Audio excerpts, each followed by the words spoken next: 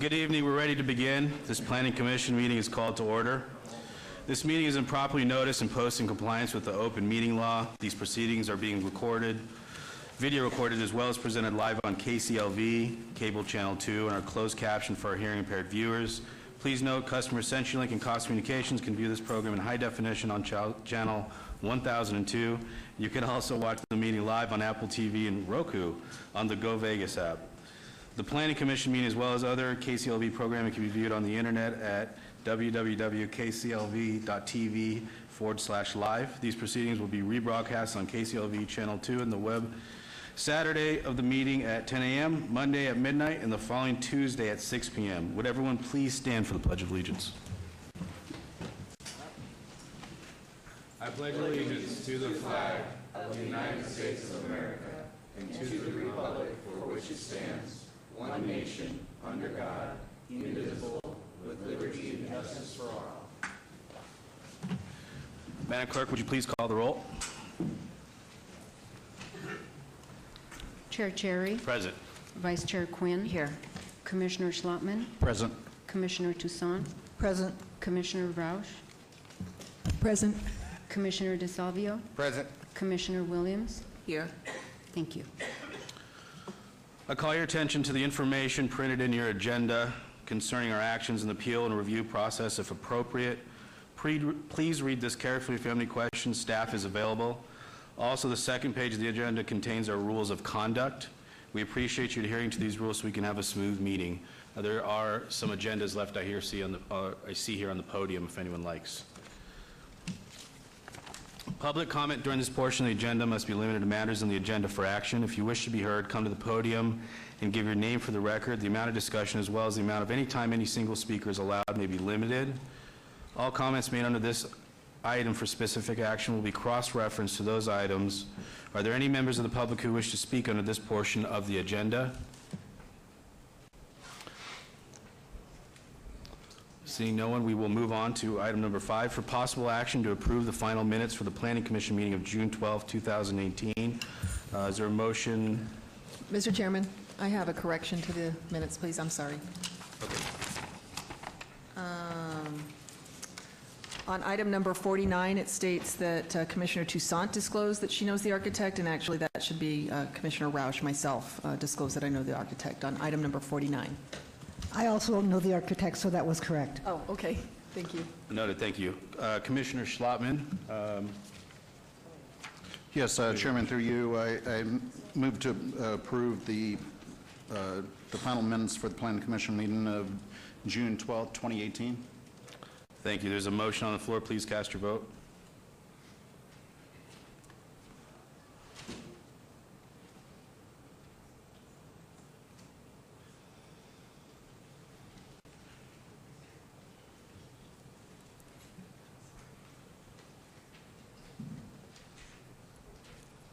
That motion carries. Let's move on to our housekeeping items. Are there any items that the commissioner, staff, or applicants or members of the public would like to pull forward for action? I'll start off by saying I do have 2 items to pull forward, item number 67 and 91. Anyone else from the commission have anything? Okay. We'll just keep it at the end.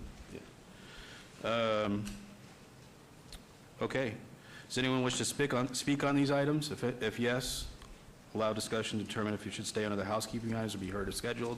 If no, seeing no one, Commissioner Quinn, can we get a motion on the housekeeping items? You sure can. The following items will be moved to the August 14th Planning Commission meeting. Item number 27 and number 28. This is a second abeyance request. Item number 31 and 32, also a second abeyance request. Item number 48, 49, and 50. Item number 51, 52, and 53. Item 54 and 55.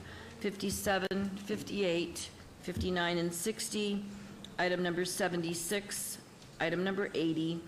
Item number 81 and 83 will all go on to the August 14th, 2000 Planning Commission agenda. And item 20 and 21, their second abeyance will go to the October 9th Planning Commission meeting. Thank you. Thank you. Before we turn it over to a vote, I'm going to ask staff to make a clarification with something, please. Mr. Chairman, Paul Banks with the Department of Planning. I have a couple of clarifications to make for the housekeeping items. First, we want to clarify for the record that the notification and agenda header for item number 69 contains a numerical error which identifies the project as being 169,817 square feet, when in reality the project is composed of 442,000 square feet. However, the notification and header accurately provide a full description of the components of the proposal. In this case, a mixed-use development comprised of 22,000 square feet of commercial space and 325 multifamily residential units. Staff feels the notification is sufficient to meet the requirements of NRS and City Code. Further, for agenda item number 11, staff has documented that the notification signage posted at the site was no longer on display, and therefore we are requesting that that item be obeyed to the August 14th meeting, and the applicant will need to return the sign to display, whether that's at additional fee paid to the city or if they have that sign. And finally, the third item that we would have is on the abeyance request for items 20 and 21. They've requested to go to the October 9th meeting. This is their second request, and staff would recommend that these items be tabled rather than be obeyed, as there's no indication from the applicant that the applications will be ready to proceed in the near future. Tabled items must be recalled within 6 months or they expire, and applicants must pay re-notification fees to recall the items. I know how you guys are. Thank you, Commissioner Quinn. Thank you. Through you, Chairman, we'll be adding item number 11 to the August 14th Planning Commission meeting. With that, I make a motion for approval with these agenda. What? Hello, Mr. Gronello. Okay, so right now, everything else is staying. Can you get your name and address for the record? Yes, Mr. Chairman, Commissioners, good evening. My name is Bob Gronauer, 1980 Festival Plaza Drive. On items 20 and 21, we've been working closely with the Councilwoman's office, and actually we've been talking to Tom Perigo with the city with respect to this matter, where we're trying to work with a potential land swap. I would believe within the next 3 months, we will know exactly where we're going. We're either going to move forward with this item, or we will know that we would have to continue our table at that point in time. So I would ask that you hold this for 90 days. We've been in touch with the various parties who have an interest in this, and they are aware that we're holding this for 90 days. And we believe in the next 90 days, we should know for sure if we're going to move forward. Thank you. Right now, it is in the motion to be held until the October 9th meeting. Yes. So, Thank okay, you. soon else, there's a motion on the floor. Thank you. The motion is for approval of the housekeeping items. With the addition of number 11. I added it. Excuse me, for item 69, that was going to, You cut out at the end there. Mr. Chairman, members of the commission in the audience, number 69 will still remain on the agenda and be heard at the public hearing. It was a clarification on the square footage. Yeah. Okay, motion's on the floor. Please cast your vote.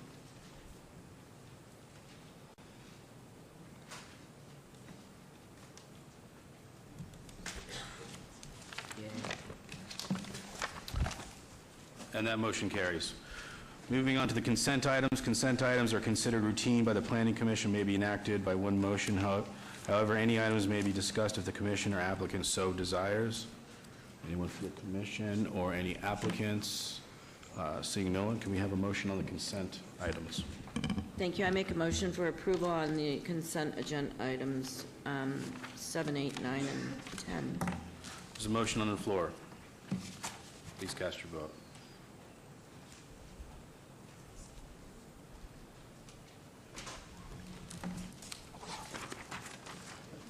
That motion carries. Mr. Chairman, those items are all, items 7 through 9 are final action this evening unless appealed to the city clerk within 10 days. Item 10 is final action this evening unless appealed to the city clerk's office within 7 days. Thank you. The following items that may be considered in one motion, one vote. They are considered routine, non-public, and public hearing items. All public hearings and non-public hearings will be opened at one time.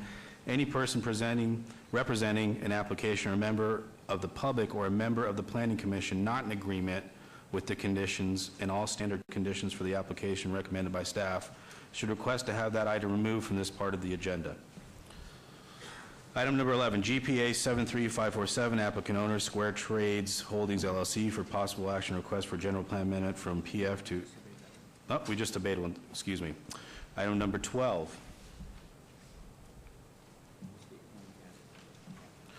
SUP 73058, applicant The Usual Place, owner Mission Springs Property LLC, for possible action request for special use permit for proposed 8,092 square foot tavern limited establishment use at 100 South Maryland Parkway, Ward 3. Staff recommends approval.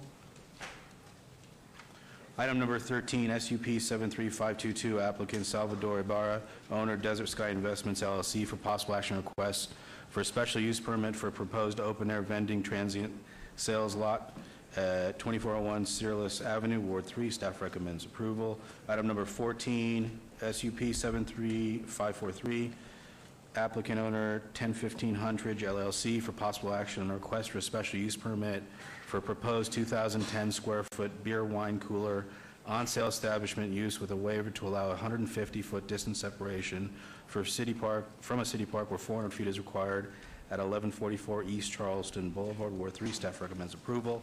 Item number 15, SDR 73533, applicant owner OmniNet 3300 Sahara LLC, for possible action request for a major amendment of a previously approved site development plan review to allow a 4-foot wide landscape buffer along a portion of the south property line where 15 is required at the northwest corner of Sahara Avenue and Spanish Oaks Drives, Ward 1. Staff recommends approval. Item number 16, VAC 73473, applicant owner Howard Hughes Company LLC et al., for possible action on a request for a petition to vacate a public utility easement generally located on the west side of Crossbridge Drive, north of Sun Creek Drive, Ward 2. Staff recommends approval. Item number 17, VAC 73475, applicant owner Richmond American Homes, for possible action on a request for a petition to vacate a U.S. government patent easements generally located at the northeast corner of Doral Lane and Wallapai Way, Ward 6. Staff recommends approval.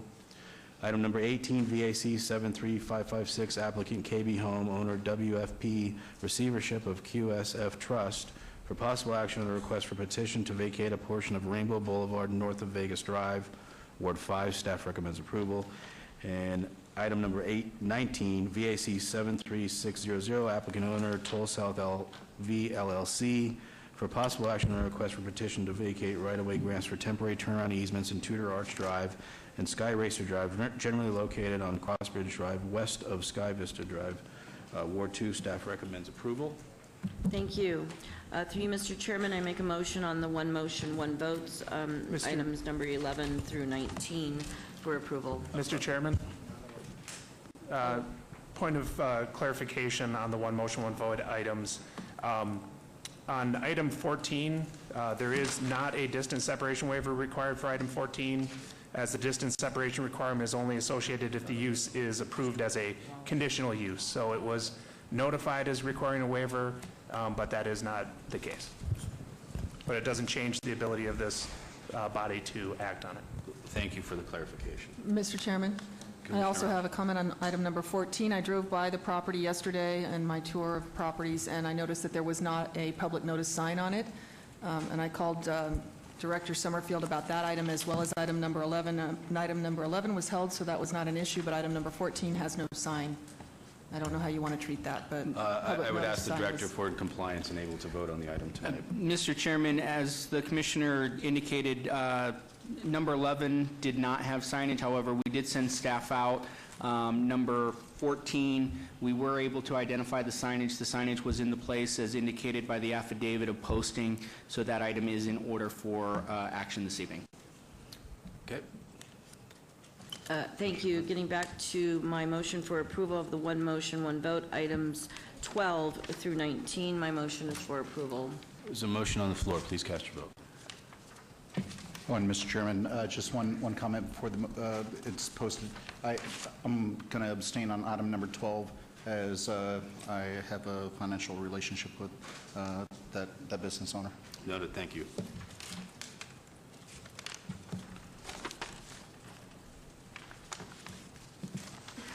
That motion carries.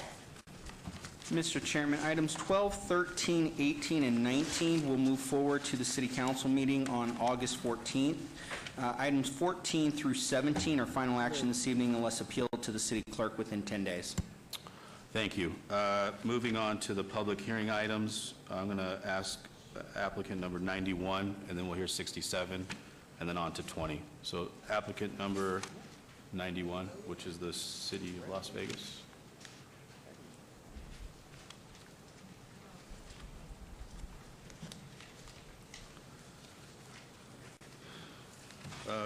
Let me see, I got to read it into the record here. Give me 1 second, guys.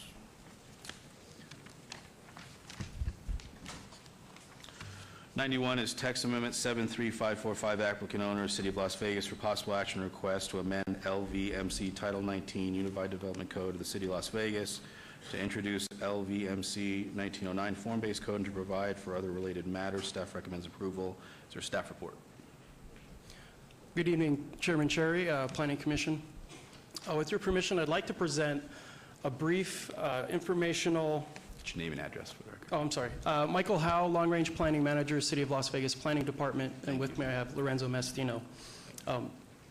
So, Mr. Chairman, with your permission, I'd like to go over a brief presentation out of consideration for everyone's time on where we're at with the status of the Las Vegas Medical District Form-Based Code, particularly the text amendment that's introducing a new chapter, Title 1909, that will bring a new development code for the downtown master plan. Now, it is our goal to start the discussion tonight, take questions, have comments come up from the neighbors, concerned citizens, hold that discussion, but then hold action on the item at the August 14th Planning Commission so that we can take advantage of the 4 weeks of additional outreach, communication with the community, so that we can continue to address some of the concerns that people may have. So, real quickly, timeline to date, where we've started and how we've gotten here. 2 years ago this summer, we had the adoption of the Downtown Master Plan, the Vision 2045 plan, which really took an overview and a look at the old Centennial Plan, and also, how we could redo the development code, but then also how we could expand and contain the area that's often assumed as the greater downtown plan area. So that's where the medical district came in as one of those expansion areas. Starting with the adoption of the the master plan, we had Lisa Weiss Consulting, esteemed national caliber firm, help us begin work on the Las Vegas Medical District Form-Based Code back in May of 2017. We had a draft available, publicly disseminated beginning in November, where we continue to work on that draft, going through revisions with the consultant, and then taking it out to stakeholders in the public. Then we've had public comment periods and feedback gathering going from November 2017 to June 2018, just last week at the Las Vegas Valley Water District. And now we're at the state where we're at the form-based code final draft. We're incorporating feedback that's published online now at formbasedcode.vegas. Now, it's our goal and expectation, we're working closely with the Mayor Pro Tem's office to have the draft available, put out electronically each week so that we can continue to see any revisions and changes that come in. At this point, we basically have a finished draft, but we're still hearing some concerns and questions about, well, how do we know the changes were incorporated? How do we know, full transparency, what does the final draft look like? So between the 4 weeks, between now and August 14th, we'll have a chance to each take a snapshot weekly to see where that draft is, where again, come August, we'll have a final draft for action for adoption. So going over the community involvement, and this is the crucial part because of the way that the code operates. It's a little bit different than the typical development process that we're familiar with, where a developer comes in and showing compliance with the use, they then present what they're proposing to build. In this case, the form-based code tries to answer a lot of the development questions up front so that we can see that they're in conformance with the expectation of development within a given area. What that means is a lot of outreach and a lot of understanding has to go into the code first in order to build so that people have an understanding of what that predictable outcome is. So we've had 2,191 views on our formbasedcode.vegas website, 4 neighborhood meetings consisting of 2 meetings in February and 2 meetings in June at the Las Vegas Valley Water District, some in the morning, some in the evening. 5 downtown community events consisting of attendance at Life is Beautiful, First Friday, some of the professional associations, the AIA, APAs worked with us. 2 months of form-based code open house at the Development Services Center, where we had a standing meeting time available for anyone to come in, ask questions, go over in detail with how the code would work. We've had 3 form-based code institute classes. Some of these classes are 2-day classes at the shortest. They're one full day courses. We plan on introducing and having more in September and October. And then 8 months of total of public comment period since that release of the public review draft back in November.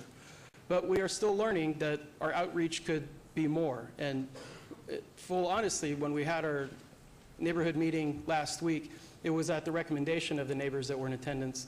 Please start the discussion at the July 10th meeting, but give us the 4 weeks so that we can continue to have people go out, get a chance to look at the code, get a chance to read it, because honestly, it's a technically thick document. It's 167 pages of planner ease and just very technical aspects, because we're trying to get more specific results out of a code than what we typically have in our current code.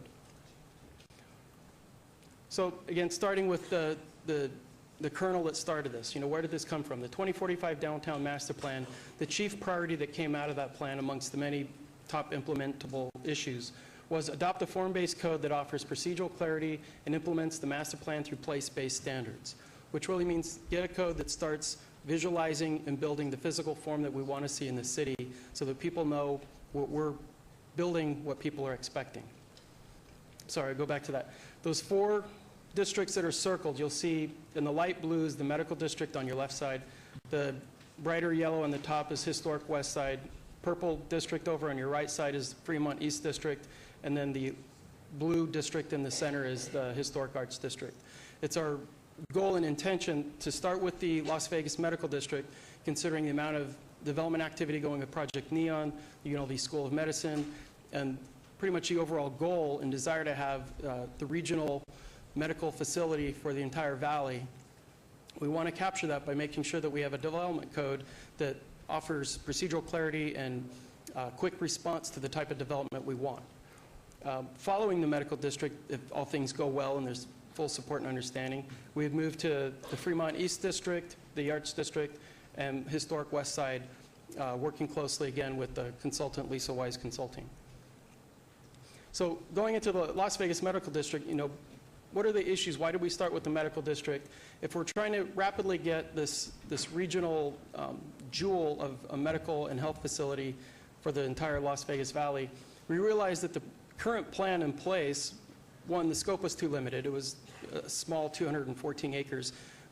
The first step was it had to be expanded and enlarged, and that was part of the master plan effort. But then we discovered that uses are too limited. The easy one is we don't really allow for alcohol use in the core of the medical district, which you'd think, what's the big deal about that? Well, you realize hospitals you tend to have bars, restaurant service activity that occurs. I'd refer to any popular medical TV show where the doctors go to the bar after work. They don't even have that ability in our own medical center. The other issue is approval process. It's potentially difficult, time-consuming, and expensive. Again, it goes back to the current state that we have where it's case by case, review by review. Each development action is someone coming and basically pleading their case to have their development, where here we have the advantage of taking advantage of a global vision for the medical center. So why do we want to do it piecemeal if we can help facilitate good projects that come in, meet the code, and work a little bit faster, so long as they're in compliance with the code that is in conformance with all the outreach that the neighbors support. Development standards are overly restrictive, and then at other times, the development standards may allow more development than we want in crucial areas. As we've learned, there's a sensitivity between the core of the medical district and the neighborhoods adjacent south of Charleston that we really want to take advantage of this win-win scenario where we preserve a neighborhood that really adds and complements the medical district while also being sensitive that the medical district doesn't impinge or really degrade the development or the quality of life for those neighbors south of Charleston. So that's where this type of code, form-based code, can start getting more specific of where you want to see the project development go, whereas, again, the current code doesn't allow for that. And then again, the vision of the new Las Vegas Medical District Facilities Master Plan would really be hard to achieve with the current code process without going into a form-based code, because it started getting pretty specific where capital investment and parks and open space go. And that's where a form-based code really serving as a larger development plan has a certain strength. So real quickly, a form-based code versus the current coding system we have fosters predictable, high-quality development by regulating the form and the public realm rather than the separation of land uses. So in this image, we look at that yellow area is the curb appeal area, where you have private property that's fronting right into the public right-of-way. And that's really where we're looking at, having a code that works with an understanding that the city's going to go through the capital investment, putting all our tax dollars and making, these highly walkable, tree-lined streets. We need to make sure that the development reacts accordingly. We need to put that in the code so that we're getting the best benefit out of our tax investment, and the developers are taking the most advantage out of those street improvements or capital investment infrastructure. And then a form-based code, it's place-based, specific to the scale, character, and needs of a city, town, or local community.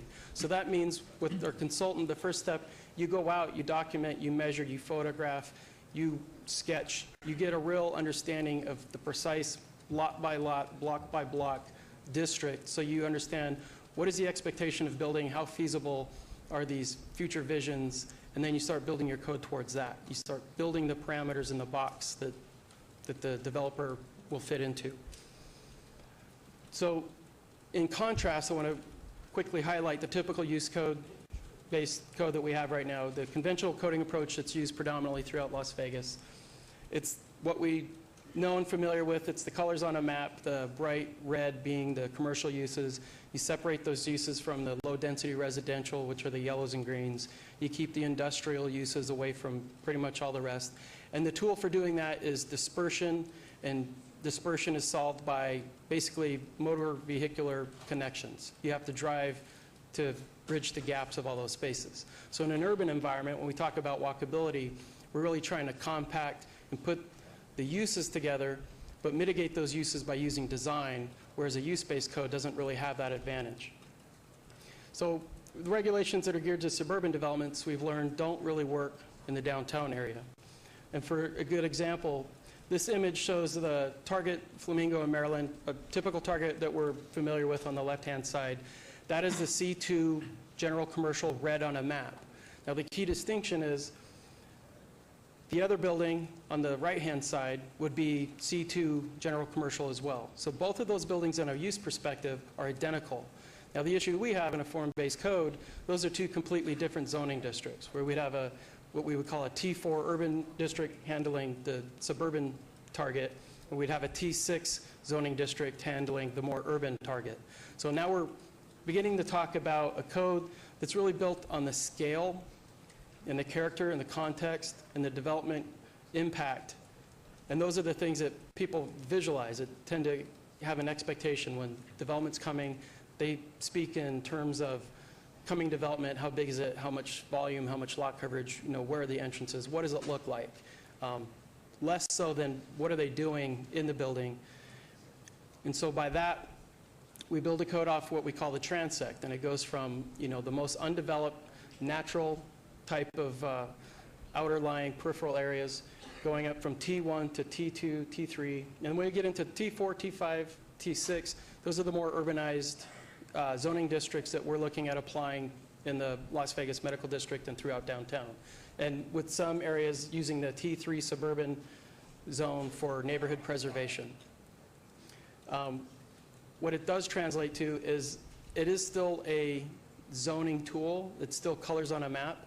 So when you look at the image on the right, where we have the medical district, the purple and the blues and the greens, those zoning districts now correspond to the level of development, the intensity, the height, the lot coverage. So you begin to have a description of the building form and the scale, and then the use follows.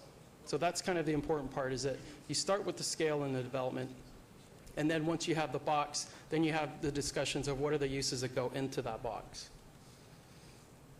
So with that, I'll hand off to Lorenzo to kind of go in detail, what does this draft code look like? What do these transects look like? How do they function? Thanks. Lorenzo Mastino, Planning Department, Long Range Division. Good evening, Mr. Chair, Commissioners. I'm here to give some detail on the draft, but again, it is a complex document, about 150 pages in its final form right now. And to clarify, again, the form-based code, even though we are calling it the form-based code, it is going to be part of Title 19. So it's going to be as in the text amendment that we have introduced in front of you tonight. You can see it would be part of Title 19 Unified Development Code as a new chapter 1909. And starting to go through that code, and I hope that as many people as possible and residents had the chance to look at the final draft that is publicly available online. The content, the table of contents in the form-based code is what you can see in this slide. There are 10 different sections from some that are not very unique to form-based codes, the preamble, the purpose and applicability, administration and procedures. And then the next ones that I'm about to mention, those are more specific to form-based codes, and that is they contain regulations and standards that we are not used to in the city of Las Vegas in terms of zoning and zoning districts. And those are, for example, 1909-040, which is specific to districts. And that is a section that contains standards that are catered to each of the 12 different districts of downtown. So now we did work at the draft for the Las Vegas Medical District, and that one, as you can see, contains special landscape requirements and then other standards that address the specificity of certain hospital uses. Once we'll move on to the Fremont East District, it's probably going to contain standards that are catered to that specific environment. And that came up from the vision established by the Vision 2045 Downtown Las Vegas Master Plan, which is to give to each district its unique characteristics, and that be reflected in the actual code. Moving on from that, we also see we have the transect zone standards, which are section 050. That is actually the bulk of the form-based code. It's pretty much half of the document, because those are the standards actually specific to the different zones. And we have several zones that Lisa Wise Consulting and us, we worked on based on what is the context, what do we see, the built form that we went out there, measured, and liked, and what the community liked, and then they're inserted into the code. And then the next two sections, building types overview and frontage type standards, those are very specific to form-based codes as well, because they do get into the buildings, how they look, and how they interact with the street. So that is where the frontages of the buildings are important. I'm not going to go over all of those, but since a lot of these are new types of standards, we did include in the code a flow chart that explains where to go for each application, type of planning application, on which section of the code to go, and to help applicants and staff through the reviews. This is an illustration of the Las Vegas transect, conceptual, obviously, but you can see some landmarks from our city. And that is to explain that T1, T2, T3, T4, T5, and T6 concept, because that is the real concept behind, the idea behind form-based codes. And this is a snapshot of one of the zones themselves. This is the T5 Main Street zone. Again, those are all new names, new concepts in its time to actually go through and understand what that means, but we did try to be as visual as possible, as clear as possible as to what the actual intent of each zone is. And in this case, you can read on the slide, is to provide a compact walkable urban area in which revitalization and investment is encouraged. And we have visuals and pictures to help with that. Building types. This is an example of the building types for the T5 Main Street zone. Those are the frontage types allowed in the T5 Main Street zone, and the whole code is built around the menu system. So in the T5 Main Street zone, you're allowed to use any of the ones that you see on that page. And each one has some different characteristics. And finally, we do have land use tables for each zone. So it is a form-based code, meaning that the form comes first, but we are looking at land use, and that's included in each zone. As part of the text amendment, we're also including the 7 new thoroughfare or street typologies, specifically for downtown. And we're also including consideration for the Maryland high-order light rail project for next years. And now I will give the mic back to Mike to talk about next steps. Right. Michael Howe, Long Range Planning Section Manager. So real quickly, next steps. Again, we'd be looking for your direction to take action on the August 14th Planning Commission so we can take advantage of the 4 weeks of time so that each week, like we said with the Mayor Pro Tem's office, working closely with the neighbors to make sure that we incorporate the comments that we've been collecting. Come September 5th, all things going well, we would be looking at introducing the form-based code amendment to the City Council, and then we'd start a district-wide general plan amendment. So really, real quickly, I want to bring up a careful point, is even when we adopt the form-based code, and we have that Title 1909 in place, it's not enacted until there's a zoning district that corresponds to it.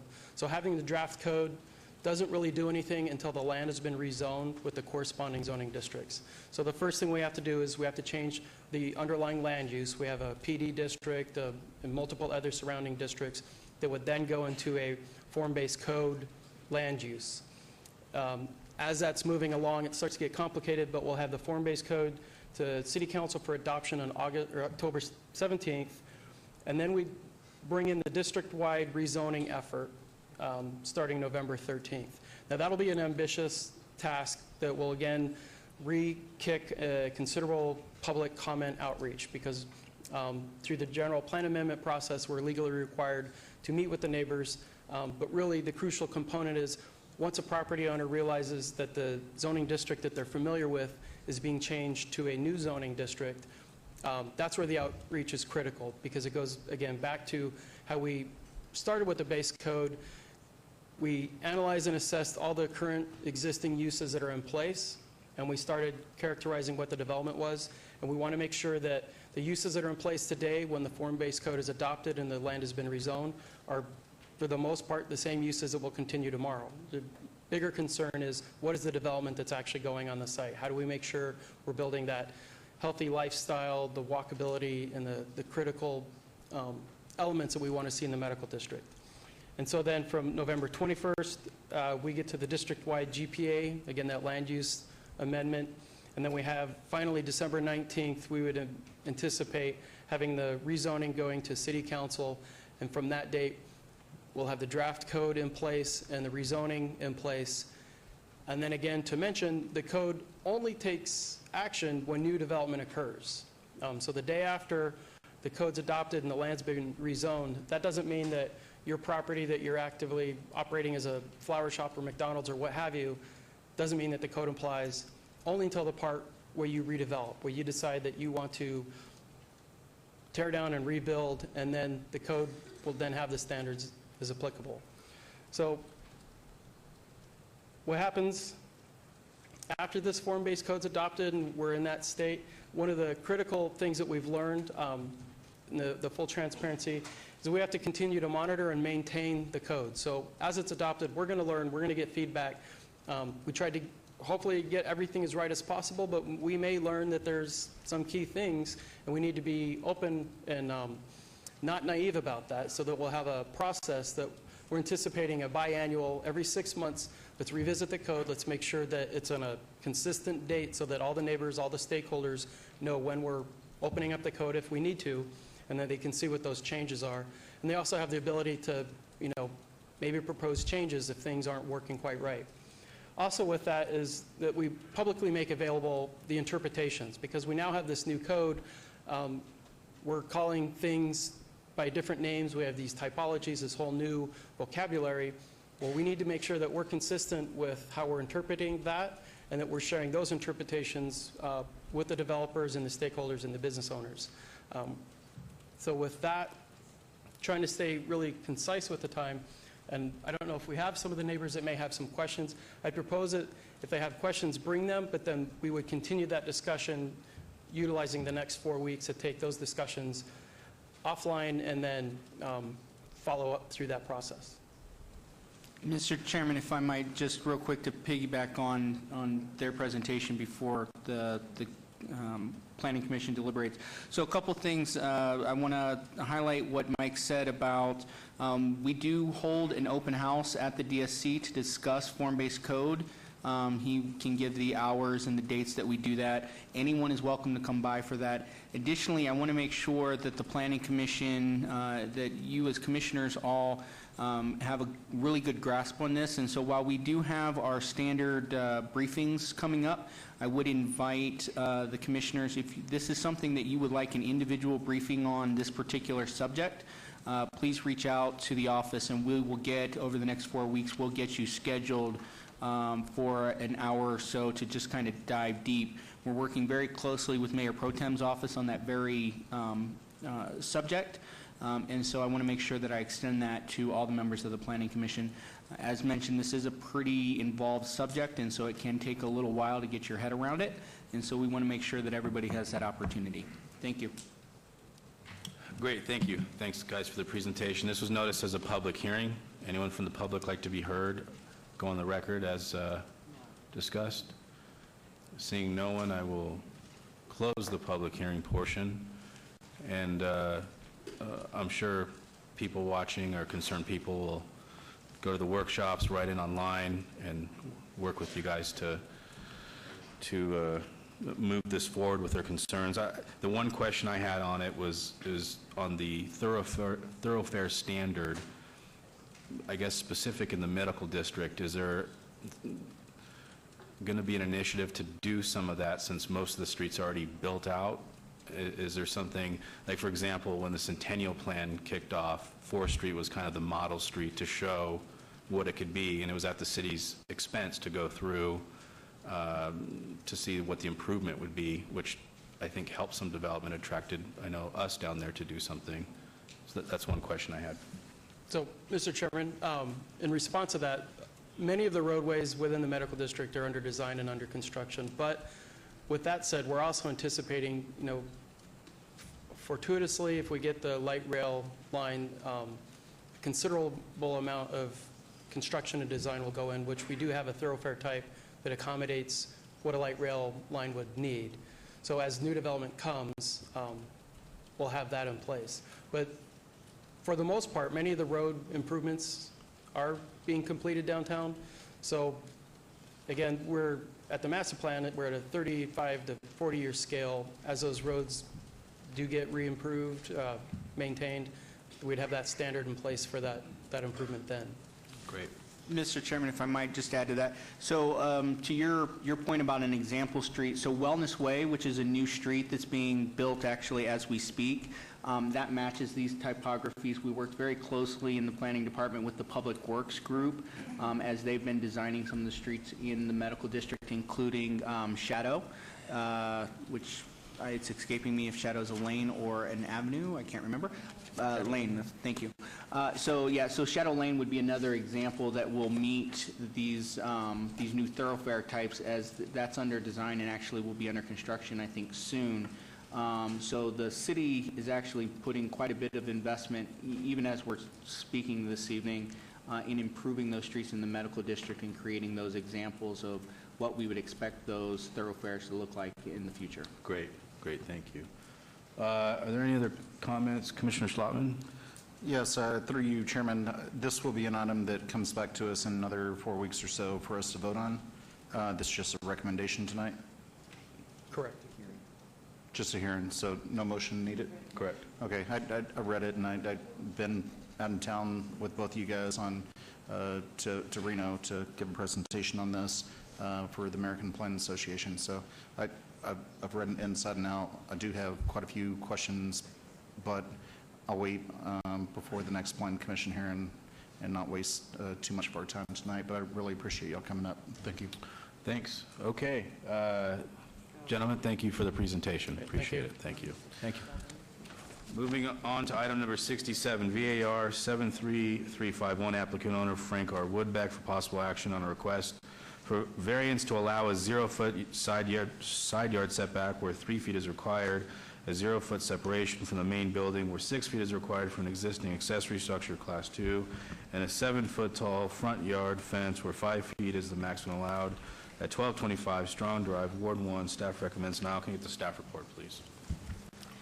Mr. Chairman, staff finds the requested variance request to be self-imposed hardship as there is no evidence of a unique or extraordinary circumstance to warrant no direct access to the garage or a front yard fence that exceeds the height allowed by Title 1906.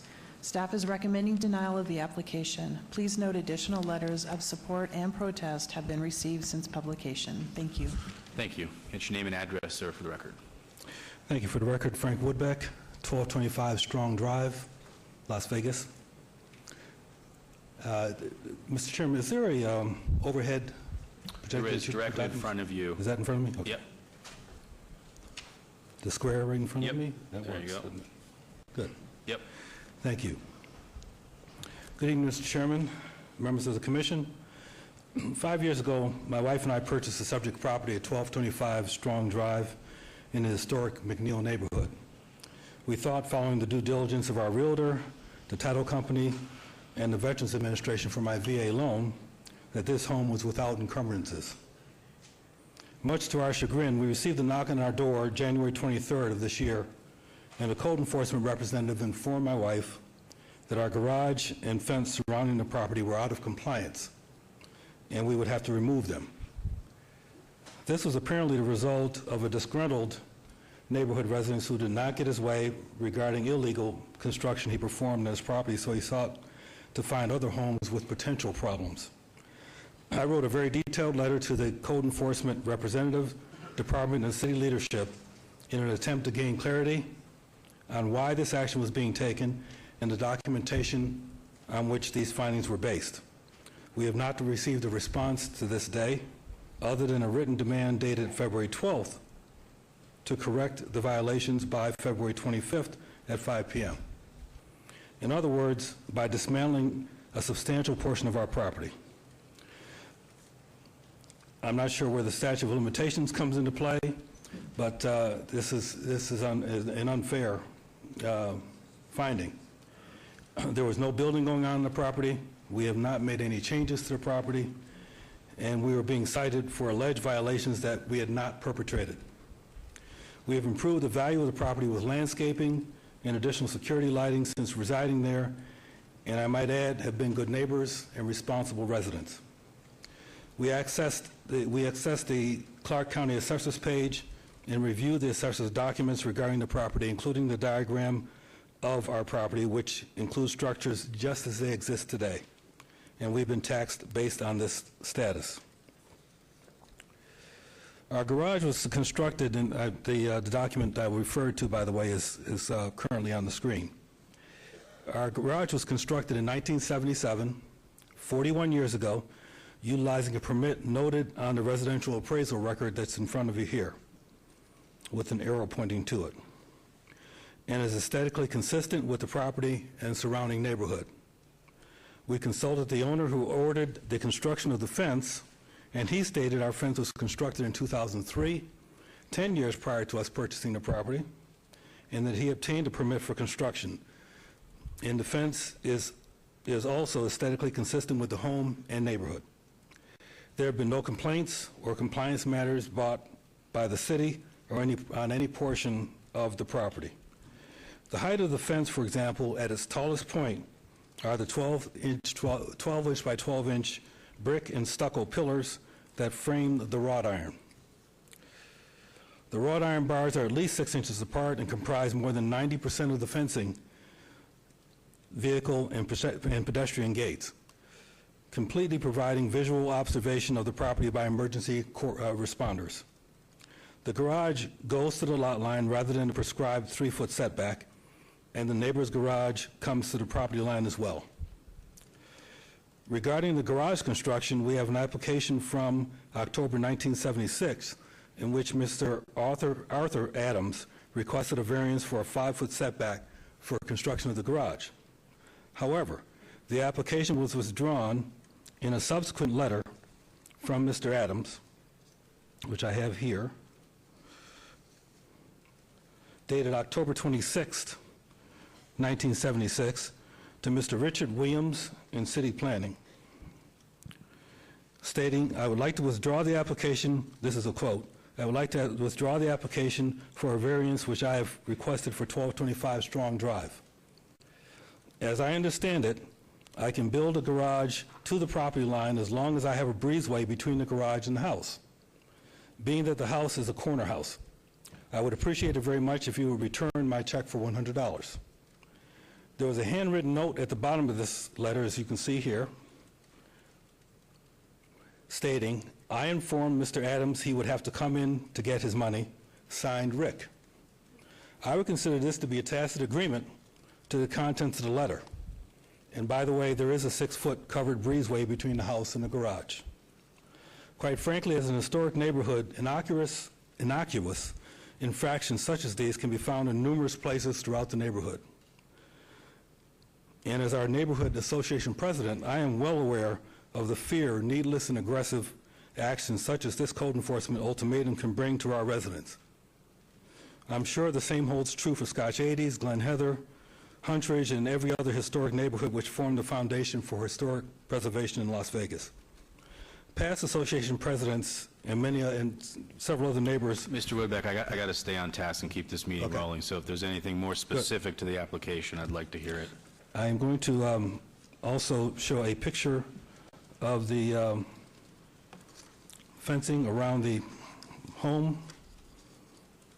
And as you can see there, the gates provide complete visual access to the home.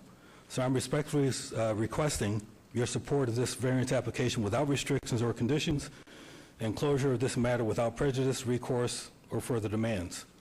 Thank you for your time. There are three or four neighbors here who would like to provide support, but you've also should have received, over 60 cards and calls in support of this variance. Thank you, Mr. Woodbeck. This was noticed as a public hearing. Anyone from the public like to be heard on this item? Please come up to the microphone, give your name, address to the record if you're for or against the application, and I'll give you a quick minute to say why. Good evening, Mr. Chairman and members of the Commission. My name is Assemblyman Chris Brooks, and I live at 1137 Strong Drive, about 4 doors down from Mr. Woodbeck's home. It is a beautiful addition to our historic neighborhood, and the construction of the fence and the garage fit in well with the neighborhood, and I urge that the zoning variance is approved. Thank you. Thank you. There's 3 microphones, folks, if you guys want to come up. Name and address, please, for the record. Brian Knutson, 2816 Mason Avenue. Good evening, Planning Commissioners and Chairperson and Vice Chairman Vicki Quinn. I wanted to stand in support of Frank Woodbeck and the residents at 1225 Strong, mainly because it's one of the reasons why I moved into that neighborhood. It is the heart of our neighborhood. It's in the direct center of the McNill Estates Association. We go there on a regular basis for neighborhood meetings, for neighborhood events. It really is part of the McNill vibe, and I urge you to support the variance request. Thank you. Thank you. Jeff Rogan, 2612 Ashby Avenue. I also stand in support of the variance request. I think that this home it's a beautiful home. Immediately to the east of that home is also a home that has a garage that comes up to the property line. who has never been subject to a variance. I'm also, as a lawyer, very concerned about the letter that was apparently signed by a previous planning commissioner that authorized the withdrawal of that variance. Certainly that sets a precedent, and a precedent that probably you wouldn't follow yet today. Precedent we're not going to take up today, so is there Exactly, anything? but I would like to say that I think that Mr. Woodbeck and his family are strong and good neighbors for this neighborhood, and I think that certainly you should approve the variance request. Thank you very much for your time. Name and address, please. Good for the record. evening. My name is Tammy Fernandez. I live at 1220 Strong Drive, directly across from the Woodbecks. I am in support of their getting the variance for keeping their structures exactly how they are. Their house is the typical house of exactly why we moved and chose McNeil a couple of years ago. They're pretty much the center of our neighborhood and the hub of activity. So I see no reason why they should be forced to change. Thank you for coming out. Can I get your name and address for the record, please? Hi, Laura McSwain, 2727 Ashby Avenue. I'm also here in support of the Woodbecks. Basically, he's given a very detailed explanation of why legitimately it should be approved. But I also wanted to say that I'm aware that other neighbors may have objected because they misunderstood the card. Some people thought that it was for new construction, and so I think that there was a little confusion on that. Thank you. Thank you for your comments. Can I get your name and address, please, for the record? Hi, Richard Kosegi, 1508 Eaton Drive. I've lived in the neighborhood 8 years. This house has been a cornerstone in the neighborhood for all that time and many years longer. I support the variance. Thank you for your time. Can you get your name and address for the Hi, record? Shauna Waldman, 2901 Calanth Avenue, and also in support of it. And I'd also like to make a suggestion that the Planning Commission, possibly with regards, address this in code so that there is, after X number of years, 15, 20 years, when it's difficult to find records, and you've had a structure that hasn't fallen down, hasn't burned, to grandfather it in and not waste your time, city resources times, and citizens having to present information, because if a variance had been required, that permit shouldn't have been I issued. understand. Thank Okay? you. Thank you very much. Thanks for coming on the record. Can you get your name and address for the record? Hi, please? Mark Weiner, 2809 Ashby Avenue. I've lived in the neighborhood since 1958, born and raised here. Their house is one of the most beautiful houses in the area. It's the very reason that McNeil exists, and they should absolutely have this variance. I like what she said. It should be grandfathered in. Some of these, my house was built in 1959. God knows, it makes us wonder what possibly we're not permitted for. So if you were to force an entire neighborhood to undergo a permitting process or a demolition process, we wouldn't even be able to afford to live there. I understand. There is a point at the end of the agenda. If you'd like to stay, you can talk during public comment on something specific. Well, I in a just way. am in support So I of just the- want to thank you very much. Thank you very Thank you. much. Appreciate it. These are all good comments. We just got to keep going. Name and address. for the My record. name is Bob Apple. My wife Mary and I live at 2700 Calanth. We have lived in McNeil for 33 years. For the first 30, we lived on Strong Drive, not far from the Woodbicks residence. As everyone knows, it's a pass-through street, and particularly right now with the construction of I-15. It's loaded with traffic. They live in a unique house in the sense that it's right on the corner of Mason and Strong, both cut-throughs. They get tremendous traffic. I think the highest traffic counts in the neighborhood. So I see, and we're very much in support of this. It's a beautiful house. It blends in well. Frank, I don't know if he mentioned it, is also the current president of our association. They're just great folks, and they've added so much to the neighborhood. We ask that you approve this for all of the reasons stated. Thank you. Thank you, Mr. Apple. Can I get your name and address for the record, please? Scott Swank, 546 Barbara Way, 89104. I've been the past president of Beverly Green. I've probably been here more times than anyone here who doesn't do it as their job. I've fought many things that were foolhardy. I'm an acquaintance of Mr. Woodbeck's. I've been to his house. I didn't know this item was going to be on the agenda, but as I'm here, I want to support it. It is a marvelous house, and it fits in with the neighborhood well, and I don't think this is what these codes were meant to prevent. Thank you for your time. Thank you very much. Okay. With your indulgence, I forgot to ask if you received my letter dated July 2nd. Yes, but if you, sure, yep. Okay, anyone else like to be heard on this item? Seeing no one else, I'll ask the applicant to come back up. Mr. Woodbeck, please. And we're going to turn it over to the commission for discussion. Go to Vice Chair Quinn. Thank you, through you, Mr. Chairman. Mr. Woodbeck, thank you for taking the time to come down here and bringing your neighbors. This was nothing more than a housekeeping item that went under the gun, and you happen to be the person that received it. All your property is great. We welcome you to the neighborhood, and we look forward to being your neighbor for many years. With that, my motion is for approval this evening on variance number 73351, and thank you again, sir. Thank you. There's a motion on the floor. Please cast your vote.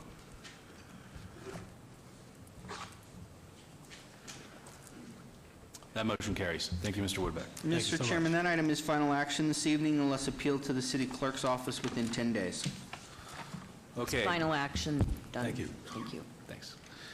Moving on to related items 22 and 23. Mr. Chairman? Sorry. Real quick. That's on right. as we were discussing the previous item, Director Summerfield brought to my attention that the item before that, which was item number 91, even though it ended up sort of as a report, it was agendized as an action item.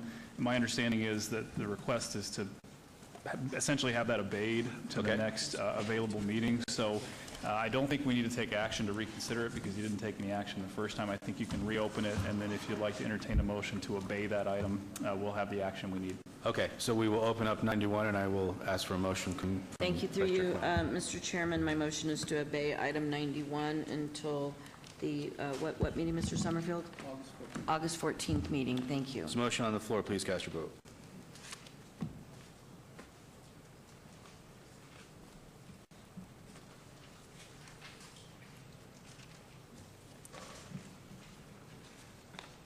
That motion carries. Okay, moving on to related items 22 and 23. Abeyance VAR 71811, applicant owner RH Centennial LLC for possible action request for variance to allow 2.86 acres of open space where 8.20 acres is required at the southwest corner of Farm Road and Tule Springs Road, Ward 6. Staff recommends denial. Related item 23, abeyance SDR 71812 for possible action request for a major amendment to an approved site development plan review for conversion of commercial and open space to 154-unit multifamily development and open space with waivers to the town center development standards to allow 14 parking lot landscape islands where 26 are required, 3-story structures adjacent to the low-density residential, inconsistent building designs, and to not have doorways or other approved entryways every 50 feet. Ward 6, staff recommends denial. Can I get the staff report, please? Mr. Chairman, the applicant has revised their plans to retain the private park known as Pop Squires Park and is now proposing 147 units in 12 3-story buildings with 3.55 acres of open space. The other most noticeable change from the previous plan is the proposed conversion of the east leg of Garside Drive to developable space. The project still requires waivers to town center development standards for open space, landscaping, building heights adjacent to single-story residential, and architectural design elements. Staff is therefore recommending denial. Please note that additional letters of public input were received after publication. Thank you. Can I get your name and address for the record, please? Thank you, Mr. Chairman, Commissioners. Good evening. My name is Bob Gronauer, 1980 Festival Plaza Drive. I'm here representing the property owner and applicant on these two matters. The first thing that I'd like to do is get you oriented to the location of our property. Our property is located here, as you can see in yellow. It is actually off to the east here is US 95. And this is the off-ramp to Durango, which is located here in the northwest Centennial Hills. As you come down along here, our property is actually located on the southwest corner of Tule Springs Road and Farm Road. This is approximately, as I said, about 7 acres of property of a smaller portion of the entire property that was previously entitled on 40 acres for a mixed-use development. The property itself is master planned per Title 19 for mixed-use development. It is also master planned for a suburban mixed use in town center. The zoning on the property is TC. The property that is before you today for discussion is, as I already pointed out, in the yellow area, is approximately 7 acres. Before I get into the two applications itself, what I think is very important so you could appreciate why we're standing here tonight with respect to asking for these two applications for a site development plan review and a variance on the open space to reduce it. The historical perspective here is on this 40 acres, it was approved by Carina Development back in 2004 for a mixed-use development.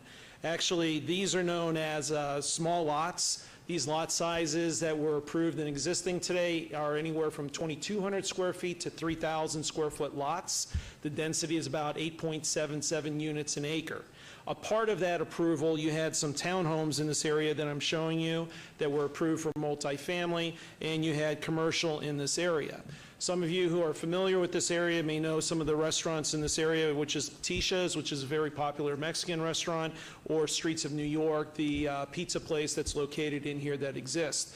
As a matter of fact, my client is going to, we have an application at your next Planning Commission meeting on this corner here where we're coming in with Eggworks. So Eggworks will be a new restaurant, which is personally one of my favorite restaurants. Since I do live in the Northwest, I'm happy about that.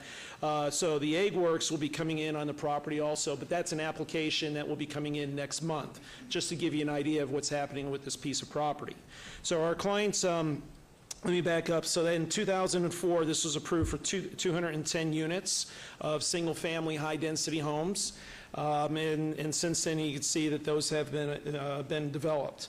What has happened in 2007, right before the recession, the two property owners for the residential and for the commercial had a development agreement in place. The development agreement required both parties, the residential and the commercial, to build a park in this area and create that park area as a park association, where the commercial developer and the residential developer would both contribute their fair share, proportionate shares. In 2008, the park was constructed. It was constructed at a price of about approximately $657,000. When the commercial developer, at this point the property owner, prepared the bill and sent the bill to the residential developer. The residential developer failed to comply with their fair share of contribution. Since then, they sold it off to, it was Harmony Homes. Harmony Homes came in, built the project out, didn't make any contribution. The commercial property during the recession went back to the bank. It was in the hands of an asset manager, Rialto. Rialto Capital came in, and for the last 10 years have been trying to work with the HOA to split the cost of the maintenance that's been going on with the existing park.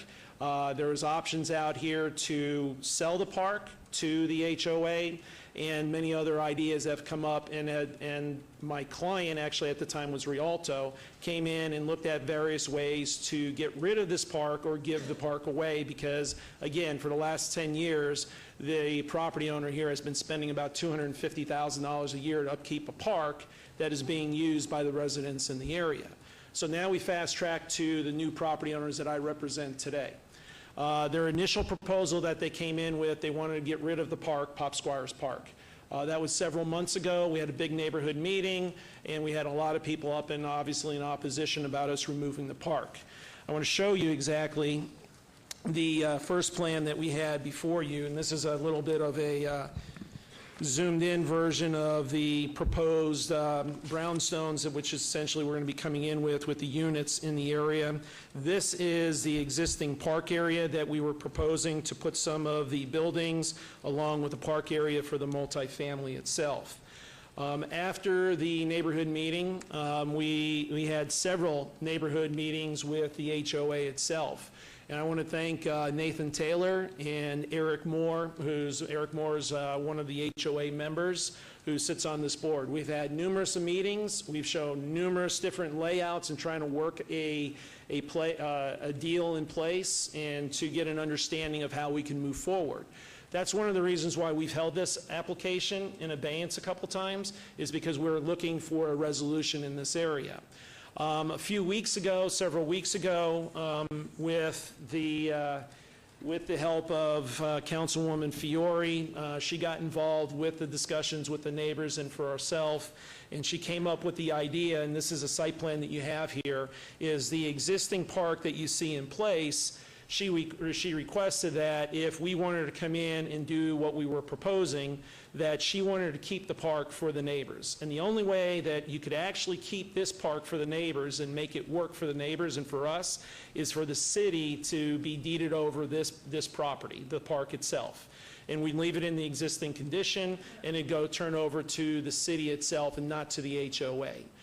With that in place, that helped us move forward with the discussions with Nathan and his clients as we move forward with the development that's before you today. So that's why we have the revisions within the staff report that you see and the proposal that you see here today. So the proposal that you see here on the property itself is this is to build out a project that has failed in the past, where we're coming in with approximately 147 units, where initially we're coming in with 154 units. We're keeping the park, and I have a condition here that we'd like to add for the record if this application is approved. The buildings are 3 stories. One of the things that we wanted to do to ensure the architecture, because I'll show you, you have some beautiful architecture out here right now, which is somewhat of the brownstone look here with the existing townhomes that are out here. It gives you an idea. If you take a closer look here, is how we're trying to mimic the brownstone look here within the buildings itself.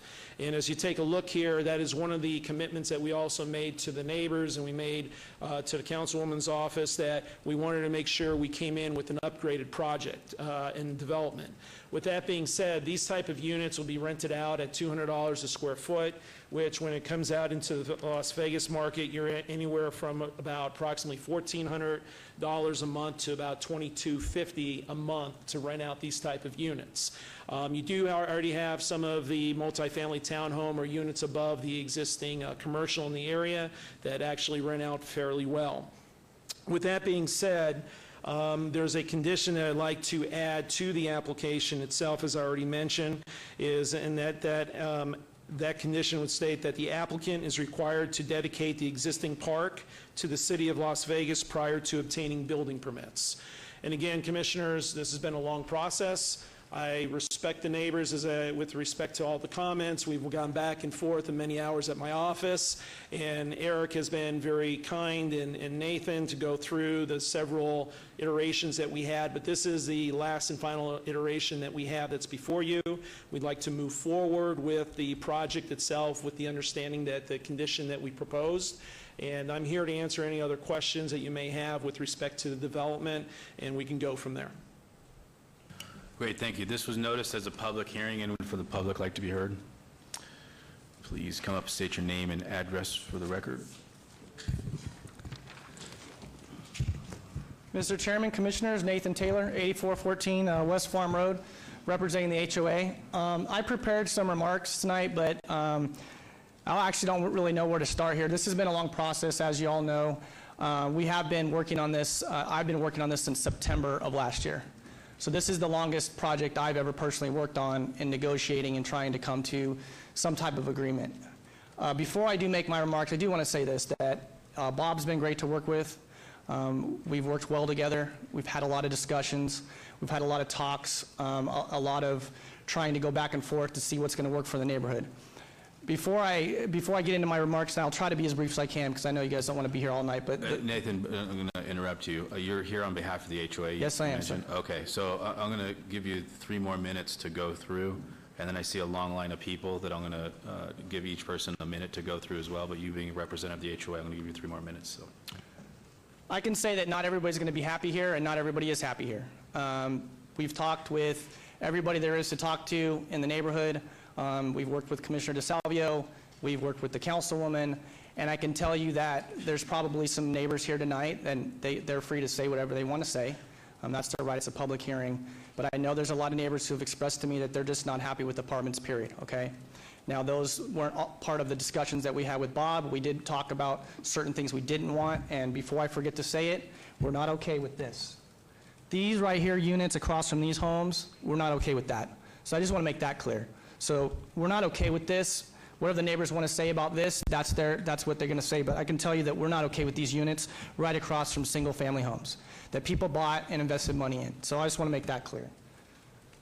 There are concerns that we have that the neighbors may bring up here tonight about traffic, about the density and all those issues. What I can say is that when this started, it was about the park, and Commissioner DeSalvio knows that. It was about saving the park. And if we can save the park, I can tell you that that's a huge deal for us, and that's a huge deal for the neighborhood. But that's not the whole picture here tonight. You know that you have a project before you that you as a planning commission have to deliberate and decide if this is harmonious and compatible with the neighborhood. That's what you're here to do tonight. I can tell you that, again, we've negotiated and negotiated and negotiated, and the final thing that I talked to Mr. Groner about is that those two buildings, we would like those to go. As far as everything else goes, I just want to be clear that I know there's a lot of neighbors here tonight that are not okay with apartments. That's their right to discuss that here tonight at the public hearing. But there's a lot of concerns, and I spoke to Mr. DeSalvio about this project. Those can be discussed amongst yourselves tonight. That's why we're here. But I do want to say thank you to Bob for working with us. I want to thank Commissioner DeSalvio for working with us. I want to thank the councilwoman for working with us. And at the end of the day, we know this goes to City Council next month, so we're not done yet. But I just hope tonight that we can make a good decision that works for the neighborhood. And with that, thank you very much. Thank you. Thank you for being brief. Okay, seeing a long line of people, we have 3 microphones. If you could come up, state your name and address to the record. If you can try not to be redundant, we would greatly appreciate it so we can get through the line. And please state if you're for or against the application as you come through. Jennifer Kelly, 8324 Moapa Water Street, 89131. I'm against this application. I don't live in this development, actually. I live about 2 miles away. However, I do frequent, our family does frequent several of the small businesses, Leticia's, Streets New York Pizza, Shall We Play. My groomer is right there in that development as well. We walk that park actually when we go to the commercial areas. I'm very concerned about this development as it is. The density is way too high. 3-story buildings in this is not compatible with the layout even in the commercial spaces, let alone against the residential. This is also a huge issue for traffic. When we go there to visit the commercial, there's a lot of parking issues already. A lot of these buildings are not, they're very tiny apartments. They're 750 square feet for a 1-bedroom to not even 1,100 square feet for a 2-bedroom. Those are not high luxury rent apartments. You're not going to get $1,400 to $2,200 a month for those apartments, I'm sorry. And so at least a lot of these people don't have storage in these apartments, the layout. They're going to not have to put it in their garage. Those people are going to be parking on the street and in the commercial area. That's our minute. Thank you. Thank you. Can I get the next person's name and address for the record, please? Yeah, Steve Mosby, 8516 Orley Ave, retired Marine Corps, so bear with me. I'm against this due to the fact that the apartment's going to be taller than our houses. And people bought, as the gentleman said earlier, people bought the houses to have a view. They don't want to look at some apartment. And those 2 apartments that they want to put in there, that's going to really make the park, it's going to make the people that live there have to fight around to get to the park. And that's not right. And I put my faith in you people up there, sitting there, that make the right decisions. Thank you. Thank you for your comments. Name and address, please, for the record. Eric Moore, 7509 Nicklin Street. I'm the president of the Association of Villages Centennial Springs. I stand against this project as it's being proposed. We've been in negotiations with the developer now for quite a while, and all of the negotiations have pretty much involved saving the park and if allowing high-density residential to be dropped into this single-family residential neighborhood, that it be buffered as far away from the neighborhood as possible. One of the biggest problems we've had, and we've been trying to convince the developer, is that those buildings being smack dab in the middle of our neighborhood.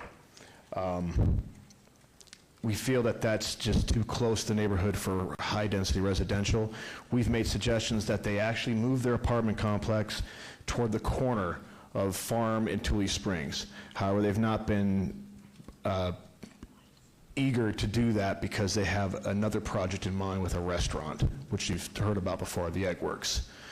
So they want to instead put them right in the middle of our neighborhood. The park, keeping it intact, has always been the negotiation factor with trying to get the neighbors on board with this high-density residential in this neighborhood. And the neighbors, for the most part, I understand, would like to see the park intact whole, including that lot that those two buildings are on, at the very least to allow something like this to be built in the neighborhood. It's not a fit. They're three-story buildings, and nothing's going to match. It's just, it's too much traffic. We have only a few exits, or a couple exits out of the neighborhood as far as streets and access. It's just going to be a nightmare. None of it makes any sense. It doesn't make sense to even have a city park between apartment buildings. That's our minute, Mr. Moore. Thank you for your comments. Can you name and address? Hi, I'm Carlos Hernandez. I live at 7545 Nickland Street. One thing I'd like to mention, I bought in 2012, and there was nothing there. Over 150 homeowners, we invested in this area. We created this community. And not only was nothing there was nothing around this neighborhood. There's a lot of investments and businesses and things like that because of our investment. So I understand this gentleman's client's right to property, but we also have a right to property. We also have a right to enjoy our property. And 150 units would involve at least 150 parking spaces, which is, you're looking at less than a quarter of a football field of an area for this. So I'm not sure how they're going to do it, other than they're planning for their tenants and their guests to be parking in front of our homes, because I don't see any other way. So I just ask that not only the height is an issue, but also the parking would be an issue, and the fundamental change of our neighborhood is an even bigger issue, because we created the community, not that developer. So please consider that in your decision. Thank you, Mr. Hernandez. Can I get your name and address for the record, please? Suzanne Muzzy, 8516 Orley Avenue, 89143.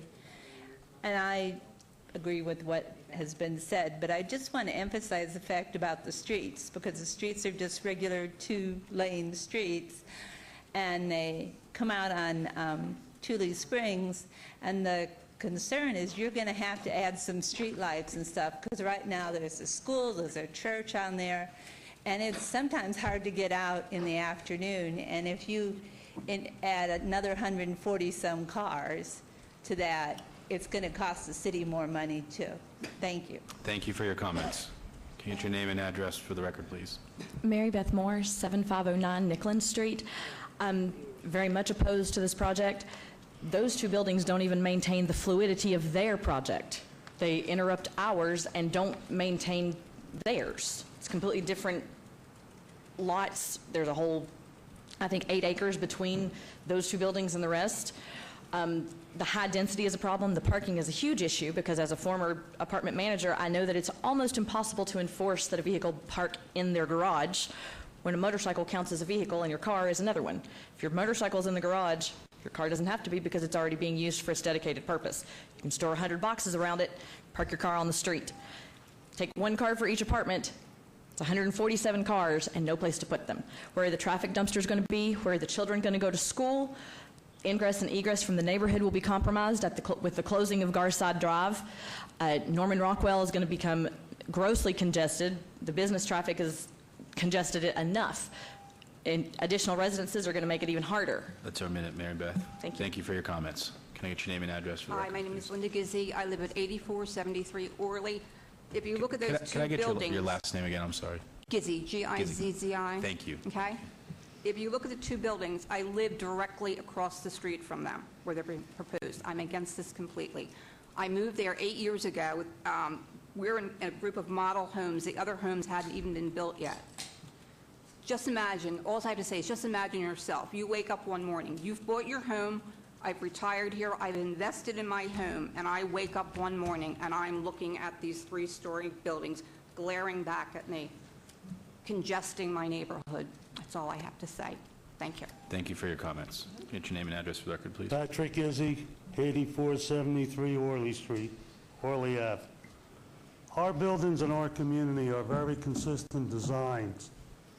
Looking at these apartments, they are very inconsistent designs, and I am definitely against them. They look so out of place. I guess the best I can say about them is they look too busy. Thank you. Thank you for your comments, Mr. Gizzi. Name and address, please. Rodney Miller, 8525 Stuckey Avenue, and I would like the commission to reject this plan for the same reason that you've heard, adding to the fact that we have a blueprint already in place with houses and condos, and apartments just don't fit. You're going to bring in crime, you're going to bring in more traffic. It'll be a nightmare, as well as the equity that we've built up in our houses in the last 3 or 4 years. You can kiss a lot of that goodbye with apartments. That's all I want to say. Thank you Please for your reject it. comments. Name and address, please, for the record. Daniel Robbins, 8429 Bellary Avenue. I am against. That's all I have to say. Thank you, Mr. Robbins. Thank you. Can you get your name and address, please? Yes. Yeah, my name is Andres Montoya, and I live in the area, just kitty corner. 8328 Fritzen Avenue, Las Vegas, Nevada. I do not support the variance. The developer is trying to overbuild the site and stating earlier that he's going to get $200 a square foot. And I think we all know that whether he gets $200 a square foot or Section 8, these numbers can't be enforced.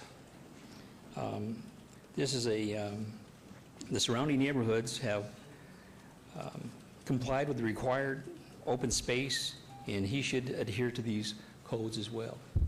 Thank you, Mr. Montoya. Thank you. Name and address for the record, please. Gary Henson. I currently live at 8528 Orley Avenue. When I purchased this house 2 years ago and invested a lot of money into it, I did not expect to live in the middle of an apartment community. If I wanted to do so, I would have chose to do so then.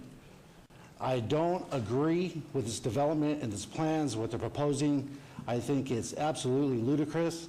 Like I said, I'm totally against it. I'm not for it at all, and I hope that you all back us in this decision. Thank you.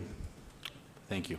Can you get your name and address for the record, please? Jeremy Ocasio, 7501 Crooked Branch Street. We're against this, and I know there's a variance where you cannot use a private street to get to apartments, and as you see, Orly is a private street. We maintain that street. They will be coming through there to get to their apartments. Thank you. Thank you for your comments. Name and address, please, for the record. Stephanie Peterson. I'm at 7701 Kiowa Point Street. I'm here to state my opposition. Myself and many of my neighbors, we are in the development catty corner to Centennial Springs, and many of us patronize the businesses here and use the park, and many of us have kids that walk to and from the park, and we are very concerned with the removal of all that green space, the park that we use, but also the congestion of the apartments and the traffic that will bring. So, thank you. Thank you. Can you get your name and address for the record, please? Christina Senev. I live at 7501 Crooked Branch Street. I don't want to waste time. I disagree with this for all the same reasons as all my neighbors. Thank you for coming out tonight. Can you get your name and address for the record? My name is Amy Ewell, E-W-E-L-L. Thank you, Amy. 8445 Bellary Avenue, 89143. I am strongly opposed, agree with the statements that have been made. Thank you. Thank you. Thanks for coming up. Name and address for the record, please.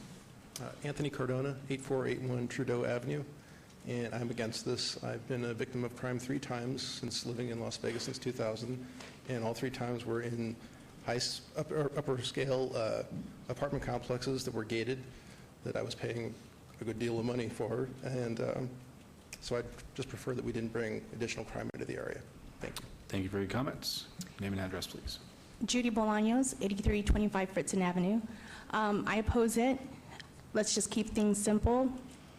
This was not part of the plan, so the variance was to have so much space. I think that's the right thing to keep for the people especially that purchased homes in that area. Thank you. Thank you for your comments. Name and address for the record. Hi, Anna Montoya, 8328 Fritzen Avenue. And you asked not to be redundant, but I strongly oppose the building of this Thank for you. all the same reasons. Thank you for coming up and stating your record. Name and address, please, for the record. Jeff Matson, 8513 Stuckey Avenue. I absolutely oppose the whole project. I bought my house 2 years ago. I bought it for the beautiful area, the restaurants, the park. I had no idea that the park didn't belong to us. No idea what was going on. If I would have known that, I probably wouldn't even have bought my house. So if you allow apartment complex like this, people are not going to buy houses. It's going to destroy the community. It's going to turn it into renters. And it's absolutely ridiculous the amount of variances the developer is asking for. Thank you. Thank you for your comments, Jeff. Name and address, please, for the record. Hello, I'm James Wick Stevens, 8437 Trudeau Avenue, 89143. Hello. I strongly disagree to this whole thing. I completely agree with that gentleman just said. He pretty much took the words out of my mouth. Recently moved in the neighborhood, beautiful area. Take my dogs for a walk in this park pretty much every night. Just with this giant, it's the first time I'm seeing this. I'm kind of getting used to it. But that's a lot of apartments. And that's quite a lot of traffic, a lot of apartments getting dumped in. And the park's not that big. It's not really that much of a difference. So, yeah, I very don't agree. Thank you so much. Thank you, Mr. Stevens. Thank you, everybody, for being brief and not redundant. It's much appreciated. If I could ask the applicant to come back up, and I'll give you 3 minutes for a rebuttal, and then we'll turn it over to the commission for discussion. Yeah, I'll just be fairly brief here. The first thing that I want to point out, what is interesting with the opposition of everybody who stood up here, not one person wanted to come up with a cure to how to fix this park. Okay? I think it's very important to understand that the theme here is we wanted to come in here in good faith and try to find a way to negotiate and compromise to keep this park. Everybody who stood up here didn't say anything about the park and how to contribute to make a contribution here. For 10 years, the owners of this property here has tried to work a deal with the HOA and keeps paying approximately $250,000 a year to maintain the park. My clients field complaints every other week. We go out there and fix everything and do everything. Again, in good faith, we have tried to come up with various different options here. I'm very proud of what we've come up with. The 3-story product is 37 feet 7 inches. You build typically 2 stories up to 35 feet. We don't believe that this is going to impede into any views. As you know, legally views are not protected. The type of architecture that you're going to be dealing with here is high-end. This is a type of development they call a Class A project. They're a development, and Class A developments, these are the type of rents that you get, which is no different in other apartments that are Class A in the Northwest. That being said, I can answer any other questions that you have, but I think the last thing that I want to point out that this has always been intended to be a mixed-use project. And to support the commercial uses that are here, it's important to get your residential, your units, your density in the area. And if anything, this completes this project in this area. And actually, it's a pretty unique and cool project when this could be completed with this type of design. So with that being said, we'd ask you to follow the if approved conditions, along with the added condition about the park, about dedicating it to the city prior to obtaining building permits, and I can answer any other questions you may have. Thank you. I will close it and turn it over to the commission for discussion. Commissioner DeSalvio. Thank you, Mr. Chairman. Thank you, Bob, Nathan, and people that stood up and spoke. I have worked personally with this project, and most of you I have not seen before. I know I've seen Eric a bunch of times. But the main focus of this, and this goes back to July for me when I was appointed for this commission, was that park. That was a hill to die for. And we went round and round and round for that park. We made the option, just to give you guys on the commission some back history, if I could. Please. We went round and round and came up with, I can't tell you how many plans on how that HOA can purchase that park. Numerous times, we couldn't even get 5 people to vote because 90% of the people that were there were renters. That's what we were told. That's why it was so tough to get these people together. We held a barbecue in that park to stir up some kind of community spirit to get people out to say, hey, do we want to do a sit on this property? So we could sit here and figure out how this park does not get taken away from you from a developer that had every right to do whatever it wanted with that park. We love the park too. We utilize it. The community utilizes it outside of the people that live with these homes. So then we sat down and we figured out, at the end of the day, how is this going to work? Now, I know the councilwoman stepped up and decided in order to appease the people as well as the developer to get his project on, because it is a mixed use and it's been that way since 2004, that the city, the developer, would dedicate that park to the city. I thought that was the greatest thing since sliced bread, because not one homeowner has got skin in the game, which you never did since day one. You never did since day one. Now, here's the deal, and I think if I can get Mr. Gronauer to develop it, I see exactly what you talk about. I don't like that 3-story building on the corner anyway. So I'm going to ask if there's two options that we can maybe agree to tonight to see if we can get this to go. And the first one would be for me, would you consider either A, taking it down to a two-story, which does put it at the almost exact same elevation as the houses across the street, or B, which I think is the best plan, because Plan B is always the best plan, is to move the pool and the clubhouse to where those two towers are, because then you know that people aren't going to be up at all hours of the night messing around, because that clubhouse, I'm sure, is going to have some hours on it. It makes it more harmonious and compatible to the community, and it keeps it in the park with the pool. So I think that if I could get maybe Mr. Gronauer, who represents the developer, I don't know if I could put him on the spot like that, but if I could get him to maybe flip those two, I think that's a win. You got your park. It meets the mixed use.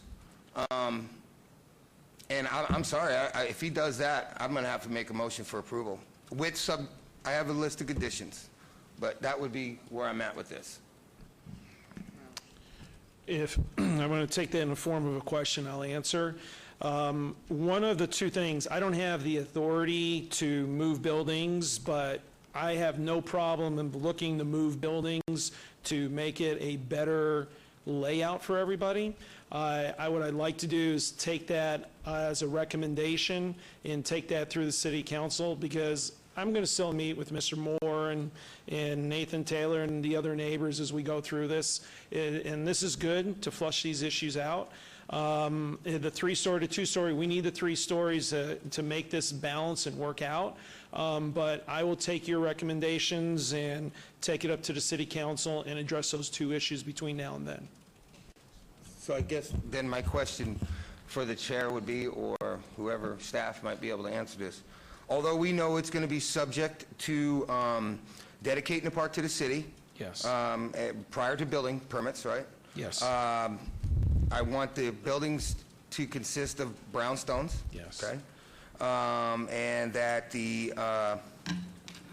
seeing if we can make it to where the 3-story towers there are moved and put in lieu of where the clubhouse and the pool is. Okay. Flop them, basically. Yes. Mr. Chairman, if I may, so Commissioner, the first condition, the one that Mr. Gronauer read into the record, is easily achievable in terms of what we've got going on. Those conditions would be direction that staff would follow, that prior to City Council, that we would expect them to have revised drawings that depict that requirement. Having said that, if they don't come in, that'll be something that the council will have to take up, and we would make as a part of our report to the council that this was what was requested by Planning Commission. However, the applicant has not yet supplied the drawings to comply with that, but we can do that as an interim step between now and City Council. Yeah. Okay, so I also, for clarification, if I may, I want to also make sure that there's new elevations depicting the brownstones, as well as the site plan showing the move of the building and how it would work in relation to that swap prior to City Council?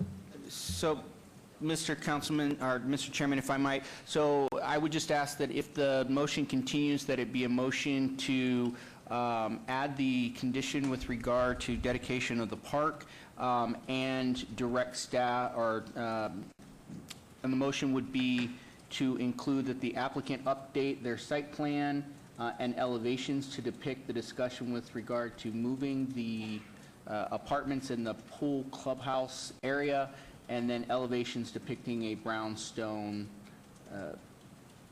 I'm sorry, I didn't quite, elevation of a brownstone type look. Correct. That would be my motion. Commissioner DeSalvio, I'd like to add, and that'd be great on the recommendation as far as, you know, that swap. I think I would say, as my comfort level, I would feel better that there is something on the 2 apartments that they are 2-story. So if there isn't a motion for some type of approval, for me, on the swap? Well, no, like, we're voting on this up or down to move forward, and we can't, correct me if I'm wrong, we can't redraw this now to get something from the applicant to make a motion and vote yes or no on. Is that correct? Mr. Chairman, I believe that is correct. The applicant's representative has indicated that he cannot confirm that he can make that change that's being requested. Staff will, of course, as a part of our presentation to City Council when this goes forward, if we have not gotten the revised drawings that the motion seems to indicate that are needed, then we would require that. But you could add a condition that if the site plan as currently submitted were to go forward, that it be limited to 2 stories on that building or whatever, that would be completely within your... And then along having those other Absolutely, things absolutely. along there. I'll add that motion to it. I will say that's where my comfort level would be. And you know what, I'm fine with, like I said, that was A. B was the flip. Right, So that's why I bring it let's up. roll with that, but I would definitely like to see this presented to City Council with the flip. Yeah, okay, I see Commissioner Roush's light on. Thank you, and I'll try to be brief. I have some serious concerns, and I'd like to just rewind a bit. Homeowners, I understand where you're coming from. You relied on the park being there when you bought your properties, and one of the gentlemen said that he wasn't even aware that the property wasn't owned or wasn't controlled by the HOA when he bought, and that's very unfortunate. We have this problem over and over again where either realtors or a developer doesn't disclose what the situation is with open space. They deserve their open space, but asking the City of Las Vegas to be deeded the park and maintain it at a cost of $250,000 a year, has the city agreed to this? I mean, or is that what the question is? The question is whether or not we're going to agree to this by saying yes and then sending a message to the city that that the council should say yes to that? Is that what we're voting on today? I just want to make sure I understand the vote, because I'm confused, honestly. The motion is that there's an added condition that the park, as shown, would be deeded over to the City of Las Vegas. So the city would take the responsibility and maintenance of the park in exchange for this approval? That's what the motion is, Which is a correct. gift to the homeowners, which I get, and I hope you realize that as well if we were to go ahead and do that. But I'm not to that point yet, because my bigger concern is this. If this were voted down, what happens to the park? The park probably turns brown. The park turns into something that maybe the developer can't build what he wants, and then it goes to the next developer, and then we lather, cycle, repeat, and we keep getting applications. And you're going to be in a situation like Queensridge. So as long as we're talking about that, let's talk about the precedent that it sets. If we're going to go in and we're going to say the city should just be deeded the park and they should maintain, you know, the park at a cost of $250,000 a year, you know, I'm sure the people of Queensridge would love that too, if they could have their golf course deeded to the city and they could have the city maintain that. So it sets a very dangerous precedent. This is a small park that's dedicated to a very small neighborhood within a small portion of the city of Las Vegas. And although I think it's a very good solution on one hand in terms of just trying to split the baby and make everybody happy, I think that as we go down the road, later members of the council and planning commissions will be, what were these people thinking of? This was their solution? Just give the city the park and make them maintain it? Commissioner So Roush, I'm just going to say that I can't support this for those reasons. So I'm not trying to grandstand. I'm trying to put forth I the fact understand. that I I just wanna see that keep it this is with the a application. solution, but I don't think it is a good solution. I think it sets a dangerous precedent. Thank you for your comments. There's a motion on the floor. We're going to take a vote. What's the motion? Lou's motion. Did you restate? Yes. Lou, would you like The to restate motion the is to approve, subject to dedicating the park to the city prior to building permits, and that it consists of a brownstone appearance and look, as well as that the site plan and the elevations be presented prior to the city council meeting, and that we show the moving of the buildings in lieu of moving the pool over to where the buildings are. Mr. Chairman, all of those conditions will be on the site plan, which is the second item. So first, you'll need that motion on the variance, and then we can add all those conditions onto the site Second one, plan. okay. So then I would make a motion for approval for item 22, VAR 71811. Motion on the floor. The motion on the floor, please cast your vote.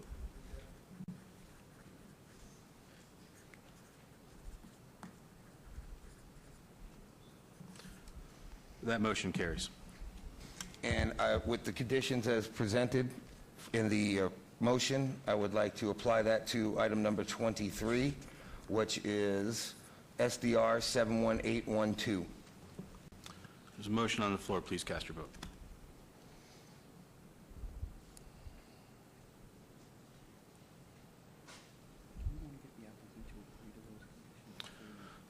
Before we post, does the applicant agree to those conditions? Yes, Mr. Chairman. Thank you. Please cast your votes. And that motion carries. Mr. Chairman, those items will move forward to the City Council and be heard at their August 15th, 2018 council meeting. Thank you very much. Okay, moving on to item number 24, abeyance item VAR 72762, applicant owner Garn C. and Lauren A. Crossman, for possible action request for variance to allow a 30-foot front yard setback where 50 feet is required and a 5-foot side yard setback where 10 feet is required for proposed addition to a single-family dwelling at 5420 West Rome Boulevard, Ward 6. Staff recommends denial. Can I get the staff report, please? Michael Livingston, 2851 Huber Heights Drive. Mr. Livingston, I need the staff report first, please. Thank you. Mr. Chairman, this is a request to construct additions on both the east and west sides of an existing dwelling that would be within the required front and side yard setback areas. Staff finds that the applicant could reduce the size of the proposed addition to comply with the ordinance requirements, making the applicant's hardship preferential in nature. Therefore, staff recommends denial. Please note that no additional public input was received after publication. Thank you. Can I get your name and address, sir, for the record? Yes, Michael Livingston, 2851 Huber Heights Drive. I'm the architect representing the owner. So just briefly recapping, do we have this on the overhead?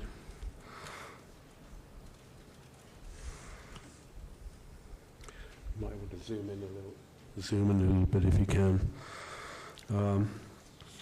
The existing property is a small ranch-style house, which is the owners bought in 2012, and they've not made any changes to the property since they bought it. There is a septic tank at the back of the house, and there's also a pool.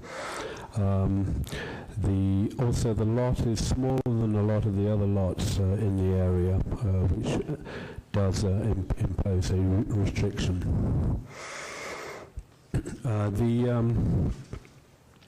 Since the family have lived there, they've need to expand the house because their family is growing. They're a young family and they're embedded in the community. I believe that there is a need to relieve a hardship here because there are difficulties created by the site, and I don't think that the relief would cause any substantial detriment to the public good. It will not impair any resources, and I don't see how it should substantially impair the intended purpose of any ordinance or resolution. When they hired me as the architect, of course we looked at all the possibilities to avoid having to go for a variance, but just because of where the building is located on the site and the restrictions at the back of the property, in order to really bring this house up to the level of other houses in that neighborhood and to make it a true ranch house in an RE zoning, first of all, they do need to add a garage, and they need to add a bedroom addition for their expanding family. The house is being maintained in good condition since they bought it. As the architect, there was no solution other than putting the garage on the west side, which makes complete sense because it blocks the west sun from the house. And just because of the internal layout of the house as it is, putting a bedroom addition to the east and taking advantage of getting a variance within that 10-foot is what makes the plan work. Otherwise, they would have lost the character of the house at the front, which has a nice expanded porch overlooking the street. And we all know that in the world of planning, the porches do actually protect the street and anti-crime. So the design as it came out does preserve the ranch-style character of the house, and In the staff denial, they suggested I should look for another solution. There is no other sensible solution as far as the plan goes. So I think there is sufficient evidence of unique or extraordinary circumstance, which we did present to the staff at the pre-application meeting. It's a smaller lot than the other lots around it. The existing property is restrained at the rear by the pool and the septic tank. The existing floor plan dictates the most practical solution to improve property for the reasons given, and this was discussed at the pre-application meeting.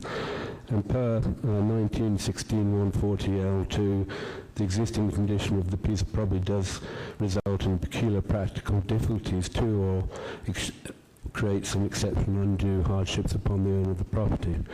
Therefore, a variance from that strict application may be granted so as to relieve the difficulty and hardship. The relief will not be a detriment to the public good, since it benefits, as discussed. It does not impair natural resources, and it does not impair the intended purpose of any ordinance or resolution. Also, the owner of the property adjacent to the side yard variance to the east has no objection to the variance request. Therefore, in conclusion, the applicant, Officer Crossman, who works for the police department, and his wife, seek relief from the restrictions and setbacks, and to obtain staff recommendations for variance to be approved. Thank you, Mr. Livingston. This was noticed as a public hearing. Anyone from the public like to be heard in this item? Seeing no one, we'll turn it over to the commission. Commissioner DeSalvio. Thank you, Mr. Chairman. I reviewed this property, and it conforms. I think it will be a beautiful add to it. It fits. I have received zero opposition. Actually, I've received numerous phone calls in support. So with that said, if there's no other questions, I'll just entertain a motion to pass item number 24, VAR 72762. There's a motion on the floor. Please cast your vote.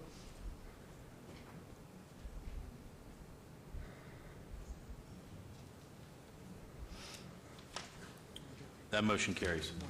Thank you very much. Mr. Chairman, that action is final this evening unless appealed to the city clerk's office within 10 days. Okay. Does that mean it doesn't go to City Commission? It's approved, right? Correct, unless somebody appeals. Okay. Thank you very much.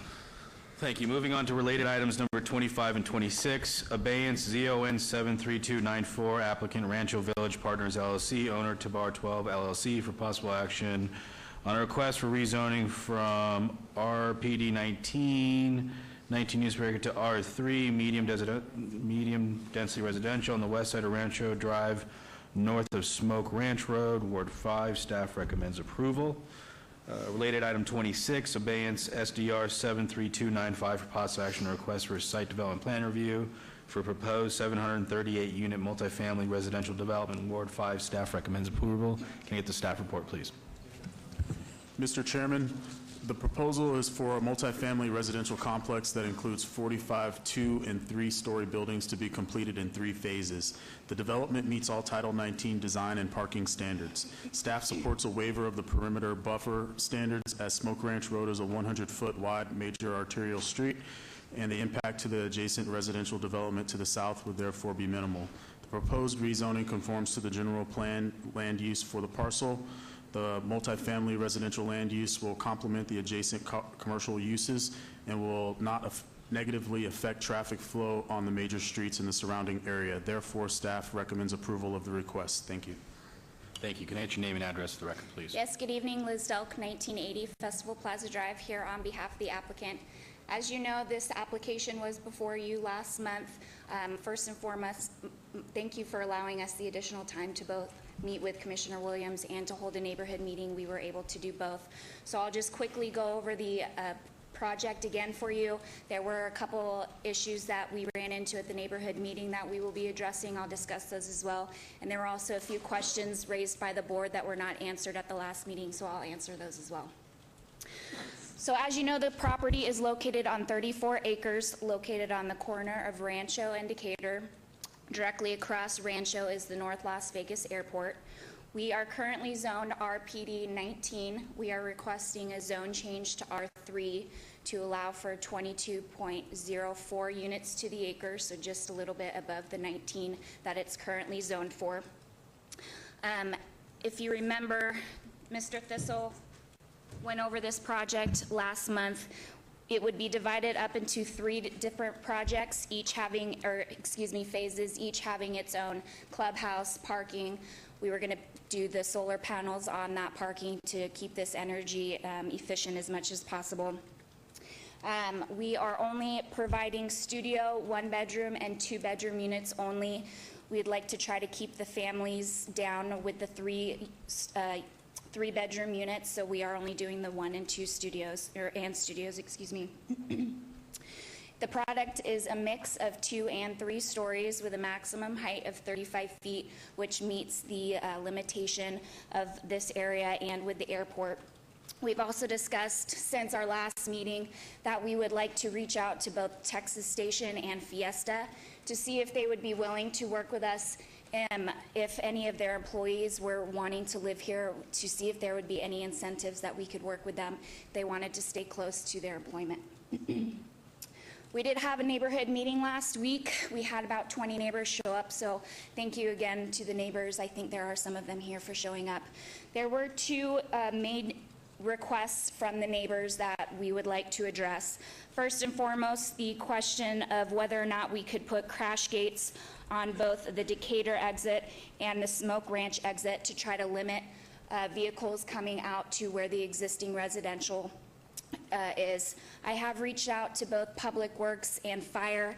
I spoke with Public Works quite a bit today. I need to speak with Fire as well, but the applicant is more than happy to do so, so long as Fire and Public Works is okay with that and we have adequate circulation through the site. The second request was to do a wall along the entire perimeter of the property, also to try to buffer the existing homes in the area. The applicant is also happy to do that. We will be working with planning moving forward to City Council next month to try to get those walls worked out and presented to the neighbors. To address a few of the questions that were raised by the board. First, Chairman Cherry, you were asking about the improvements along these 2 streets as they exist now. Right now, there is existing sidewalks on one side of both streets. The plan would be to complete those improvements on both sides of the street per phase. So we would start here, do this street. Once we got to phase 2 on this side, we would complete that, the improvements on that street as well. Commissioner Roush, your first question was regarding the crash zone. I have an exhibit here, this little section here, if you can see on the monitor, the highlighted portion is our property. The portions in red are the crash zones along the ends of each runway. So as you can see, we are not within the crash zone. Your second question, or actually more of a issue that you had, was the school overcrowding. Of course, I think you gave a number of 125% for Reed. Okay, I'm sorry, yes. So I spoke directly today with Clark County School District, Miss Heidi Marset. She gave me a number of 90.39%. I was asking why that number was so different. She explained to me that they vary all the time. Transient families, different communities moving out of different zones, so it does go up and down. So right now, I just want to let you know that that is the number that she gave me. Finally, Commissioner Williams, thank you again for meeting with us. Price points was your first question.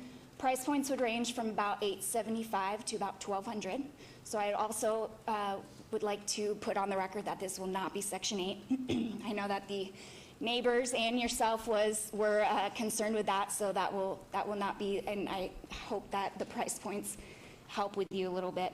And also, during our meeting, you discussed the traffic and the light coordination along Rancho.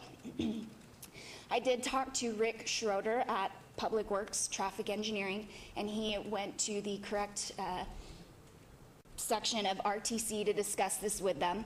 They believe that the traffic right now has a lot to do with the construction for Project Neon and different construction projects along Rancho Corridor. They are happy to do a study once those projects are done and it is more stabilized so they can get a better number. And that way, if they need to adjust the timing on the lights, they can do that. With that being said, we appreciate staff recommendation of approval, and I'm happy to answer any questions.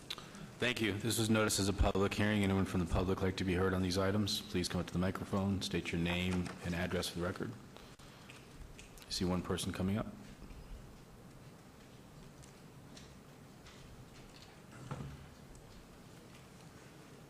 My first question is... State your name and address, please, sir. Oh, my name is Barry, B-A-R-R-Y. Last name spelling K-A, T as in Tom, Z as in zebra. I reside at 2510 Apricot Lane, 89108. Thank you. Okay. First of all, none of the people in our area were notified of the meeting over at the Texas station. I think probably no more than 10 people showed up. We heard word of mouth. I was curious how many cards were sent out and what areas they were sent out to about the meeting at the Texas station. And the other thing is that our concerns were traffic, because they proposed putting a traffic light on Decatur. And what that's going to do is people will try to circumvent that light by going down Roberta Lane and then to Apricot Lane, which is like only about 15 feet wide at the present time, to get past the traffic light and then also to get past the traffic light at Smoke Ranch and Decatur. So that traffic was a concern. The schools are over 100%. And the other concern is there's been, I think, 2 aircraft crashes that I know of, one on Jones and the other one was on Rancho. And the height of those buildings, 3 stories, right near an airport, and with the amount of egress and exit for that area, if there is a crash and an emergency there, you're going to be bottlenecked up with for first responders and so forth. So that's another concern. Aviation fuel is not as explosive as aviation gasoline. Mr. Barry, I need to keep it specific to the application with this. So if there's anything else further you'd like to add. No, that's it. Okay, thank you for your comments. They're much appreciated. Will there cards be sent out? I mean, I don't know how many cards were sent out. We'll get through the public comments, and if someone wants to address that through the commission, we'll address it. Name and address, please. C.C. Price, P.O. Box 571027, Las Vegas 89157. This always makes me nervous, so thank you for being patient in advance. I want to hit, I'm really surprised, and this is evident of, this is the flyer that we didn't even receive, and we live across the Smoke Ranch Road and the specific development, maybe 1,500 feet. And my parents have lived there for 50 years, so they've been there when all of the other development of the rezoning for budget suites and everything else. So this is a big deal to a lot of the neighborhood, and I just want to stay on point, so I'm going to go with my notes. First of all, I tried to find out when this meeting was because we didn't receive one of these, and so I called the city, and I was told by Nora and Stephen that she had spoken, somebody else in the department, that they were not aware and they were not notified of this meeting, so anybody that would have called in, they wouldn't have known even to give them the information on the meeting. It was really nice for them to have that, but I heard through another person got this flyer. They used the same mailing labels they used the first time, which nobody arrived, hardly any of us. I think there were 4 or 5 of us at the previous that knew about the meeting last month. And so I counted out of 258, I believe, mailing labels, 111 were out of town, just to let you know. Thank you for your commitment here and your public service, by the way. The rezoning of this lot, yet again, will allow all the other future developments to open up themselves for higher density. And what she said is on point here, too, that the traffic which has happened with the Spaghetti Bowl and the I-15 and Martin Luther King, it is horrendous in the neighborhood. And everybody is trying to, our new normal for a lot of people is trying to move around during peak hours to go through neighborhoods. He is correct. Any thorough streets are going to be affected. Valley Drive, the first main street in the neighborhood, and I have, I don't know how to show. Right in front of you, there's this, there we go. Forgive. Perfect. Oh, it's in the, right here is the, first of all, this is an unusual pie. The way that Rancho and Decatur, I think we'll all agree, there are very few major arterial roadways that connect on a pie shape like this. So it's very congested during peak hours and not. I actually sat in between each light. You have at least during peak hours hundreds of cars going from that light. You can't even get out of this neighborhood right here. I don't know how it is for them over here. But this is Valley Drive, and this is almost going to be where that main gate already exists, the street, the exit from this development. And this is Valley Drive, and you can rest assured when all this traffic is here that everybody is going to zoom through Valley Drive to get to Lake Mead to either go, would that be, using it either way. So that's a huge concern of impacting our neighborhood and this neighborhood right here, along with Roberta and all the other through streets. The higher density is not what promotes long-term peace, growth, and united neighborhoods. It doesn't at all. Families have to push for space, and that tends to be an ongoing thing for higher density. The noise and traffic and division on long-term breakdown of lovely old neighborhoods like this. To allow the high density next to an airport, I don't even know, I mean, that's very unusual to allow anywhere in the United States to allow this kind of high density right across the street from any airport. The gentleman is correct. There's lots of accidents. I've tried to get in touch with Ken, the manager of the airport, the last 2 days. When I went over to North Las Vegas Airport, I was shocked to see that the terminal is actually closed, and it moved to a temporary, I know, I'm going to finish Give you up. another minute, Cece. Thank you. Yeah, and anyway, the children, real quick, please go to Neighborhood Scout, because it showed that the children that live on that, I guess you probably did. Thank you very much, because it's 98.5% under poverty level, the children in this specific corner of 89108 on Rancho, and this is so important. Please be the advocates. They bought this lot as is to develop as is. They do not, they will still benefit and profit. Please do not rezone this.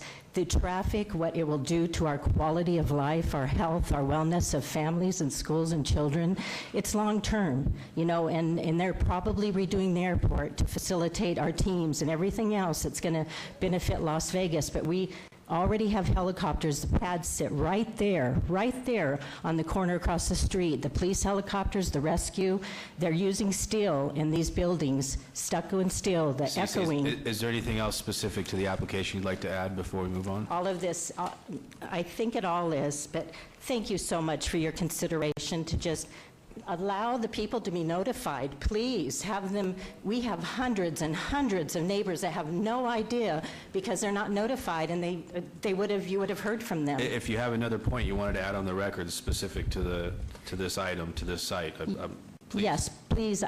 I oppose it. My family, some of the neighbors. Please let people decide and be a part of this, and please do not promote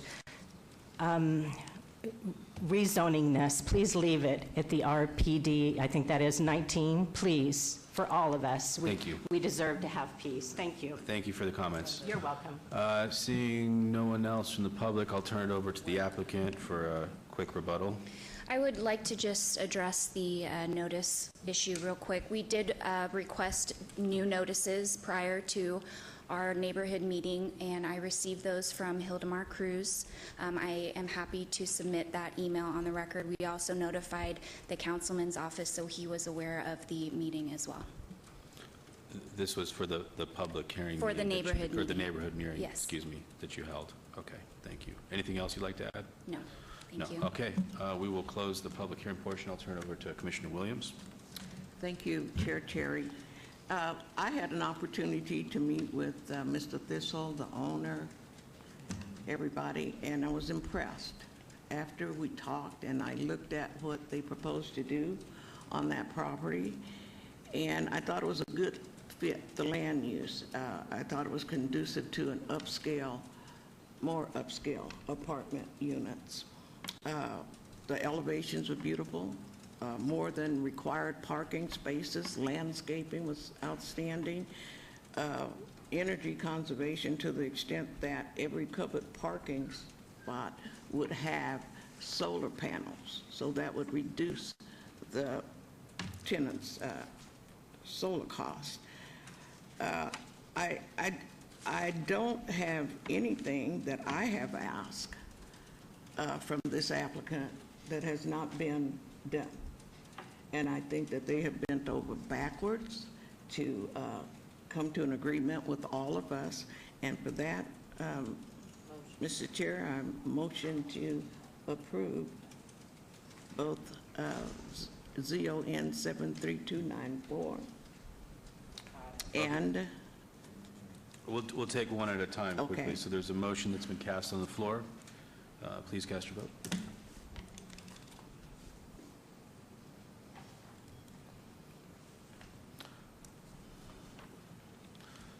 That motion carries. And Commissioner Williams, before you cast your next vote, or motion, I think one of the things that the applicant suggested they do was put a block wall or a perimeter wall Yes, around the... condition. Is that something that we could Yes. possibly condition if people are... Yes, are would for- that be a condition to SDR? Okay, please, I'll let you make Yes, the motion. okay. Thank you. Okay, and then the motion to approve SDR 73295, which would include a block wall fence, is that correct? That's my motion. Is the applicant okay with that condition? Yes. Mr. Chairman, if I can make an effort to put a condition that we can actually put on this item. So the applicant shall construct a block wall consistent with Las Vegas Municipal Code Title 19 prior to certificate of occupancy for each phase of the development. Is that sufficient? Is the applicant okay with that condition? Yes, thank you. Okay. So All right. that is my motion, of course, with the specificity that has been allowed here. Thank you. Thank you, To Commissioner approve. Williams. There's a motion on the floor. Please cast your votes.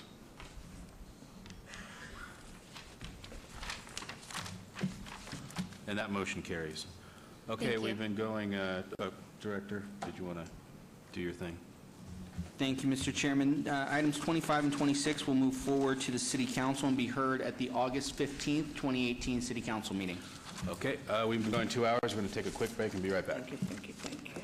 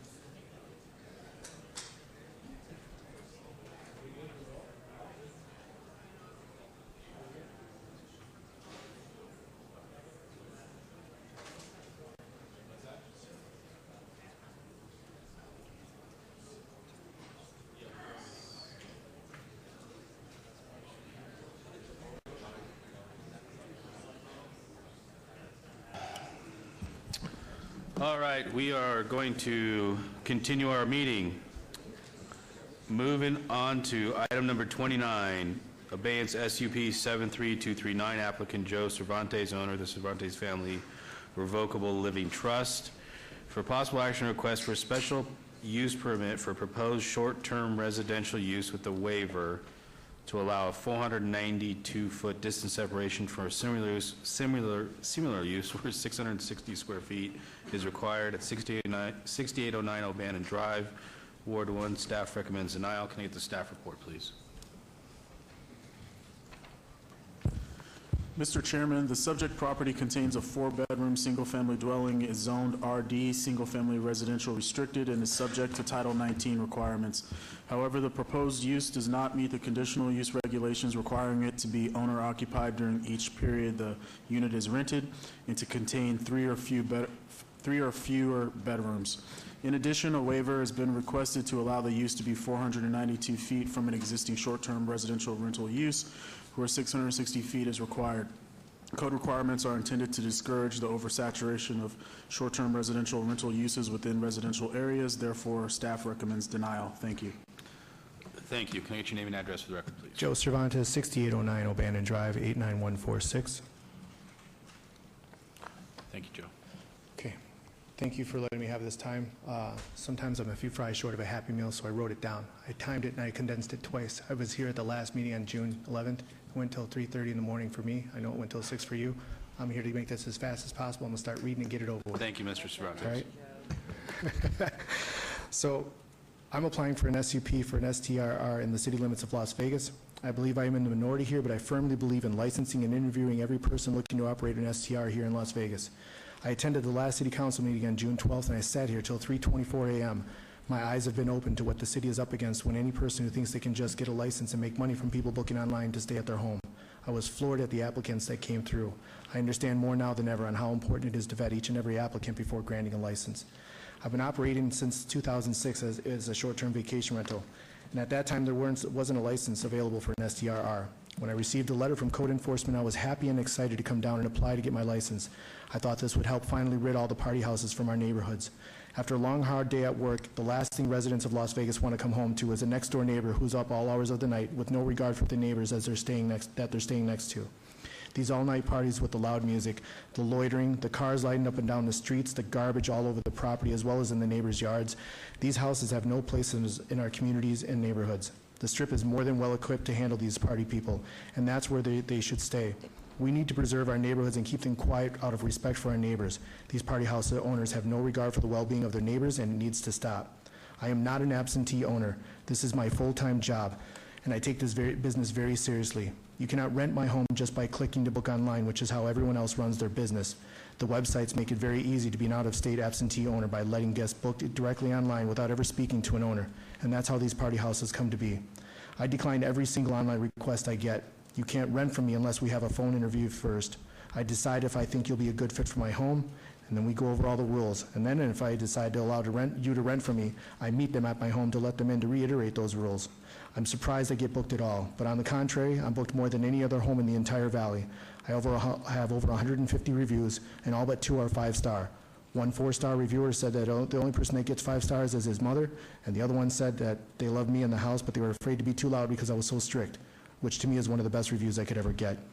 According to the HomeAway Group, who is the biggest online vacation rental listing site in the world, I'm the #1 home in the valley.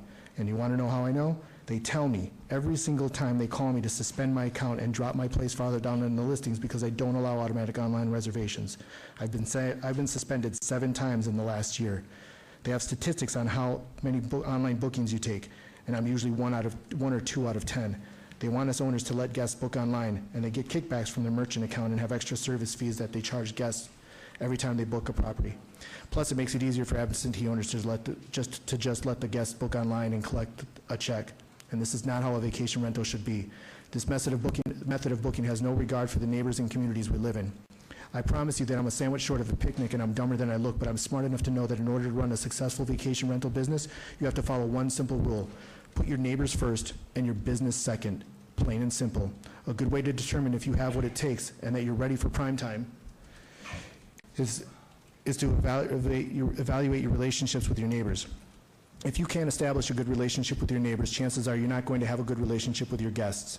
I have the best relationships with all my neighbors. Both neighbors on each side, as well as the 4 neighbors directly across the street, all wrote letters of my recommendation and support. They all very upset at the possibility that I may have to sell my home. I have copies of the letters for the council to read. In 12 years, I've never had a complaint, not one from code enforcement, and there never will be because of the guests that I rent to. I pick and choose my guests very carefully. In fact, if you even have someone who sent in their postcard and voted against me getting a license, it's because they haven't met me or they're not sure who I am. They're afraid it's a new owner looking to make a quick buck with a party house. Hell, I'd vote no too. But no one would vote against me. I care too much about my neighbors in my neighborhood, and they all know it. I love this city, I love living in Las Vegas, and I love doing business here in Las Vegas. The only thing standing in my way right now is a major party house located at 2017 Casa Vista Way. That home falls just inside the circle of distance separation, which is right here, and it's just barely, I mean, not even a whole house is in there, but it's actually 2 blocks away. It's just the way our homes are situated from each other. The owner is an absentee owner. He is, like most owners, allowing people to book directly online without ever vetting them in any way. Case in point, last week on Monday night, July 2nd, I was out late at night checking on my home in the neighborhood like I normally do. There were over 30 cars parked along Veterans Memorial Park that borders our neighborhood and up and down the street of my neighbors. And sure enough, they were all there for 2017 Casa Vista Street. I have a video of it for the council to see if they'd like. This was at 12:41 a.m. and the same thing went on Tuesday night and Wednesday for the 4th of July. Joe, is there anything more specific to your application and your site that you want to add to it? Yeah, I have 3 more paragraphs. I'm almost done. Okay. Okay. I just don't want to get off and I know, there's I a lot wrote of it. party houses, a lot of I I want just to wrote talk it. about your application. I try to keep it condensed. I'm trying to talk as fast as I can. Thank you. All right. So they mentioned the petition. I went to the neighbors and I knocked on the doors, and they mentioned for me to get, they were really upset, but they didn't want to call code enforcement for fear of backlash for some reason. So they mentioned a petition for me to get a license and revoke Casa Vistas, and every single neighbor signed the petition as well. The only signatures I didn't get were from the people that weren't home, and I'm sure they'd sign as well. I sincerely ask the council to approve my request for an STRR. I also want to invite any council members to lunch or even a meeting to offer my advice and expertise on the business of STRRs here in the Valley. I've been a key speaker at HomeAway Summits twice, and I feel I can address the concerns and help you understand the inner workings of this business to help you set up the best rules and regulations possible for the benefit of everyone involved on both ends. I'll even let you buy lunch. I'm kidding. I'll buy. In closing, I'd like to address one of the rules in places for the STRs that we currently have in the Valley. When licensed, we're required to put a placard on the door or window of all STRRs with a number to call with any issues. That placard basically lets anyone with bad intentions know that it's a vacation rental with an invitation to stake out the home and burglarize it when it's empty, putting my neighbors at risk for the same thing when they stake out their homes at the same time. It's just a thought, and I just want to thank you for listening to me, and I look forward to continuing doing business here in Las Vegas. Thank you. This was noticed as a public hearing. Anyone from the public like to be heard on this item? Please come up to the podium, state your name and address to the record. Seeing no one, I will turn it over to the commission. Commissioner Quinn. Thank you. This commission knows that I follow the 660-foot rule to the letter of the law until tonight. I am going to show some leeway with you because you have operated since '06. There are no code enforcement notices, Mary, right? And there's been no police called, no metro. So with that, I'm going to make a motion for approval on abeyance item SUP 73239, adding the condition of a 6-month administrative review, just to keep you in check, and I wish you all the best. Thank you. Thank you so very much. There's a motion on the floor. Please cast your votes. If the council would like to see copies of the letters, I have these here as well. Thanks, Joe. That motion carries. Mr. Chairman, that item will move forward to the City Council and be heard at their August 15th, 2018 meeting. Thank you. So you'll go forward to City Council on August 15th. On August 15th? August 15th. Thank you so much. Yep. Moving on to item number 30, advance item SUP 73298, applicant owner Aaron Oding et al. For a possible action request for a special use permit for proposed short-term residential rental use with a waiver to allow 174-foot distance separation from a similar use where 660 feet is required at 822 Park Paseo, Ward 3, Coffin. Staff recommends denial. Can you get the staff report, please? Oh, God,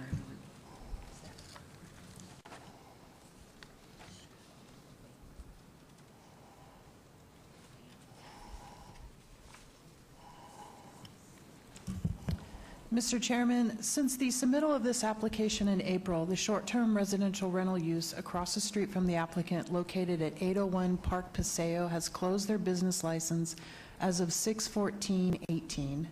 The applicant is now requesting to operate an owner-occupied short-term residential rental use 610 feet from a second short-term residential rental use that exists at 1280 8th Place.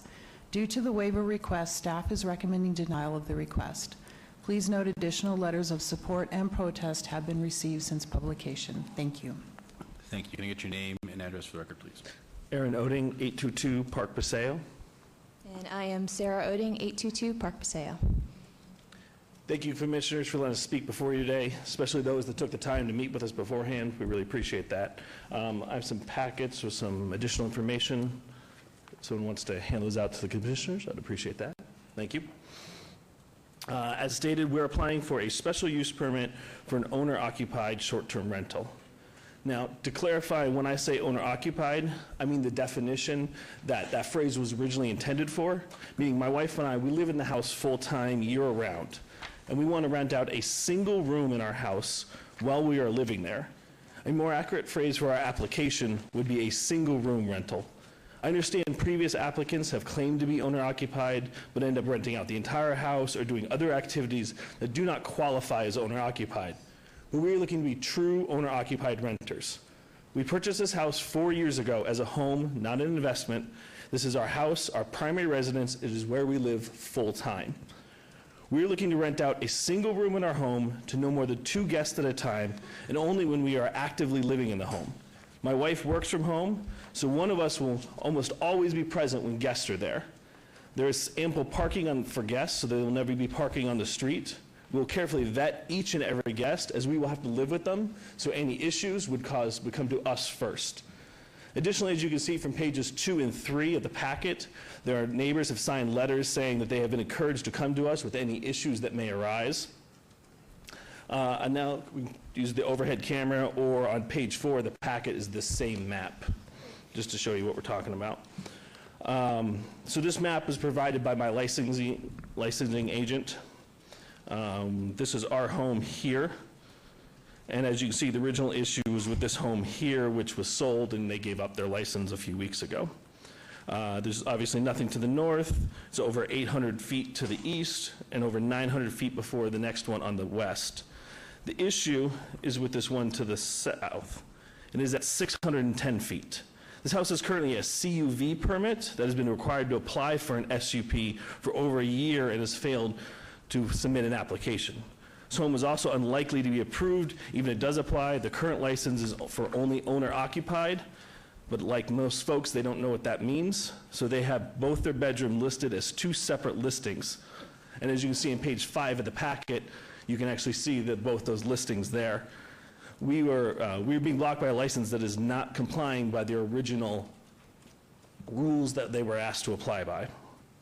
I understand and respect those that are concerned about too many short-term rentals in too small an area, but saying yes to us would actually help minimize the number of full house rentals in the John S. Park neighborhood.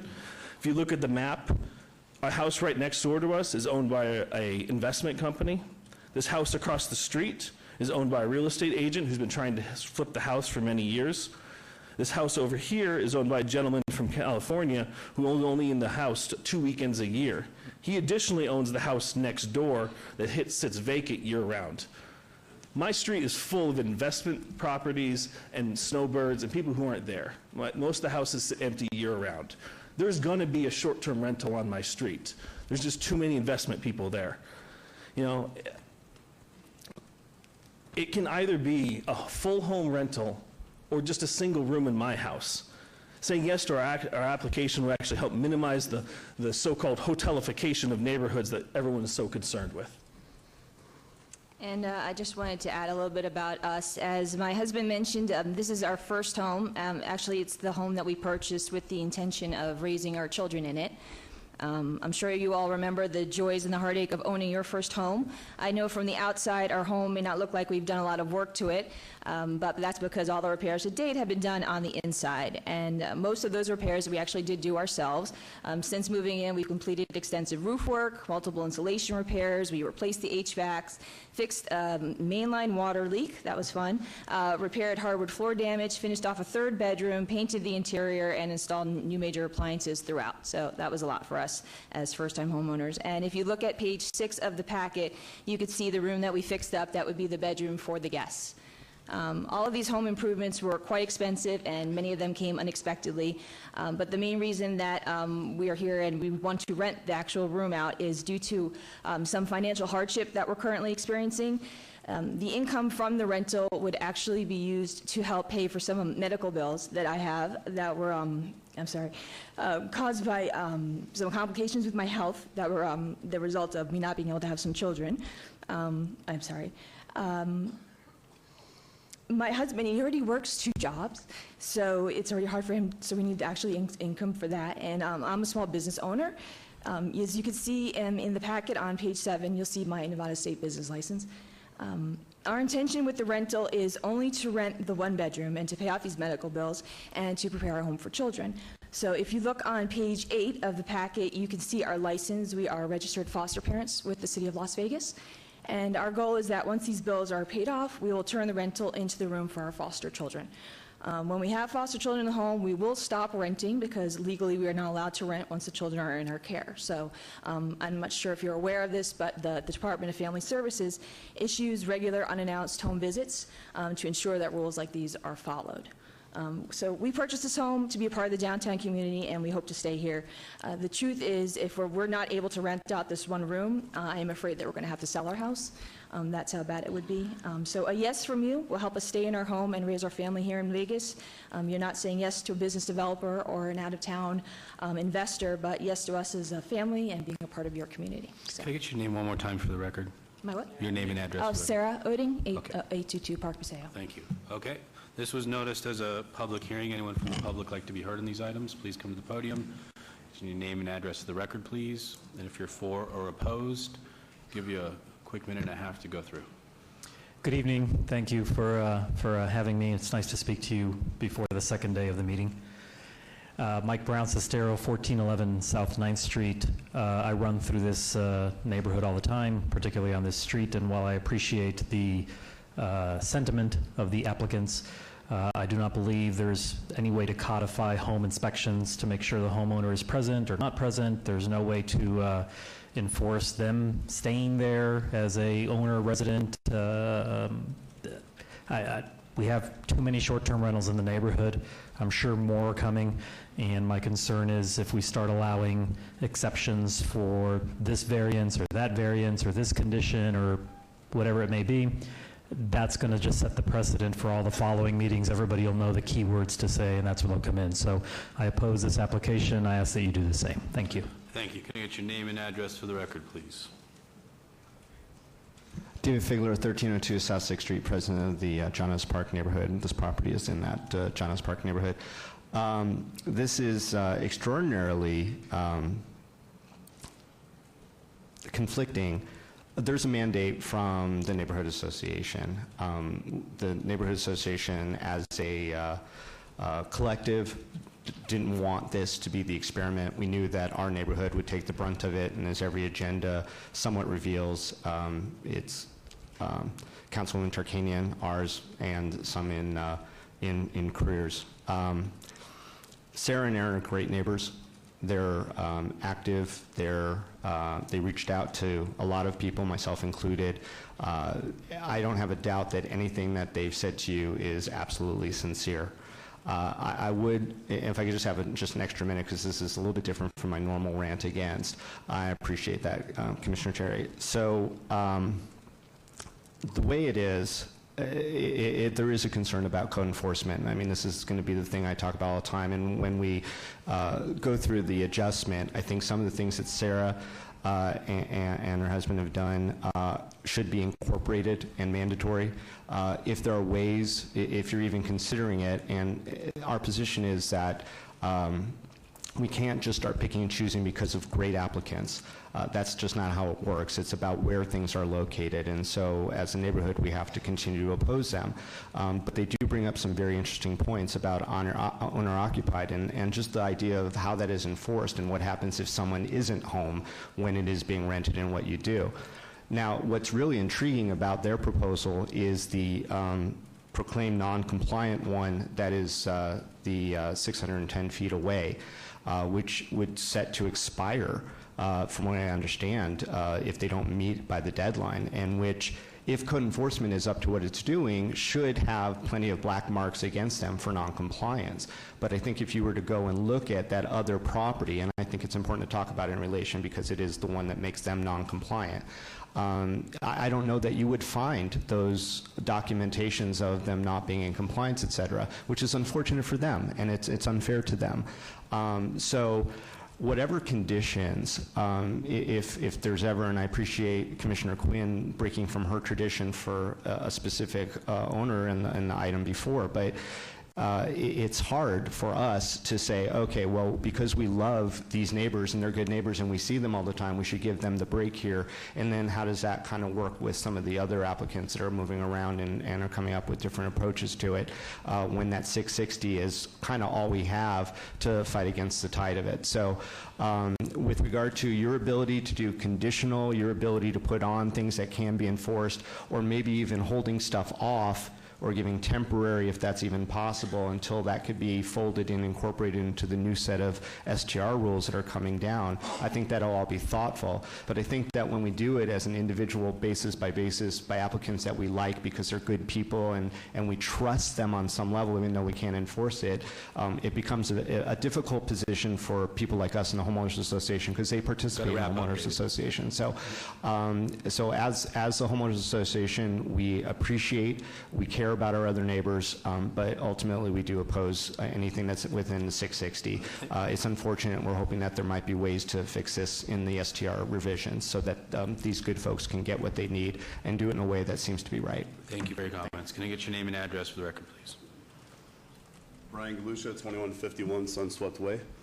And I'm here in support of the approval of the business license. I've known Sarah and Aaron for quite some time, and there's no other people that are in my circle of friends that are more upstanding, responsible, or trustworthy. And that says a lot because I run with a good crowd. So these guys are awesome. They mean everything they say, and they're not looking for an angle. They're not looking, this isn't someone trying to get on the council or the 660 or break rules. They're just trying to get by. So I would appreciate it if you Thank you. Could you spell your last name for the record, please? Gelushia. Thank you. Yes, sir. Get your name and address, sir, for the record. David Long, 1922 Roxbury Lane. I've known Sarah and Aaron for several years. I actually, I'm here to support their approval, hopefully your approval of them. I actually met Sarah and Aaron while in foster care parenting classes, and yes, they are actual licensed foster parents. They run their business out of their home. They're there 24/7. It makes no sense to me whatsoever why they should even be here. Maybe some laws need to change. Maybe I'll be the one that runs for something. I don't know. But I think you already know what you need to do. Without question, they are good people. They are hardworking people, as is attested by the president of the Neighborhood Association. It's up to you to let good people do their job and live. So thank you. Thank you, Mr. Long. Thank you for your comments. Okay, I think we're going to turn this over. If we can have the applicants come back over, we're going to turn over to the commission for discussion. Vice Commissioner Schlappen? Yes, Chairman, I'm going to go ahead and start. I appreciate the applicants reaching out to me and meeting with me. I did want to disclose that we had a discussion. And I thought about this one and went back and forth. It wasn't the most egregious of all short-term rentals out there. However, it is still a 610-foot distance separation where 660 feet is required, and I've pretty much upheld that distance separation since the very beginning, so it'd be kind of hard for me to support this. I'd like to know. I know Do you mind if we actually had a couple more comments? Public discussion's closed. We're closed. But We're out. as I understood, the other applicants were allowed to offer a rebuttal to the public's outspeak, and we were not offered that. If you'd like 1 minute, I'll give you a minute. Okay, that's okay. Sorry Okay. about that. But I would, Mr. Chairman, through you, I know that Commissioner Roush has, not been opposed as much on some of these owner-occupied, and I'd like to get her comments. Please. I would like to get clarification from Mary McElhoon if possible. It's very confusing to follow this case, and I think it's important to just, if I could get a quick recap from you, because this is a really unusual one, and then I want to give my comments. Thank you. So what happened in this case, when the applicant originally came through, there was another short-term rental that was even closer than the 610 feet. And so that was the distance separation. There was the waiver that was required, but we still have this other short-term rental. So this other short-term rental is licensed. They're within 610 feet. And being owner-occupied, one of the things that they still are required to do is to get a special use permit, even as an owner-occupied dwelling, because they're within the 660 feet. It's a type of situation where we could put a condition on the license where they have to be actually owner-occupied, because the special use permit does not define that for the short-term rental. Chairman, through you, just to clarify, the other application is 610 feet away from them. That's correct, and the requirement is 660 feet. I understand that. 610 feet away, there is an operator of a short-term rental that has an active SUP. And Excuse me, they just have a conditional use verification Okay, permit. So that's what I'm they are trying to going to get to have the to bottom come of. forward, but the way the law currently reads, by July 1st of 2019, and get a special use permit, or else their license will lapse. It will be expired. So my comment is this, theirs is not an owner-occupied. It's a CUV for just a general short-term rental, correct? Well, I don't know if they're a owner-occupied or not. I haven't looked them up in the system. I can look them up if you'd like. Probably not, but Okay. I'm going to say that at 610 feet, splitting hairs, on a situation like that is something that I'm willing to do when I see somebody that I feel I can trust. And that, I think that Mr. Figler said it best, that we really take a shot in the dark on each of these applicants to try to figure out who's really sincere and who's not. Mr. Cervantes that came before us, I didn't want to continue to pile on. You were ready to make a motion. I was going to agree. The reality is we have to look at each one of these as they come forward. And forgive me for not calling you back. You're very diligent. Sarah, you called me 3 times. Aaron, I think you called me at least once or twice. I got a couple of emails. I know you want this very badly, and that's not the condition under which we make a decision. But I do feel that in this instance, you're so close to the borderline, and your neighbors are supporting you in an area that they don't support anybody. So I don't have a problem. We are happy to do any conditions. I did write on page 9, I don't know if you saw that, there's a list of 5 conditions that we're willing to do that. I'm going to leave that up to Commissioner Schlotman, because this is his area, and that's our tradition, is that we defer to them, and if there's anyone else who'd like to speak. But I'm in support of this. Thank you. Before we go to Commissioner Toussaint, can I go to staff? Mr. Chairman, Commissioners, there are two situations we want to clarify. First, we would recommend that condition number 4, if action is taken to approve, condition number 4 be revised to identify the 610-foot distance separation that the waiver is for. It was originally written for 174 because of that other short-term rental. The other thing would be if there is a motion to move forward with this to approve it, staff would recommend that a condition be added that the home shall be owner-occupied during all rental periods. Thank you. Commissioner Toussaint? Excuse me. Yes, I met with Sarah and Aaron, and we had coffee, and we talked about it, and my heart went out to them. And I have to tell you, I've been wringing my hands about it. In fact, I even lost sleep over this because I have a strict rule that says 660 feet, that's what you do. And for good or bad, I am a rule follower. But I did hear what Mr. Figler said, and I'll see what the motion is, but I wish you the best. I really, really do. Thank you. And I've been by the property. I used to live in John S. Park area, so I love this neighborhood. Thank you. I'll quickly, before I go to Vice Chair Quinn, I did receive a phone call earlier today from the applicant, from Sarah. We talked on the phone.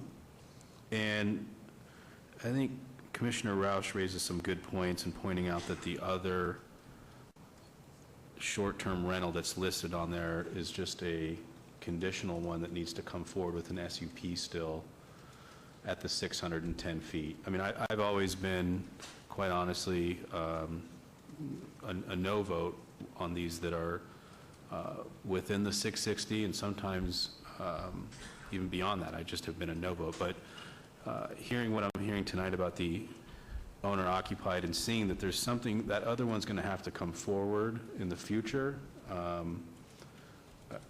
there's probably going to be a discussion about that that could be pretty robust or not. I don't know what it has. Does that one have anything on its record right now with code enforcement?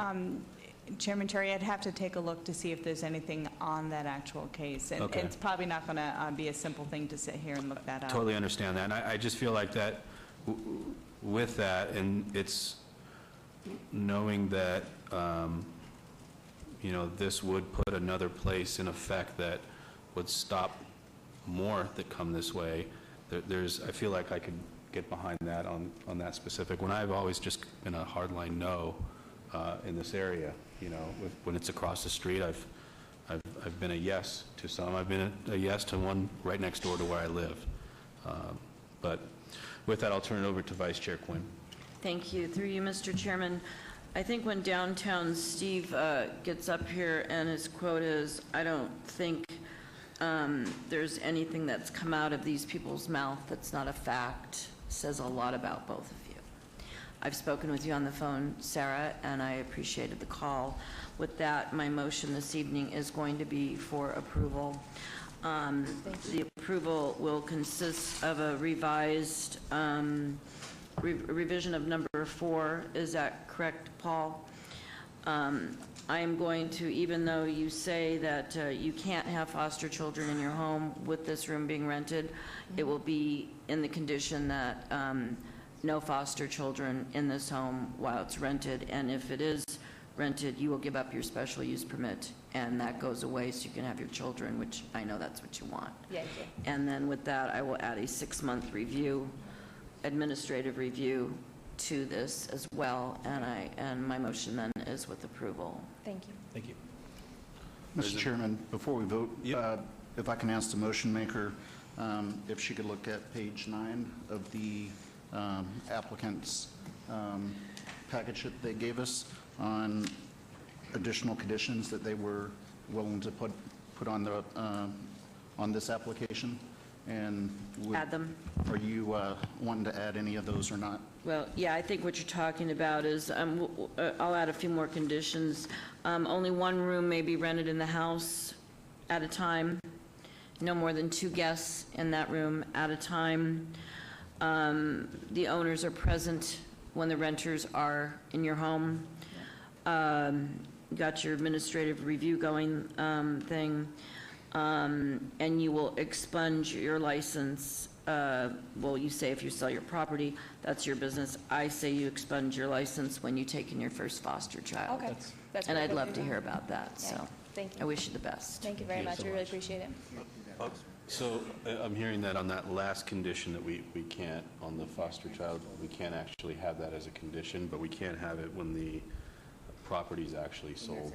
Oh, okay. But when I it's think there sold. is a violation on the Yeah. other side, not with us. The Department by of Family having- Services Yeah, so definitely there is some is. protection. I just want it protected any way we can, so. Thank you. So there's a motion on the floor.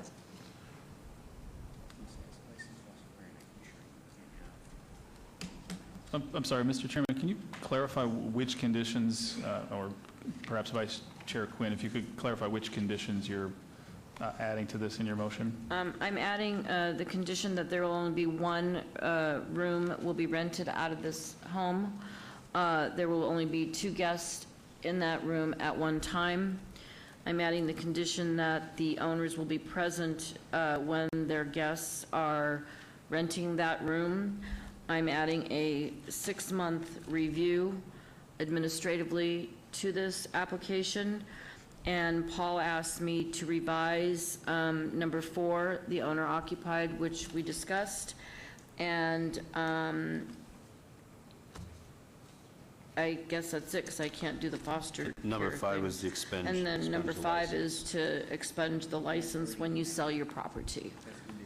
Mr. Chairman, Commissioners, there's an expungement condition already on Number 1. the application. She just has it on her paper, so I wanted to reiterate that she's got it going on. So with that, my motion is for approval. Okay.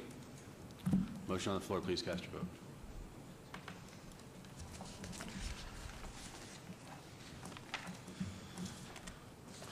That motion carries. And Mr. Chairman, that item will go forward to City Council and be heard at the August 15th City Council meeting. August 15th. Thank you so much. Thank you. Appreciate it. Very much appreciate it. Thank you all. Moving on to item number 33, abeyance item SDR 73199, applicant owner, Cost Communications, Las Vegas, Inc., for possible action on a request for a major amendment in a previously approved site development plan review for proposed outdoor training facility at the northeast corner of Bonanza Road and Rancho Drive, Ward 5. Staff recommends denial. Staff report, please. Mr. Chairman, staff finds the incomplete parking lot to be unsightly and undesirable and not to city standards. Therefore, staff is recommending denial of the proposed training facility. If approved, staff has added recommended conditions of approval to complete the northwestern portion of the previously approved parking lot with paving for the required fire lane and completed landscape buffers. Thank you. Thank you. Is the applicant present today? Okay, anyone from the public like to be heard on this item? Seeing no one from the public, I'll turn it over to the commission for discussion on item number 33. Commissioner Williams? Yes, that's SDR 73199. I would like to follow staff's recommendation for denial. Okay, there's a motion on the floor. Please cast your votes.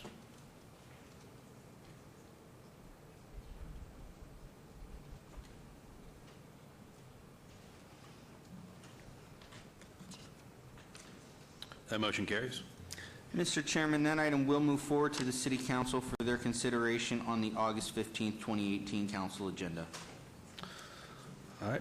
Moving on to related items 34, 35, and 36. Item 34, GPA 73488, applicant Blue Blanc Rouge LLC, owner Blue Empire LLC, for possible action on a request for general plan amendment from PF to service commercial at 2800 Walnut Avenue, Ward 3. Staff recommends denial. Item number 35, ZON 73489, for possible action on a request for rezoning from CV to C1, Ward 3. Staff recommends denial. And related item 36, SUP 73490, for possible action on a request for a special use permit for proposed light assembly and fabrication use, wholesale bakery, Ward 3. Staff recommends denial. Can we get the staff report, please?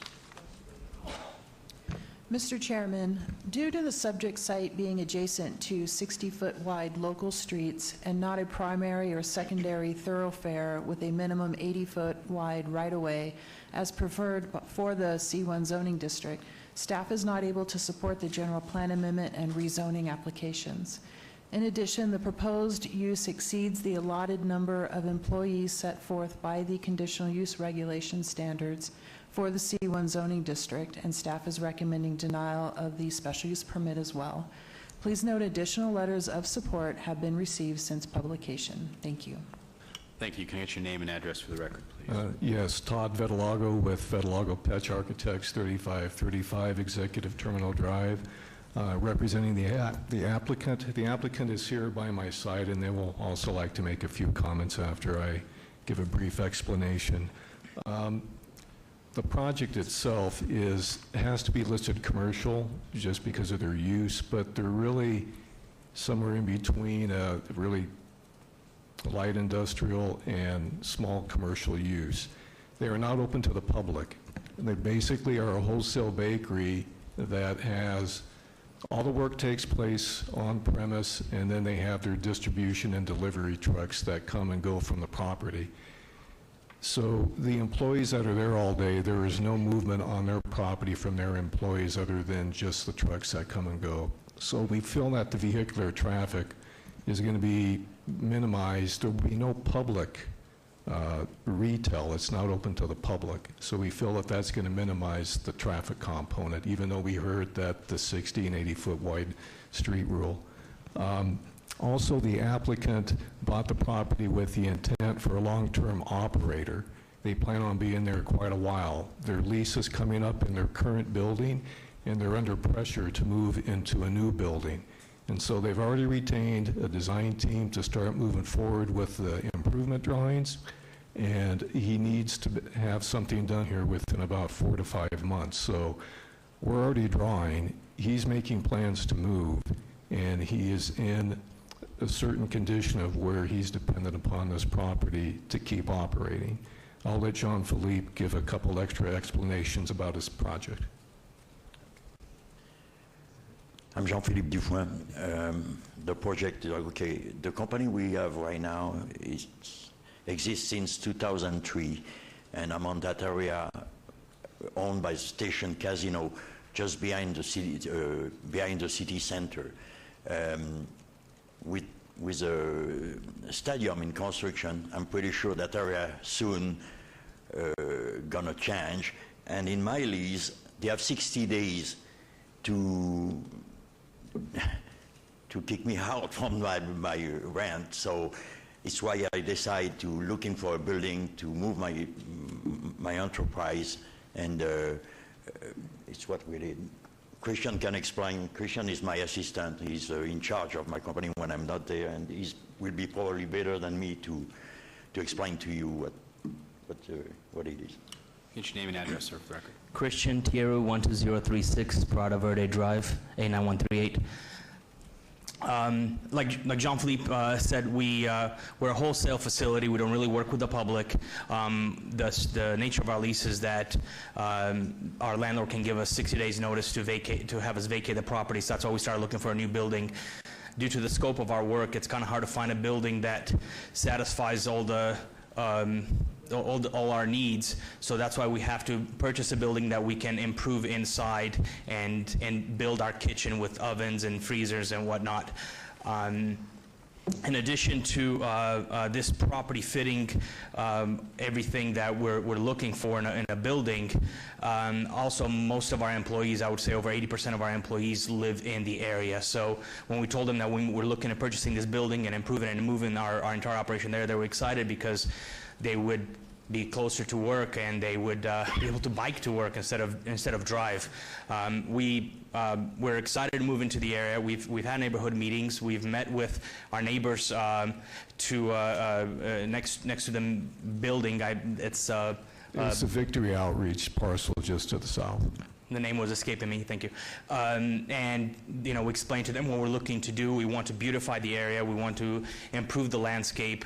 There's going to be minimal traffic. Like Mr. Vitalago said, we don't work with public, so they don't come to see us. We work with major resorts and casinos and properties on the Strip and outside the Strip. So those are our main clients. So we don't sell to the public. We actually try to avoid that, even listing our address, because we don't want people to coming and buying bakery stuff where we are right now. So we're asking you that you consider all these things where we're looking to improve the area. There's a building that just sits there empty, vacant.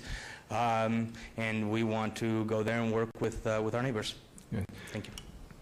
Thank you. If I could just add a couple comments. They never received any negative comments from the neighbors. The adjacent neighbor to the south was really excited about the project. And at the neighborhood meeting, we did have one person show up, and they seemed to be advantageous about the project taking shape. So we never got any negative sentiment from anyone. Okay, thank you. This was noticed as a public hearing. Anyone from the public like to be heard in this item? Seeing no one, we will close the public hearing, turn it over to the commission for discussion, and I'll go to Commissioner Schlotman. Yes, Chairman, thank you. Through you, someone from your team called me earlier today, and I didn't have much time to speak to him as I was in a meeting. So, and I reviewed this on Sunday, didn't seem to have a big issue with it, reviewed it, took in the comments earlier today, didn't have a big issue, but then thinking about this a little bit further, one of the issues that I do have is we're going from public facilities to service commercial, and we're changing the zone to C1. Not that I think what your use is would be too egregious for that neighborhood with being a bakery, but there's really no protections of what could go in there in the future. And we got to look at when we're rezoning something, and I think the staff's report said it was RE just to the south of you, and then it's medium to medium-low density residential and multifamily, and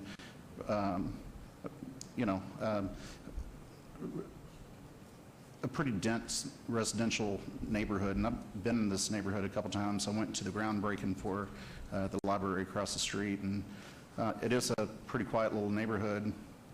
And then reading in the staff report, it says the proposed C1 limited commercial zone district permits by right land uses such as a clinic, an employment agency, general personal services such as beauty salons and dry cleaners, a health club, and self-service laundry facilities.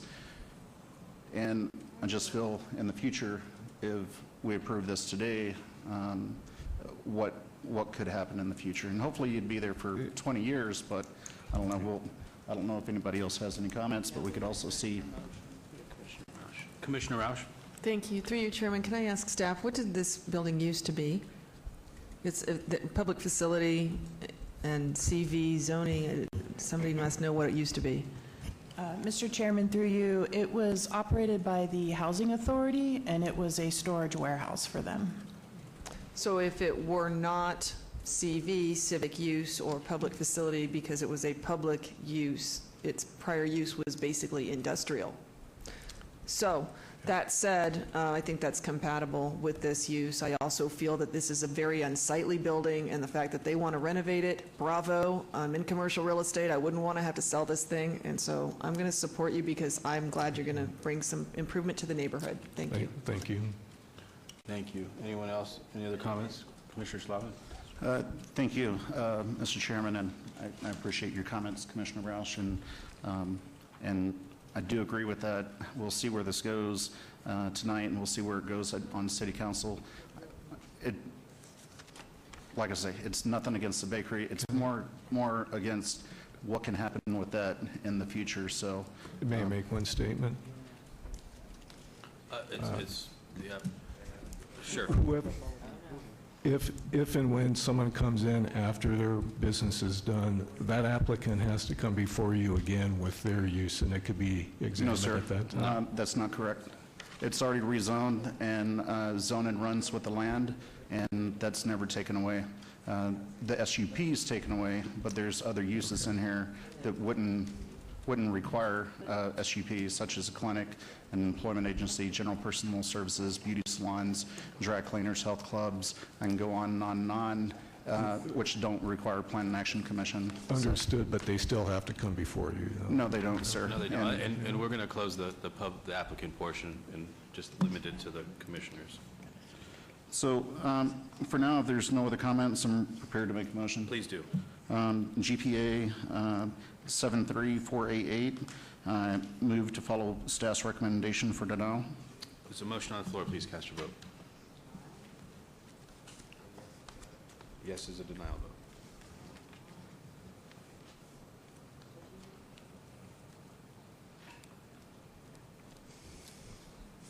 That motion doesn't carry. We'll need a motion. We'll need another motion. Yes. Commissioner Rausch? I'd like to make a motion for approval for item number 34, GPA 73488. There's a motion on the floor. Please cast your vote.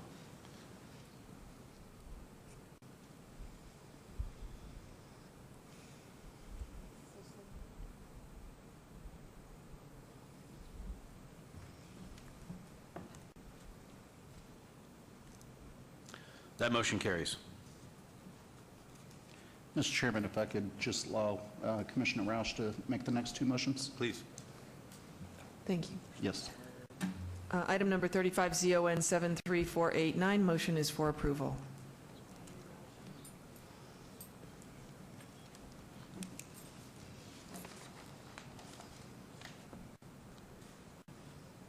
That motion carries. Item number 36, SUP 73490. Motion is for approval.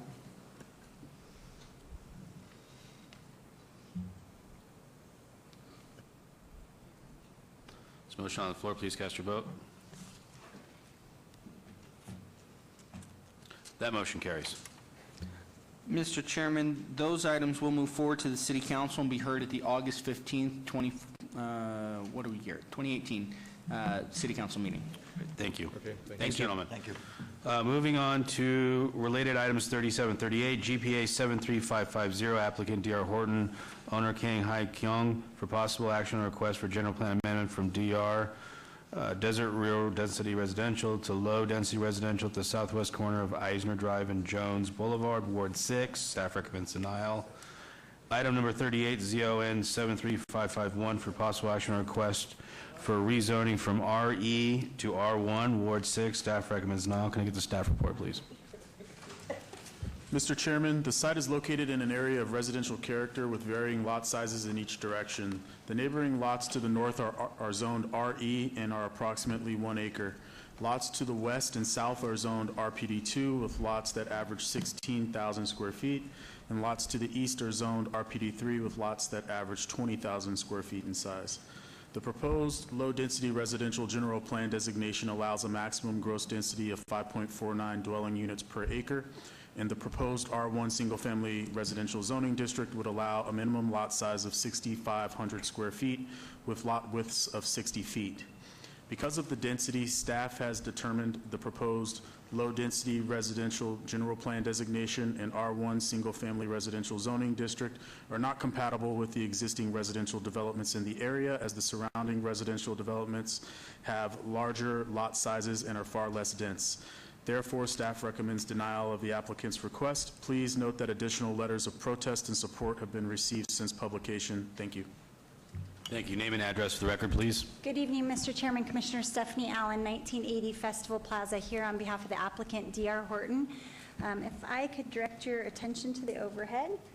You can see this is a little over 9-acre site located off of Jones, and Eisner is just to the north. Farm is further to the north. Farm Road is located right here.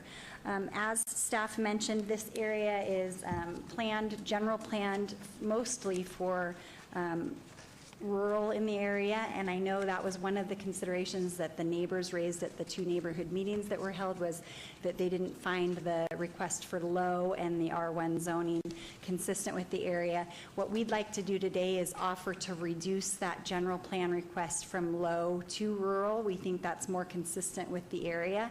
It'll cap the overall density, even with the R1 request, to up to 3.59. You can see here in the city code, rural allows up to 3.59, and it does allow the continued or the ability to request R1 zoning, which we would like to keep that request in place.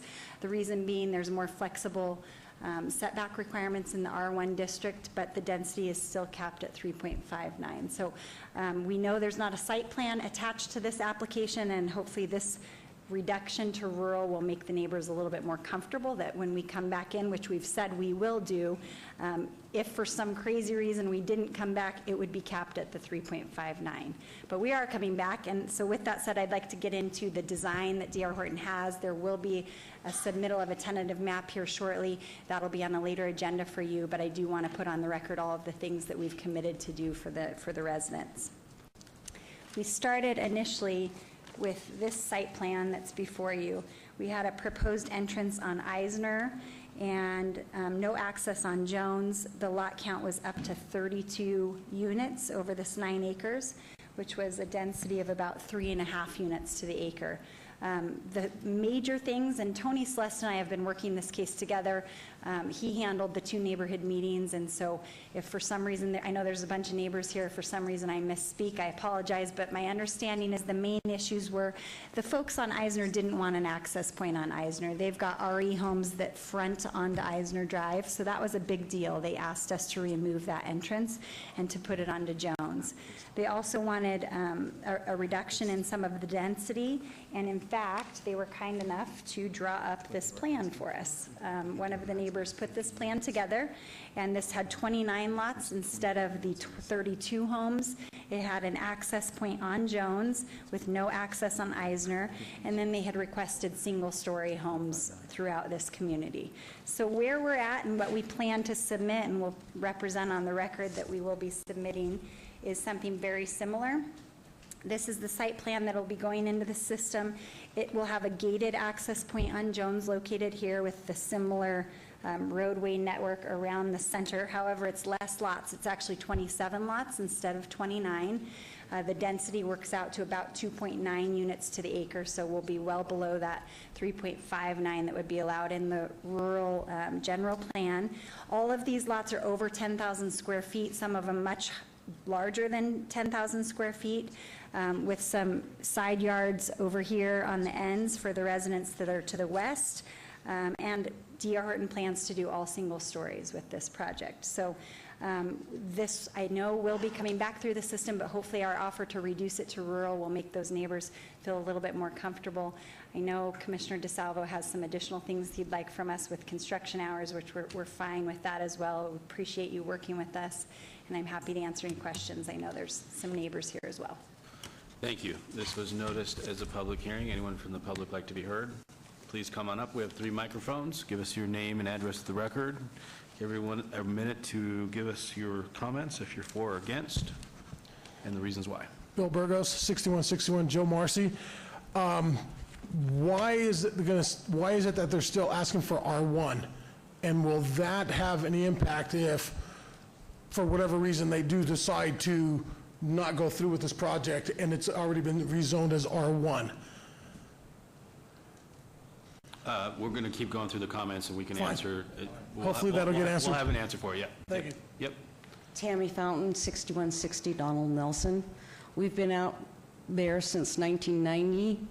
My family's been out there since 78 when they built the first 2 houses on Elkhorn and Jones. We are on a half acre, no curbs, no gutters, no streetlights. We're on well and septic. We've got several infill lots from 5 acres to 20 acres. If you allow the higher zoning, the larger lots, the smaller lot sizes deviate from that half acre minimum, it's just going to get a domino effect. And all the fighting we did against Iron Mountain and Lynbrook to keep everything half acre is going to be for naught. So I just Thank you. vehemently oppose this. Thank you for your comments. Anyone else like to be heard? Seeing no one, I'll ask the applicant. I'll give you a minute to come back, if that's okay, because I'm not going to draw this out. And Mr. Chairman, if I may, I'm going to need to update the staff recommendation based on the representation of the applicant if the commission is going to entertain the reduced intensity of the request for the general plan amendment. I think we are. Well, Commissioner DeSalvio. Yeah. So with that, just before Ms. Allen gives her rebuttal or her final statements, based on that reduction, staff took a look at this based on some anticipation that there might be an interest in reducing the intensity of the request. The R general plan designation is an appropriate land use designation in this area and is compatible with the adjacent development patterns. The R1 zoning is an appropriate zoning within, as was indicated by the applicant, within the R general plan designation.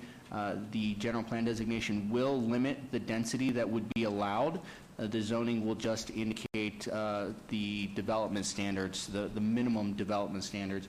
Obviously, at this density, those minimum development standards are just that. They're minimum. They're going to be doing a much a larger lot than would otherwise be the standard that you normally see in an R1. So with that, with this reduction in intensity, staff would be supportive of the general plan amendment to R and the zoning request to R1. Okay.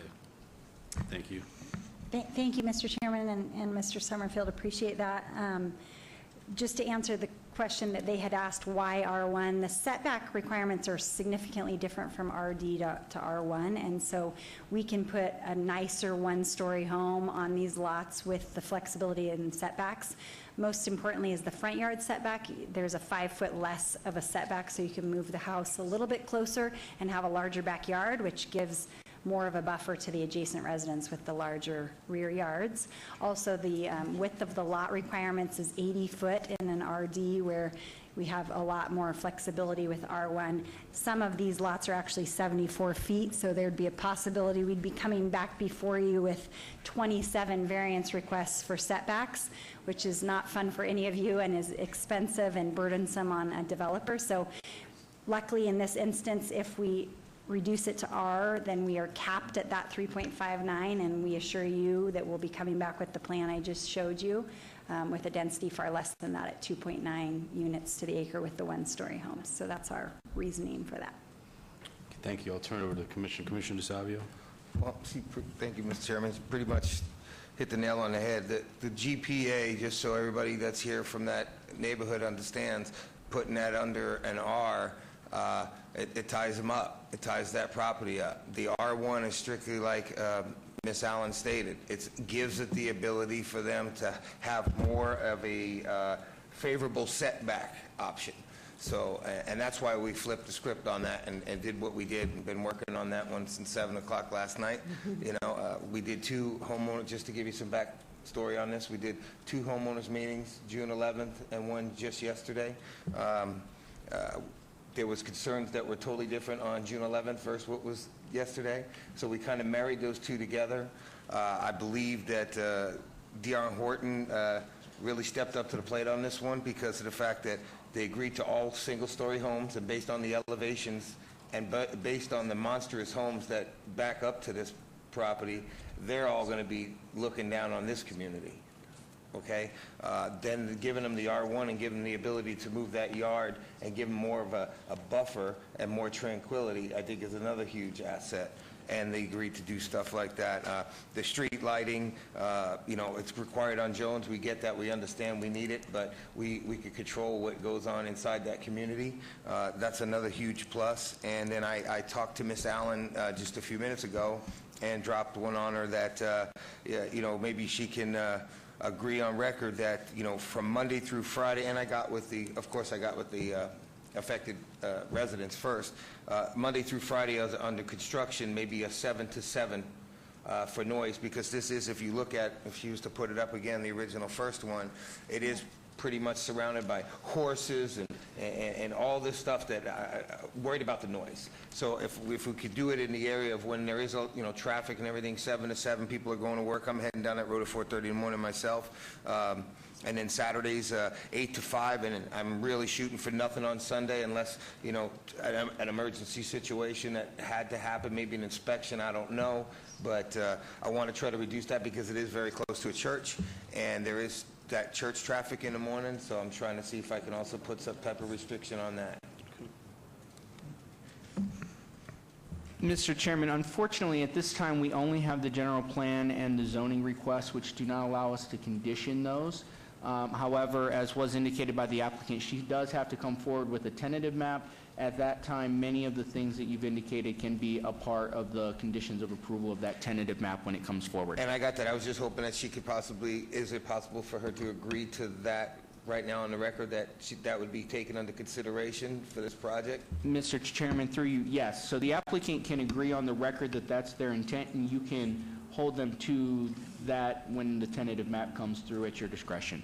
All right. With that said, I would like to entertain a motion to pass GPA 73550 with the new, making it R. So 73557 going to the lesser No, intense. it's 73550. Would go to R. I'm sorry. Yes, you're right. I looked at the wrong one. That would be my motion. Thank you. There's a motion on the floor. Please cast your vote. Apologize, Commissioner. That motion carries. And passing motion to approve ZON 73551 with the R1. There's a motion on the floor. Please cast your vote.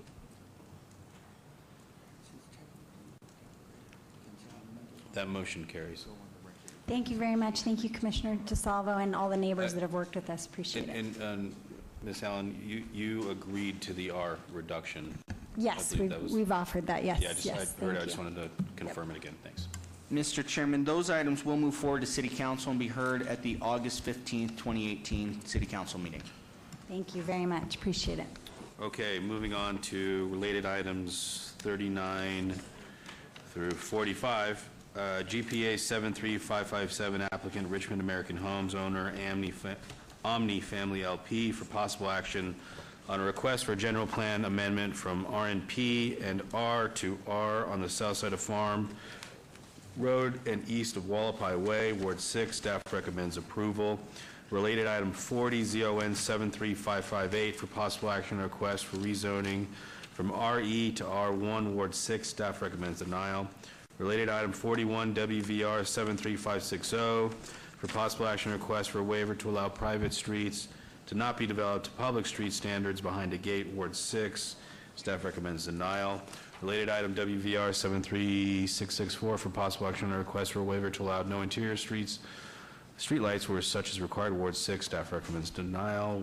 Related item 43, VAR 73559 for possible action on a request for a variance to allow stub streets where cul-de-sacs are required and a 1.11 street connectivity ratio or 1.30 is required, Ward 6. Staff recommends denial. Related item 44, VAC 73561 for possible action request for petition to vacate a U.S. government patent easements, Ward 6. Staff recommends approval. Item number 45, TMP 73562 for possible action request for a tentative map for a 59-lot single-family residential subdivision, Ward 6. Staff recommends denial. Can we get the staff report, please? Mr. Chairman, staff finds the proposed R Rural Density Residential General Plan designation to be compatible with the existing adjacent land use designations, which includes the proposed R General Plan designation, and is recommending approval of this request. The proposed rezoning from RE Residence Estates to R1 Single Family Residential is in conflict with the interlocal agreement, as the R1 Single Family Residential Zoning District allows a minimum lot size of 6,500 square feet and not the 10,000 square feet as required by the interlocal agreement, and staff is recommending denial of the rezoning request. Due to the proposed residential subdivision's failure to meet the minimum connectivity ratio of 1.3, failure to provide interior streetlights, and failure to provide private streets built to public standards with sidewalk on both sides of the street, and the proposal of stub streets in lieu of cul-de-sacs, staff is recommending denial of the waivers, variance, and tentative map requests, as these requests are in direct conflict with the city's Complete Streets initiative. Staff has no objection to the vacation application request to relinquish the city's interest in U.S. government patent reservations and is recommending approval of the petition to vacate.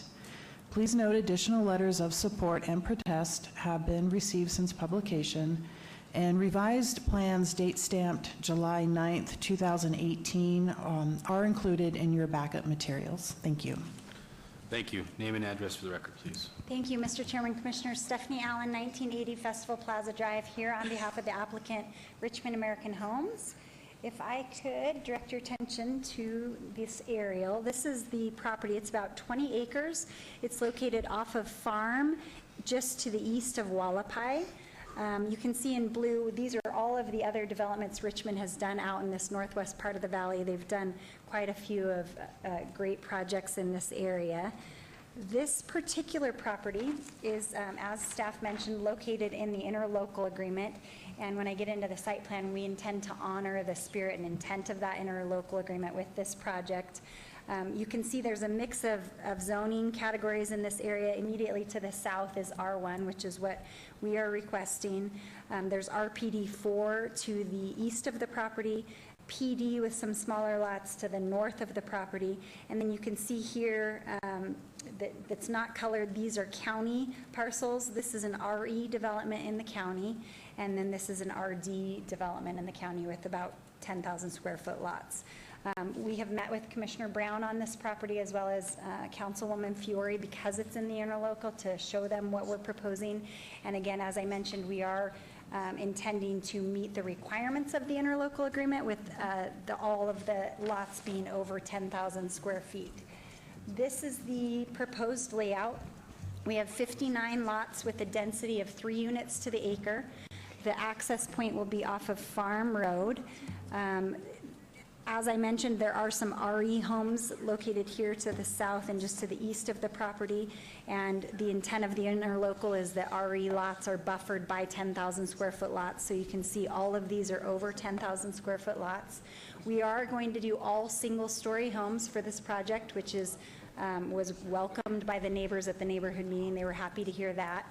Also, this lot is pretty significantly lower in this portion at least than the homes here, so they'll have a significant grade difference with all of these lots here below the existing RE community. Along Severance, there's an equestrian trail, and we will continue that equestrian trail. That's shown on our site plan. And I did email, we had a neighborhood meeting. There were about 20 or 25 people at that neighborhood meeting. We talked about putting some conditions on the tentative map. They're somewhat duplicative with what is required on the tentative map, but I do want to read them into the record because I've emailed them to all the neighbors and I assured them I would do that. We agreed that there'd be a maximum of 59 lots, that there'd be a minimum square footage of any lot shall be, the minimum shall be 10,000 square feet. All homes will be single-story with a maximum height of 24 feet. There shall be no interior streetlights, which is one of the waivers that we've requested, and that was an important request that the neighbors wanted. They want to keep this area as rural as possible and have as little lighting as possible. The equestrian trail I mentioned on Severance Lane, and they wanted the perimeter walls to be capped, which I believe is a code requirement anyways, but I wanted to make sure that was put on the record. Also, they asked that there be a requirement that we have no planting in our CC&Rs, no planting within 5 feet of the walls. That's already in Richmond American CC&Rs, so I understand that's probably not an enforceable condition by the city, but we will do that, and we want to make sure that's part of the record as well. So with that said, I'm happy to answer any questions. The variance request has to do with connectivity, vehicular and pedestrian connectivity.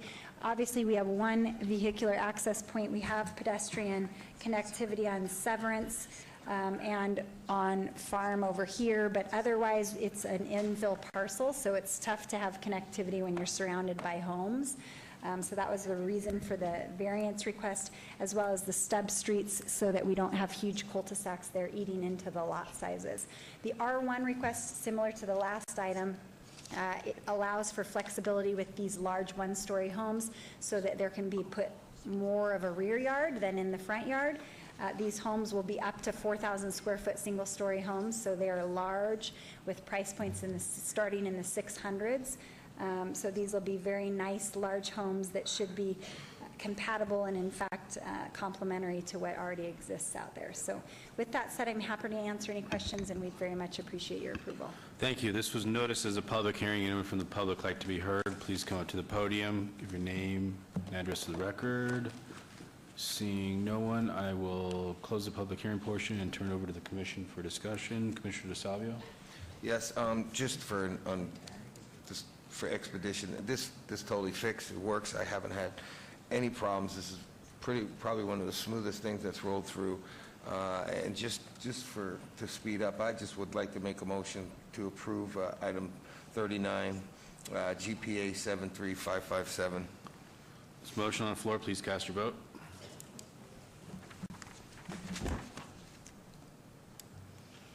That motion carries.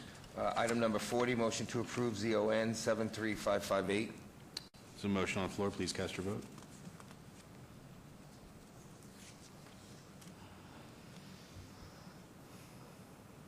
That motion carries. Motion to approve item 41, WVR 73560. There's a motion on the floor. Please cast your vote.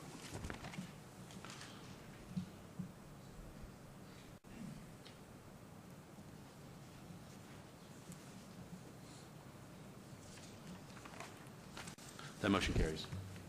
Motion to approve Item 42, WVR 73664. So motion on the floor, please cast your vote.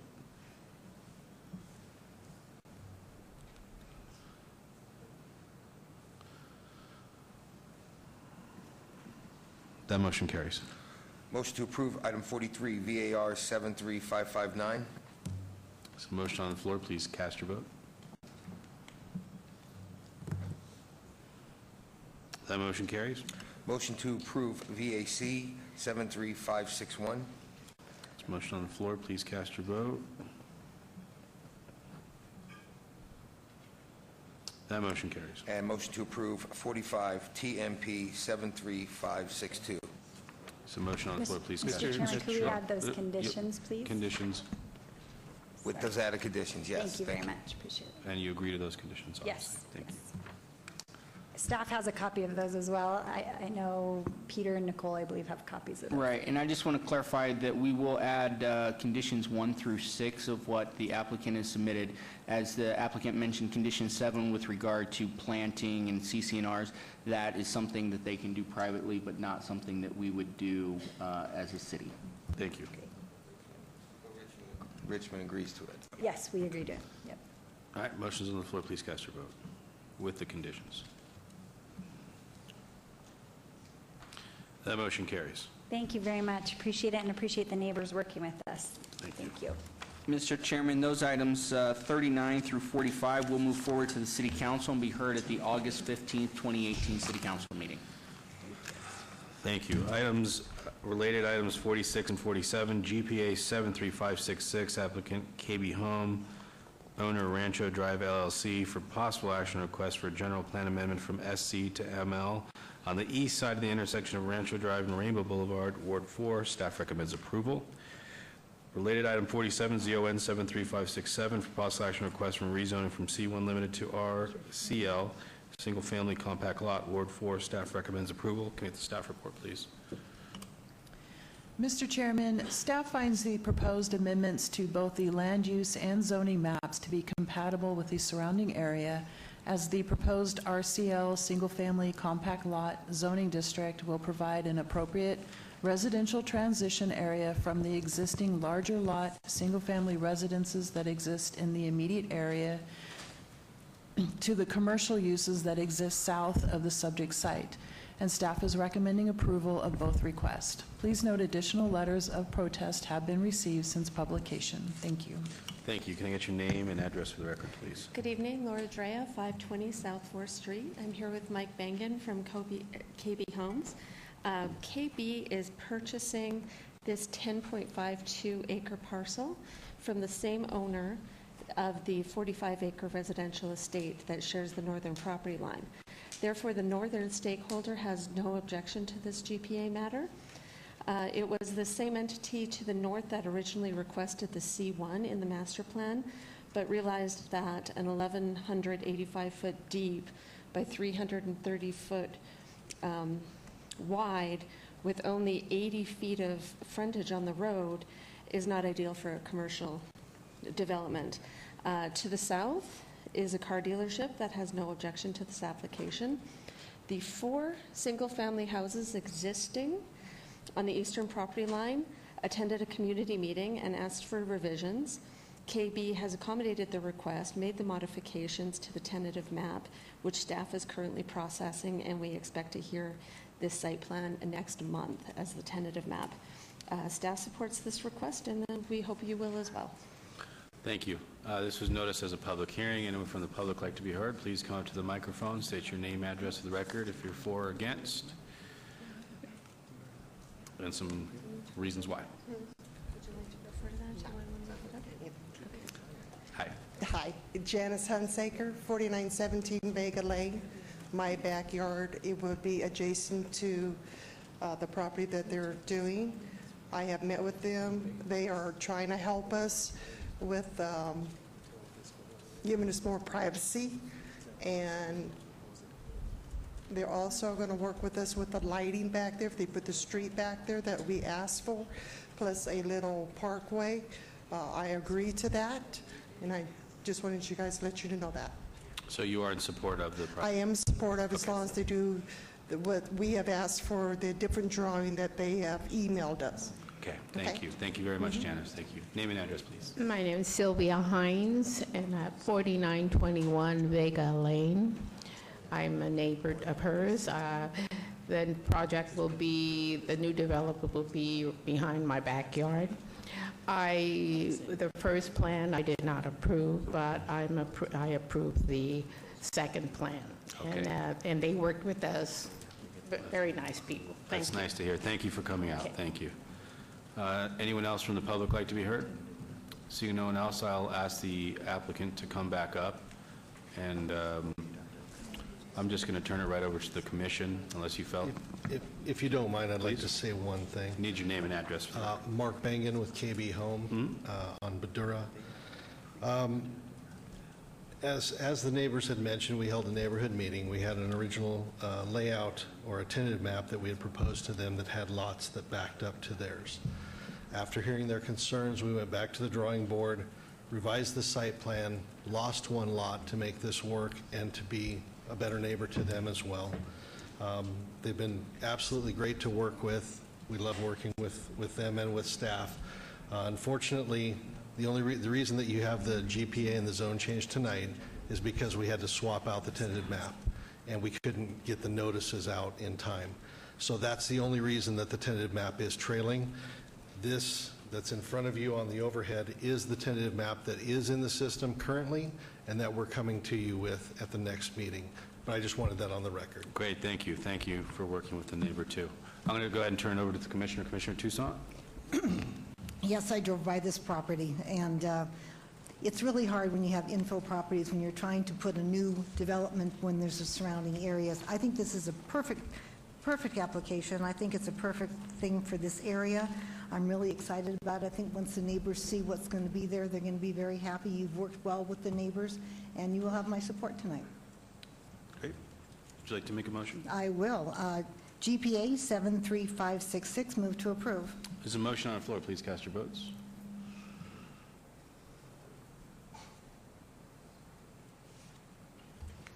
Or not. There we go. Okay, ZON 73567, move to approve. That motion carries. Sorry Okay, about that. Sorry. Getting ahead of myself here. Go ahead, Commissioner Toussaint. You're ready to roll. ZON 73567, move to approve. Thank you. There's a motion on the floor. Please cast your vote.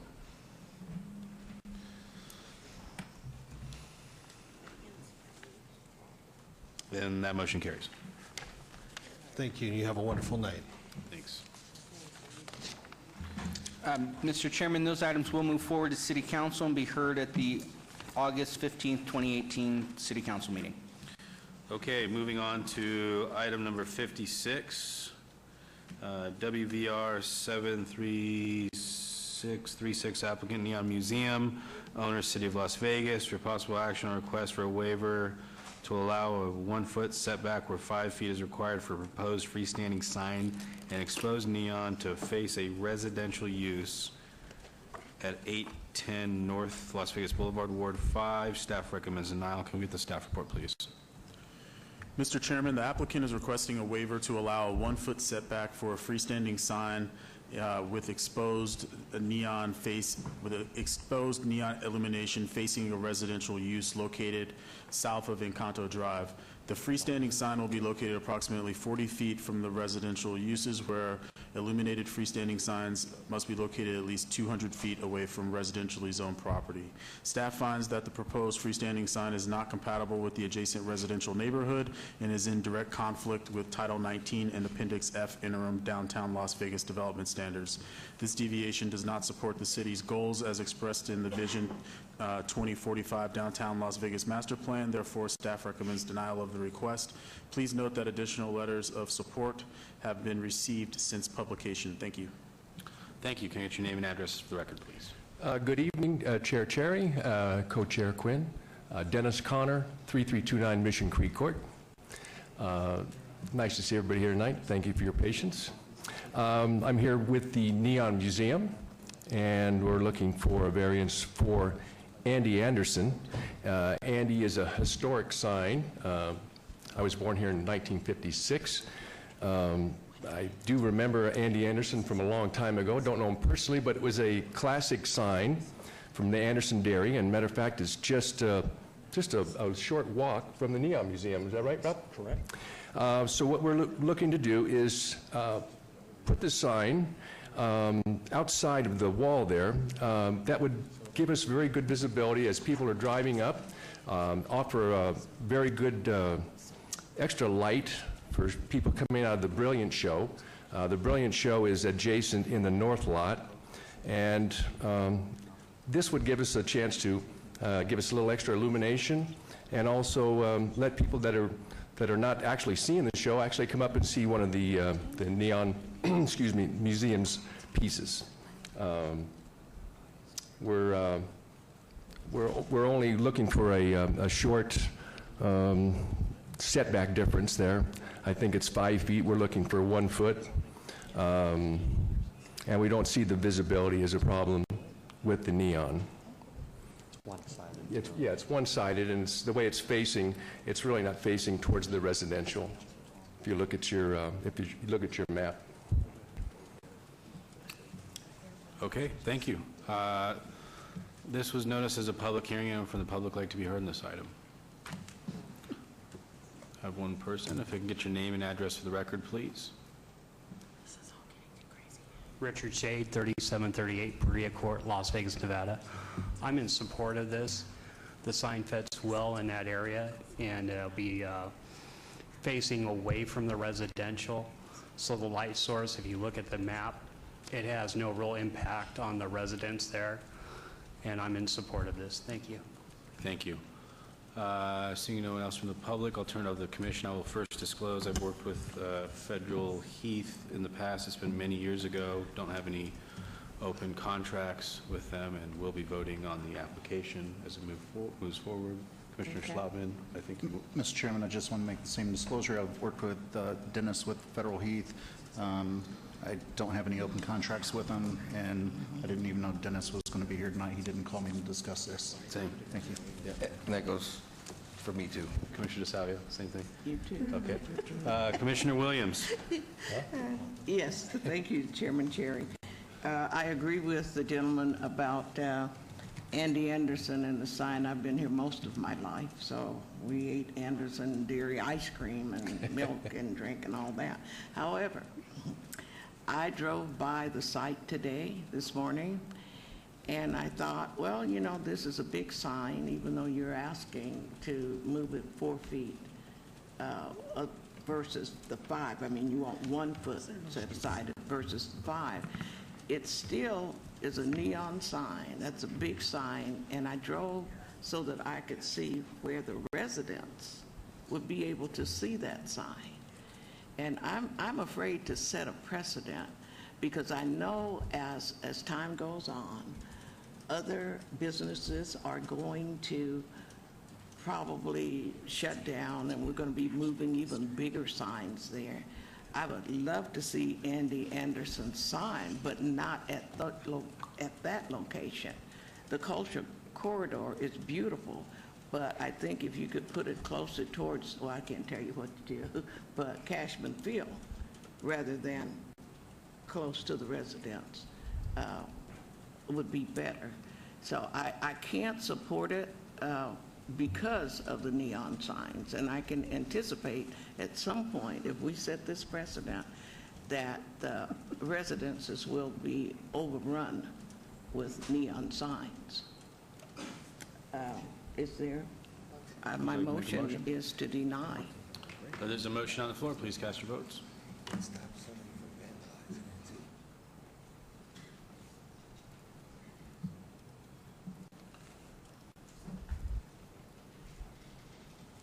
And that motion carries.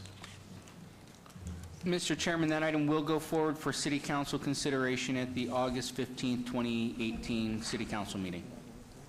Okay. Moving on to item number 61 and related item 62. We'll hear these two before we have our next quick break. VAR 73552, applicant Enterprise Leasing Company West, LLC, owner Red Feather Property LLC for possible action request for a variance to allow 0 additional parking spaces where 4 additional parking spaces are required for a parking impaired development at the northwest corner of Cheyenne Avenue, Decatur Boulevard, Ward 5. Staff recommends denial. Related item 62, SUP 73553, for possible action request for a special use permit for an automobile rental use, Ward 5. Staff recommends denial. Can I get the staff report, please? Mr. Chairman, the applicant is proposing to add an automobile rental use on the subject site. The site is a parking impaired shopping center that does not provide the number of parking spaces that would be required under today's ordinance for the existing uses. The proposed use would consume 4 spaces for the parking of rental vehicles. The subject site is therefore not physically suitable for the use, and the variance request is preferential in nature. Therefore, staff recommends denial. Please note that no additional public input was received after publication. Thank you. Can I get the name and address, please, for the record? Hi, my name is Linda Fowler, 6855 Bermuda Road. And for the variance on the parking, we work with our business partners. The body shop that is on that site is Gerber Body Shop, and we were just trying to get a desk inside the body shop to service their customers, and they said that we could use 4 of their parking spaces, but I guess because we asked for the 4 spaces, that had something to do with the variance of the not enough parking in that whole entire lot. Our intentions were not to take spaces from any of the businesses. We are just working with Gerber Body Shop and inside the shop, and they said we could utilize 4 spaces out front for their customers. Okay. Anything else you want to add to the? And we're going over both of them right now? Yep. For the supplemental use, for the conditional use, we don't fall into any of the having PA systems. We don't do any service or work on our cars. We are just there we want to be able to rent a car to the people who are taking their cars in for service, for repairs. Okay, thank you. This was noticed as a public hearing. Anyone from the public like to be heard on these items? Seeing no one, we will close the public hearing, and I'm going to turn it over to the commission. Commissioner Williams. Yes, thank you, Chairman Cherry. There's already enough, you don't have enough parking there. And generally, if somebody comes to me and want to reduce the amount of parking that's required, I am against it. And in that vein, I am totally against it, so I will follow staff's recommendation for denial. Okay. There's a motion on the floor. Please cast your votes.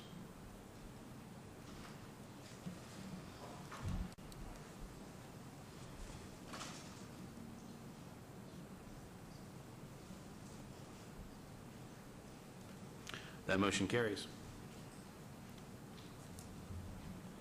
Are we with, okay, and on SUP 73553, I follow staff's recommendation for denial. There's a motion on the floor. Please cast your votes. And that motion carries. Mr. Chairman, that item will go forward for City Council consideration at the August 15th, 2018 City Council meeting. Thank you. Okay. We're going to hear items 63, related items 64 and 65. 63 is VAR 73580, applicant Tire Mart and Co., owner Brian R. Katz, for possible action request for variance to allow 52 parking spaces where 65 parking spaces are required at 1825 South Decatur Boulevard, Ward 1. Staff recommends denial.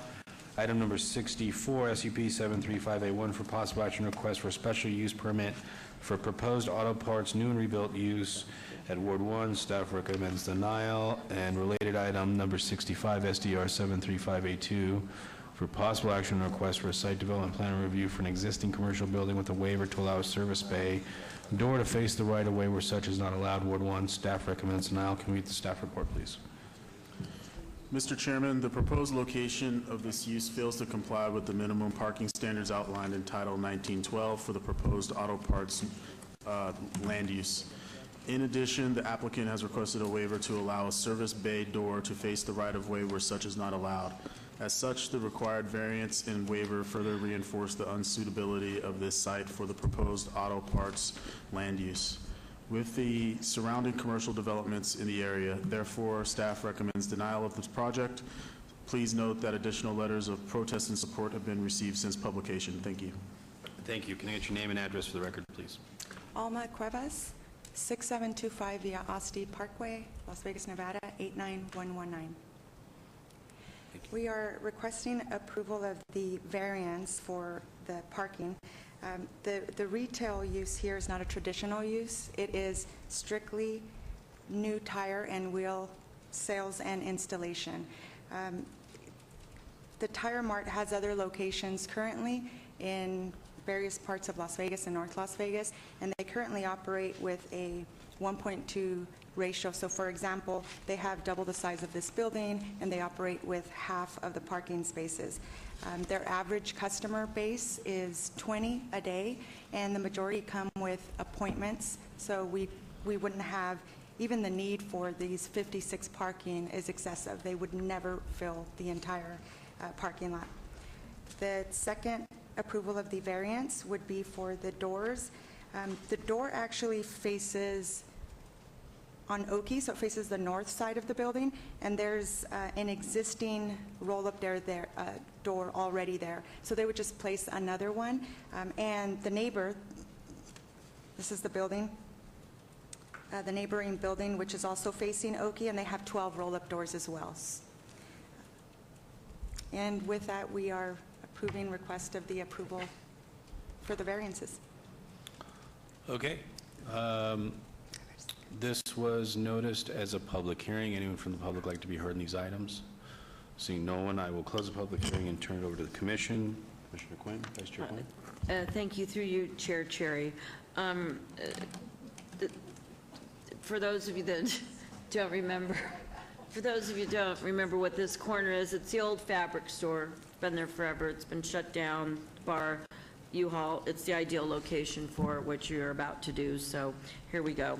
I don't know why y'all are laughing down there, but Chair Cherry, excuse me, through you. Please, Vice Chair. Variance 73580. My motion will be for approval through you, Chair Cherry. There's a motion on the floor. Please cast your votes.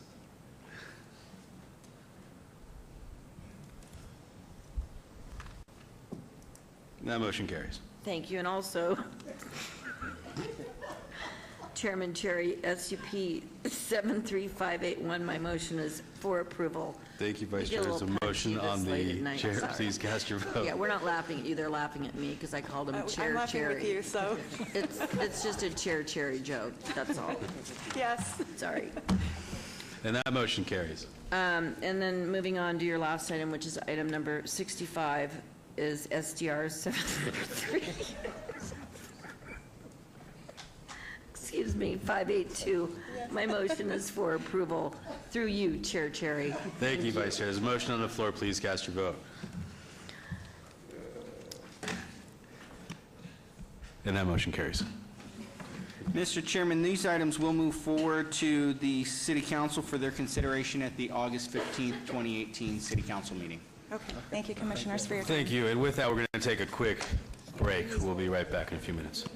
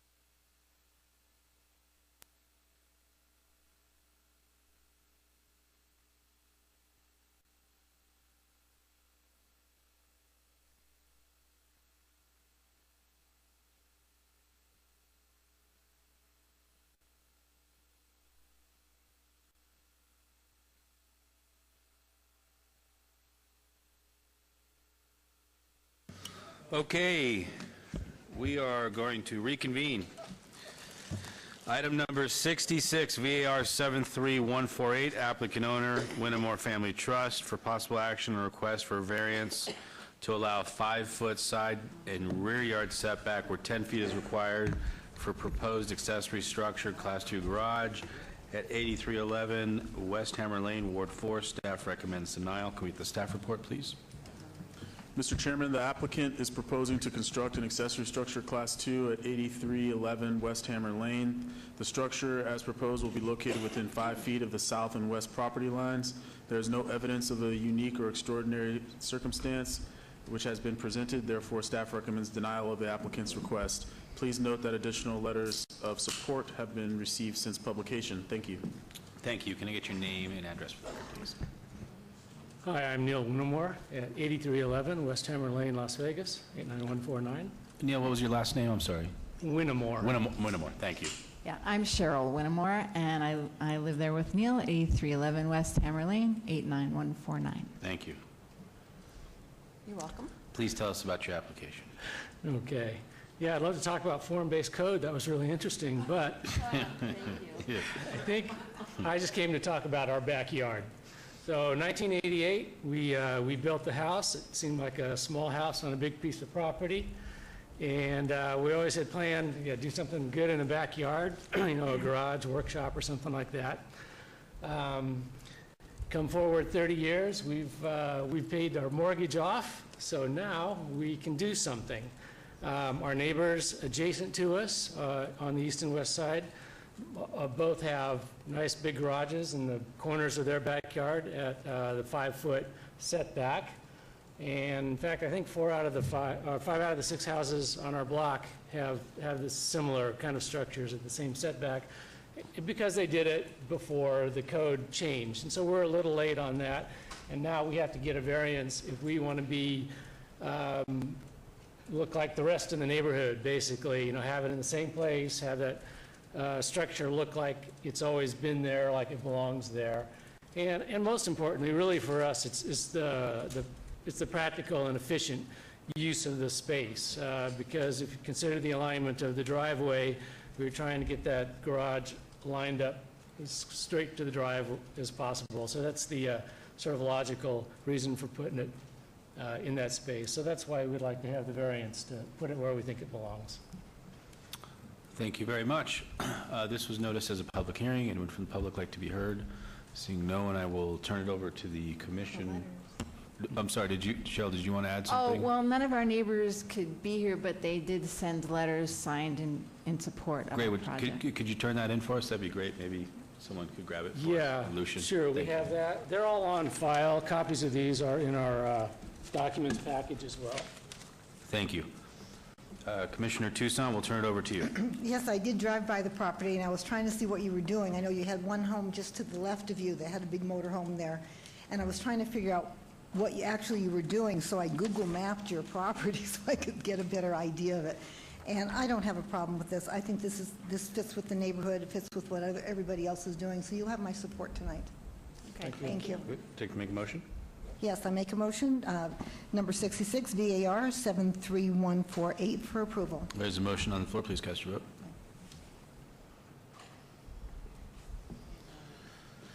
That motion carries. Thank you. Thank you. Mr. Chairman, that item is final action this evening unless appealed to the city clerk's office within 10 days. Thank you. Moving on to related items number 68 and 69, SUP 73362, applicant Southern Land Company, owner City Parkway 5, Inc., for possible action request for a special use permit for a proposed mixed-use development with a waiver to allow residential uses at the ground floor at 251 South City Parkway, Ward 5. Staff recommends approval. And related item 69, SDR 73363, for possible action request for site development plan review for a proposed 5-story, and I believe this number is incorrect and staff will restate it, square foot mixed-use development consisting of 22,000 square feet of commercial space and 325 multifamily residential units with waivers of Symphony Park Development Standards, Ward 5. Staff recommends approval. Can we get the staff report, please? Mr. Chairman, the request is for a 5-story mixed-use development consisting of 22,000 square feet of retail space, 325 multifamily residential units, and a 478-space parking garage. Subject site is located on Symphony Park parcels F and G at the southwest corner of City Parkway and West Carson Avenue. To again clarify, as was done in housekeeping, the building is 442,000 square feet in size, not 169,817 square feet. A special use permit with a waiver to allow ground floor residential units has been requested for the subject site. Applicant intends to provide live-work units on the ground floor, which will incorporate front stoops and canopies to simulate commercial frontage. These units will have more of a commercial appearance than a typical residential unit and are appropriate for the affected street frontages. The technical aspects of the development have been reviewed and conditionally approved by the Symphony Park Design Review Committee, and the project will be subject to further design committee review and refinement prior to the issuance of building permits. The proposed mixed-use development is appropriate for the Symphony Park plan area and is compatible with the surrounding development and land uses. Staff concurs with the findings of the Symphony Park Design Review Committee and recommends approval of the special use permit and site development plan review with all requested waivers. Please note that no additional public input was received after publication. Thank you. Can I get your name and address for the record, please? My name is Ben Crenshaw, 1550 West McEwen, Franklin, Tennessee. Thank you, Mr. Crenshaw. So I'm with Southern Lane Company, Senior Vice President of Design. Thank you, Mr. Chairman. Thank you, Commissioners. This is Ray C. Here. He will introduce himself in a minute. And we also have the rest of his team from GDA Architects and also John Tippin from North Cap here to answer any questions if you have any. So I'll quickly go through. This is our first project, the first proposed project in Las Vegas. We selectively develop across the country. We only pick 4 or 5 sites across the country every year. But consistent characteristics of those projects are walkability, a real sense of place, and an high expectation of quality of the project. And we really feel like that this site allows us to develop a project that's consistent with those values. And while we're asking for variances from some of the technical aspects of the Symphony Park design guidelines, we really wholeheartedly believe in that master plan and the guidelines that have been written. And we feel like that this is a really exciting project, really exciting part of town, and we're happy to be associated with it. So I'll quickly go, and if you see, if we can get the camera to see, I'll quickly go from the ground up on this site plan. Not necessarily just because I'm the landscape architect for the project, but this is really how the team has designed this project. We wanted to really make sure that where we have retail, again, it gets back to this walkability idea, that where we have retail, that retail is very viable. We want to be respectful to the park. We're extremely excited about the investment that the city has put into both the park, Smith Center, and this whole area. We really want to be respectful and help complete that sense of place along the park. So you'll see retail along Symphony Park that wraps around Promenade Place. We'll have our leasing area here. And then where residential makes sense on the ground level is the reason we're asking for this variance. But we're not just asking for residential on this ground level. We're proposing to have stoops, to have entrances off that ground level, to allow the residents on that ground level to get in and out of their units directly from doors that face the streets. So again, it gets back to that walkability, and we really want to encourage people to walk along the streets, not just allow that to happen. One of the other key aspects of the project is that we are taking this cross-access of the park, and just like between the Smith Center and the Children's Museum, we're allowing this, while this is covered, we're allowing that access to penetrate into our building and allowing a public courtyard within that building with double-sided commercial along Promenade Place to really make this sort of an interior, and we've got some images of this, interior sort of public courtyard that allows an interface between the private residential areas and the public streetscapes. So I'll let Ray go through some of the more detailed areas of the architecture. Thanks. Ray, if you could just give us your name and address for the record quickly. Sure. Ray Say, 7717 Standard Circle, Dallas, Texas. Thank you. Plano, Texas, excuse me. This image you can see here, it's the access that we're talking about. Grab the microphone. Excuse me. Thank you. This image that you see here represents access that Ben was just talking about, connecting the tertiary access all the way to Smith Center, and you can see the statue kind of in the far distant there. We feel like that was a very important activation for our site, along with the whole Symphony Park development. Really, when we start collaborating and designing the project in the beginning, this wasn't necessarily part of the plan. You know, a lot of the projects have just an internal courtyard that only serves the residents. But really just looking at how the retail component was going to work and how we're going to abide by the tertiary access and working with the DRC, we thought this was very important as a design team to bring the public inside the property to activate our space and also the community as a whole. It also connects the public parking to the park as well. So we see a lot of activation, a lot of activities, a lot of community movement through this access. It was one of the very important parts that drives this project.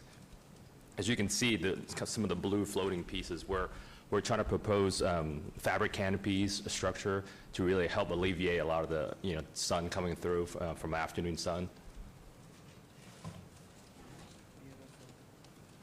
And knowing that, when we were approached with this site, we know that it's a great opportunity to do something really gorgeous. Being next to Smith Center, we didn't want to copy it, but we want to use really nice design details to be respectful, to provide a classy building that accompanies the Symphony Park project and the Smith Center. So, as you can see, we try to do a lot of articulation in the building, but nothing too wild, but very respectful, with a lot of glass, a lot of activation at ground level, so that we can draw a lot of people in this area. We working with the park and all the activities going on, whatever program that you might have. One of the main concepts that we have for, especially along Symphony Park facade, is having a lot of movements vertically and horizontally to really draw a lot of interest in the building. And one of the concepts we have for the building, as you can see, we created, one of the main concepts that we had was, what if we look at the project as a whole, almost in respect to the Symphony Center, as having balconies, like a Symphony Center. So if you would, we have, if you look at the bottom, we have kind of the public space, the arcade area that promotes a lot of activation and a lot of activities, and then the second level terrace that we carved building back. So kind of think of that as a balcony inside Symphony Center. And then we also have a higher roof, kind of almost a rooftop amenity. It's actually on level 5 that we peeled back the building. We use valuable rentable square footage. We peel it back and use it as a higher terrace, and another balcony as you would, so that it brings a lot of activities, a lot of eyes on the street in this area, really just kind of be respectful of Symphony Park and the Smith Center as much as possible. This is sort of a bird's eye view, kind of aerial shot of that along Symphony Park facade. And when we were first started in the design process, this project actually was all 4-story all around, very simple box that wraps around the whole, lot F and G. Just working through the DRC and with Sutherland, we really just want to kind of bump up the design a little bit more and make it more iconic and more interesting, especially along Symphony Park. So that's when we start pulling the pieces up and down and left and right and create more interesting shapes with architecture, detailing, and different forms. And that's where we arrived today to, show you this project that actually adds a lot of interest to the area and a lot of activities as well. Great. We're here to answer any questions. Great. Thanks, gentlemen. Thanks for the presentation. This was noticed as a public hearing. Anyone from the public like to be heard? Seeing no one, we'll turn it over to the commission. And I will say it's exciting for me to see this project down here. I think it's a perfect fit and very well thought out. And it's exciting to see something come forward on Symphony Park, which we've waited for a long time. Commissioner Williams? Just one quick comment. What a magnificent project. Bravo. It's beautiful. Thank you. Mr. Chairman, the question I just had is, what kind of materials will this be made of, this structure? We focus a lot of materials at the base, and part of the requirement for the Symphony Park design guidelines is not to have stucco meeting the ground. So our intent is to have masonry. What we're proposing is a precast masonry product to clad all the level 1, basically ground level areas, and above it we're going to have a mixture of stucco and metal panels above. Okay, and then the second thing is this construction, because I think you said you were from Tennessee or out of town. Is this going to be done with local builders? Yes. Okay, thank you. Better. So, Commissioner Williams? Yes, with that said, I'm excited about this project, and I would make a motion for approval of, Is where am I? item number 68. Okay, SUP 73362. There's a motion on the floor for approval. Please cast your vote. That motion carries. Okay, I recommend approval for SDR 73363. There's a motion on the floor. Please cast your vote.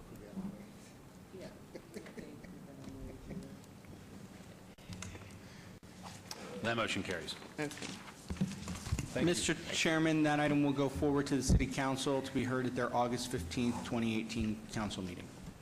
Thank you. Moving on to related items 70 through 72. Item 70, SUP 73535, applicant Aspen Heights Partners, owner City Parkway 5 Inc., for possible action and request for a special use permit for a proposed 7,000 square foot tavern limited use, including a 3,000 square feet of outdoor seating area at the northeast corner of City Parkway and Symphony Park Avenue. Ward 5 staff recommends approval. Related item 71, SUP 73537, for possible action request for a special use permit for proposed mixed-use development waiver to allow residential uses at the ground floor. Ward 5 staff recommends approval. And finally, related item number 72, SDR 73538, for possible action request for a site development plan review for proposed 5-story, 293,000 square foot mixed-use development consisting of 4,000 square feet of commercial, 3,000 square feet of outdoor seating area, and 290 multifamily residential units with waivers of Symphony Park development standards. Ward 5 staff recommends approval. Can we get the staff report, please? Mr. Chairman, this request is for a 5-story mixed-use development consisting of 4,000 square feet of retail space, 3,000 square feet of outdoor seating area, and 290 multifamily residential units, and a 385-space parking garage.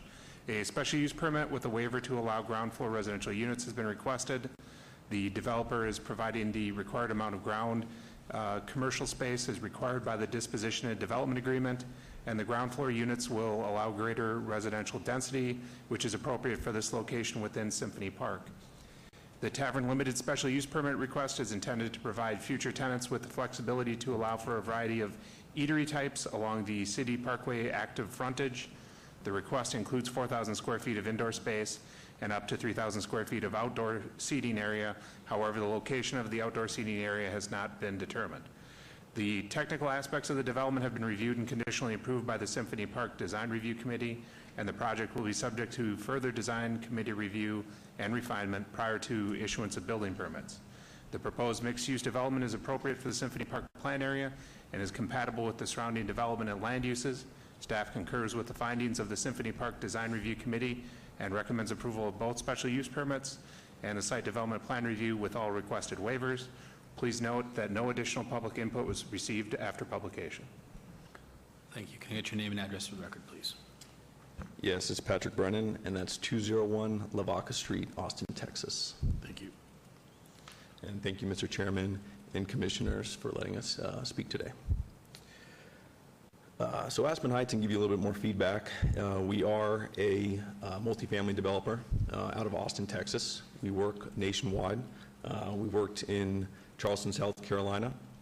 We are currently working in another master plan development in Tempe, Arizona, with actually the Arizona State University and Catellus on 330 acres.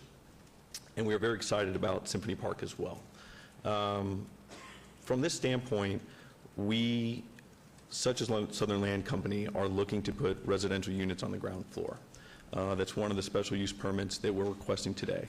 The main part of that is on City Parkway, which also mirrors what Southern Land Company just presented to you. It's actually sort of running a little bit further north along City Parkway, but has the same tendencies to provide stoop and pedestrian experience. Our retail and most likely food and restaurant commercial space runs directly across the street from City Parkway alongside Southern Land Companies as well. So that is our second SUP, would be for a liquor license for the retail center. Standing next to me is actually Tom Brink with Callison RTKL. Little bit of history with Callison RTKL. They actually did and performed your 2045 master plan for the city of Las Vegas. So they worked, that office is actually out of Los Angeles, and CRTKL and the residential and multifamily is out of Dallas. So we employed Tom Brink and his team to help us not only with the master plan, following the master plan guidelines, but also in designing our multifamily project. My name is Tom Brink, 3545 Stanford Avenue in Dallas, Texas, with Callison RTKL. And just to give kind of a broad overview of the Parcel 1B, it's called. It's interesting. It's in between the railroad tracks and the Smith Center, and so trying to find sort of architectural expressions and character that's appropriate for both of those contexts. The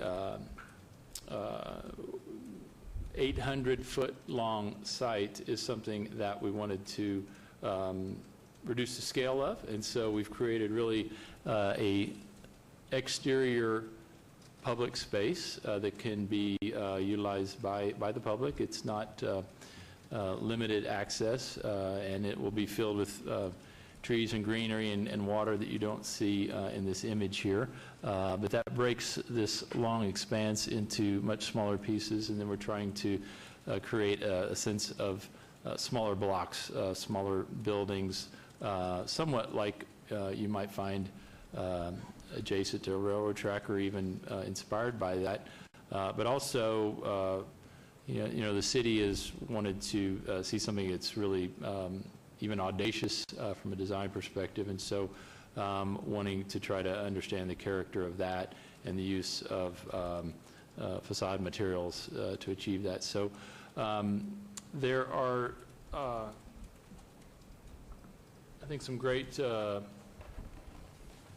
pedestrian experiences. This is the public space I mentioned. It has a sort of dramatic shading device with outdoor seating and the water feature that also provides access to the parking structure, and then the character of the buildings is somewhat influenced by the shipping containers and the sort of character of trains that you see going by the site. And then on the street, mentioned the stoops. We have two-story units along City Parkway so that you don't have bedrooms on the ground floor. You don't have privacy issues. We have a real residential character and enhanced materials. And then, of course, the streetscapes that are required within the Symphony Park Design District standards. They provide a lot of shade and native planting. And then a restaurant on the corner. There's one commercial space on the corner with outdoor dining, a shade structure, and that'll be adjacent to the proposed mini park, adjacent to the proposed potential museum there to the south of the site. The retail space will be double height. It'll be very spacious and be a great place to grab dinner or something before or after a show at the Smith Center. And then that streetscape and the shade and the rest of the sort of repetitive character that provides a really strong framework for the pedestrian environment along City Parkway. So that is an overview of the project. Great, thank you, guys. This was noticed as a public hearing. Anyone from the public like to be heard on these items? Seeing no one, I will close the public portion, turn over to the commission. Commissioner Williams? I'm prepared to make a motion for approval. Okay. SUP 73535. There's a motion on the floor. Please cast your vote.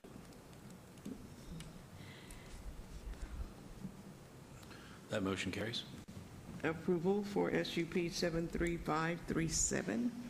There's a motion on the floor. Please cast your vote.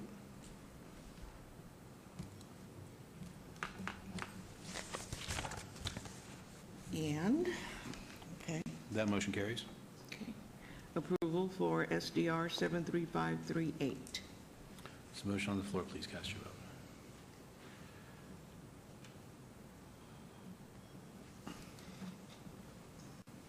And that motion carries. Good. Mr. Chairman, these items will move forward to the City Council and be heard at their August 15th, 2018 City Council meeting. Thanks. Good luck, gentlemen. Thank you very much. Thank you. Excuse me, through you, Chair Cherry. Patrick Brennan failed to say that he was born and raised here in Las Vegas, Nevada. He is a graduate of Bishop Gorman High School, and I'm very proud of you. And you know me, running Rebel as well. Very proud of you. And a rebel, so bravo, buddy. Thank you. We're Bravo. very excited about this project. It truly is, to my heart, one of the best That's projects. great. That's good. Very excited. Thanks, gentlemen. Thank you. Thank you. Moving on to related items 73, 74, and 75. 73 SUP 73563, applicant owner MEK Wallapai LLC for possible action on a request for a special use permit for an auto repair garage minor use on the south side of Deer Springs Way, east of Wallapai Way, Ward 6. Staff recommends approval. Related item 74, SDR 73564 for possible action request for a site development plan review for proposed 38,891 square foot shopping center with waivers to allow buildings to not be orientated to the street frontage where such is required.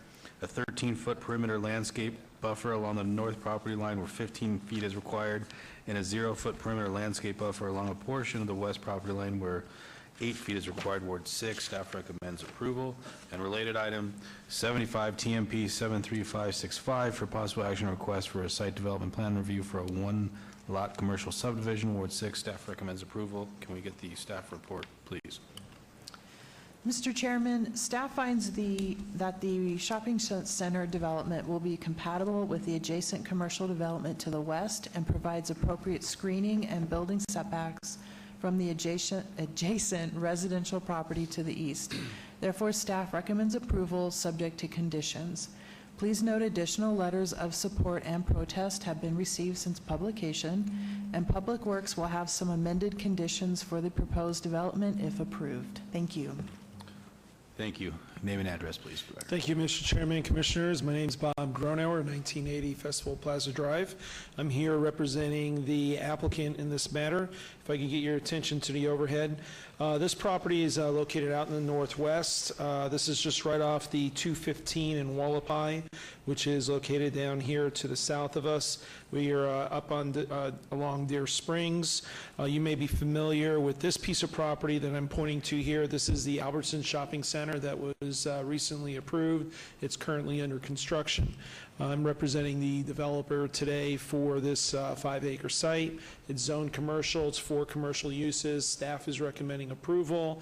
There are two changes to, I think there's a change to condition on the site development plan review and tentative map that we've been working with Public Works on, and I'll leave that up to Lucian to address that issue when appropriate. But outside of that, I can answer any other questions that you might have. Great, thank you. This was noticed as a public hearing. Anyone from the public like to be heard in this? I see one person. If I can get your name and address for the record, please. Good evening. My name is Adam Shepard. My address is 6797 Bristol Falls Street, Las Vegas, Nevada, 89149. A little bit of history on this particular lot. It was originally designated planned development for a commercial use, and then 2 lots were made of this whole setup. 2 lots were made residential, and then 2 more lots, the adjacent one, this particular lot, and the one behind it where the Albertsons is sitting, was changed to residential. It was supposed to be for residential. Then they were supposed to go into development with the Albertson Shopping Center, so they worked with the commission to change the lots in sequence to commercial one from from the residential to residential to commercial one. That deal fell through. So at this point, I don't think this particular lot fits the C1 designation. I don't know if there's anything you guys can do about it. It's not connected or part of the commercial development that's there on the corner. So I feel that the heavier commercial use is not warranted by this, and that maybe we could get together with the developer of the lot and look at maybe a scaled down commercial development to act as a buffer, because it's not a retail zone. It doesn't sit on a primary, secondary corner. So it's not really a C1 lot.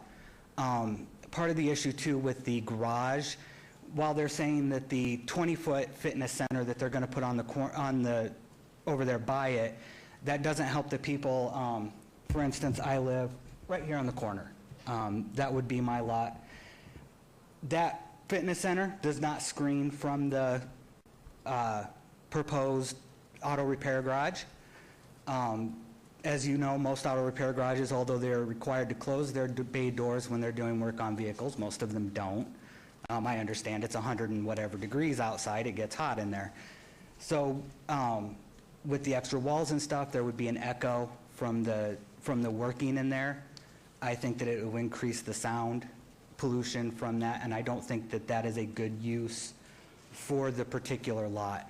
Also, there is another auto repair by the same company 1 mile down the street on the corner of Durango and Deer Springs in that shopping center down there. So I really don't see the necessity of them having a second one 1 mile away, especially when we have all of the other ones in the area around Centennial Center. I don't see the need for it. Another part of my concern is the colors and materials that they've decided to use for this. The residential area uses very light earth tone colors, kind of a pinkish hue, especially on the walls. The same with the Albertson Shopping Center. Their bricks are actually a little closer to red than pink, but still on the lighter side. The colors they've chosen are dark charcoal, especially for the walls. And I believe since they have to build another wall to get the required height of the wall on the adjacent retaining wall to the residential area. So we're basically going to have our pinkish tan looking wall, and then we're going to have a section of wall above it that's black. And I think that they need to come in more to match the design of the surrounding area as opposed to these darker colors, because it's going to make this stick out even more than it already should. You know, some of my other concerns with the development of self, a daycare center, there's a bar in the adjacent Albertsons development. I would ask them, just as a matter of record, to maybe reconsider putting a daycare right there next to a bar. I don't think these two things can coexist. The other thing with the AutoZone, they listed in their thing that it's open 7 to 7. Most of the AutoZones are open till 9. A good portion are open till 10. A few of them are 24 hours. I don't think 7 to 7 is going to be a reasonable hours that they're going to be open. I'd be concerned with the extra traffic that that's going to add late at night.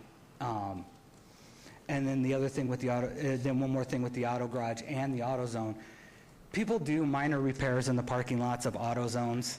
I've been to several. I've seen it, windshield wipers, air filters, you know, minor things, not hugely, but they can get it, you know, they can produce trash when they throw it out. They don't pay attention to what they're doing. You know, I'd just be concerned that these two things are not a real fit with the community. My only other concern then would be the fitness center with the proposed with the cul-de-sac, because there's no screening there. There's a south entrance on the building, at least on the drawings. I'm not sure if that's just an emergency exit or if that's going to be an entrance exit. I would be concerned with people going and parking there on that cul-de-sac to go into the fitness center if their preferred parking spaces aren't there, or if they want to get out quicker. Okay. Thank you. Thank you, Mr. Shepard. Thank you for your time. Anyone else from the public like to be heard? Seeing no one, I'll turn it back to the applicant for a minute for a rebuttal. Yes, a couple of things. I'm going to show you the overhead here of the aerial. The good news is I've zoned a lot of, actually all this property out in this area. And what I do want to point out, what the gentleman was mentioning, when I represented the home builder located here, we came in specifically taking out commercial in this area, and we worked with the previous councilman Steve Ross, and it was understood that this area here would be the C1 uses, and this would be the density that we would have some residential here for the demarcation line.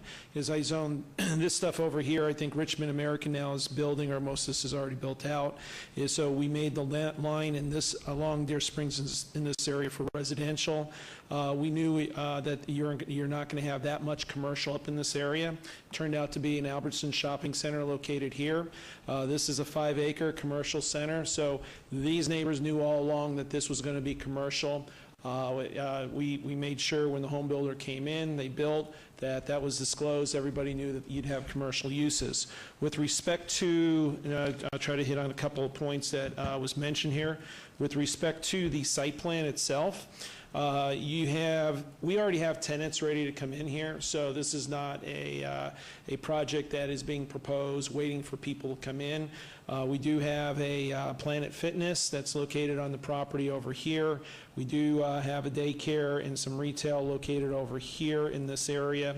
We have the AutoZone, which would be located over here, furthest away from the neighbors, and also the Sun Service Auto Care, which is also located here, furthest away from the residential in the area. With that being said, we believe we've complied with the conditions for the buffering that we're providing to the west of our property, adjacent to the existing homes that are in this area. And with respect to the last thing, this cul-de-sac that you see here, and we're addressing this as one of the conditions, the reason why we have to have the cul-de-sac here, because we got to provide access to this BLM parcel. This is a BLM parcel, as I already mentioned. It needs access. We don't see people coming through the residential neighborhood to park in this area whatsoever. The only reason why we have that there is because you need a turnaround radius in here to get access to this piece of property. That being said, I'd ask you to follow staff's recommendations for approval, along with the 2 conditions that need to be changed in the tentative map and also the site development plan review. Okay, thank you. Before we turn it over to the commission, I'd ask Public Works, Lucian, if you could talk about the conditions. Sure, through you, Mr. Chairman. We have 2 changes, one to item 74, condition number 16. And these conditions they're basically the same condition on both item 74 and item 75. It's condition 16 on item 74 and 11 on item 75. And we're changing the 3rd sentence to read, improvements on Inyo Avenue must be constructed prior to issuance of final inspection for on-site building permits unless otherwise allowed by the city engineer. And it basically is for the BLM property and gives us flexibility that if things don't work out, we can still have a way to work things out in the future. Okay. So for clarity, the cul-de-sac will be there, or doesn't have to be unless there's an issue with the BLM land? So through you, Mr. Chairman, the cul-de-sac is required. So the southern part of the cul-de-sac is the BLM parcel. The northern part of the cul-de-sac is on their property. And they're offsetting it, so the majority of the cul-de-sac will be on their parcel. But they're required to do an overpaving on the BLM parcel, which requires us to get a BLM grant, and it can sometimes take up to 2 years, or Okay. I guess in some cases even longer to get the BLM grant. And so what this will allow us to do is, they'll be able to do their mapping, pull their permits, and do everything they need to do for construction. But they can't touch the BLM property, so it's a violation. You can't work on BLM property without the BLM grant. So this will allow them to go forward without having to do that work. And then if it comes 2 years down the road and they still don't have the BLM grant, then the city engineer can work something out with them to maybe extend their bond or So there set up a is a schedule. bond associated with it. Yeah, there'll be a as well. bond associated with the work on the BLM property. Okay, thanks for the clarity. This is turned over to the commission. Commissioner DeSalvio. Thank you, Mr. Chairman. Just for clarification, the landscape buffer that backs up to the existing residential, that is what, 10 feet 5? Yes. And yes. then we got an additional 25-foot buffer? Yeah, it's 24 feet for the fire lane. Okay. Second question, the daycare and the retail, is there access on the back side of that building facing the residential? There is some parking back here, that you have parking, and then there's some for the backyard or play yard area for the daycare. Okay. And then on the fitness center, no rear windows No. facing into people's yards? No light pollution, minimum light, low light, whatever it's lo- required yeah, we- by fire for a light pack or something back there, right? Yes. Yes. But my main thing is just to not be intrusive to them. I Yes. appreciate that the building's a buffer. Yes. And it's flipped from where you have it, you have the AutoZone and probably the most used deals facing the Albertsons. The Albertsons, yes. I mean, to me, I think the area can use it. I haven't heard any negativity on it. I went and checked it out. I think it does conform. I think it does work. Like when I talked to you about it after I looked at it, the main concern to me was like light pollution. I want to keep it as intrusive as possible. So, I mean, if there's no other motion, I'll like to make a motion to approve SUP 73563. There's a motion on the floor. Please cast your vote.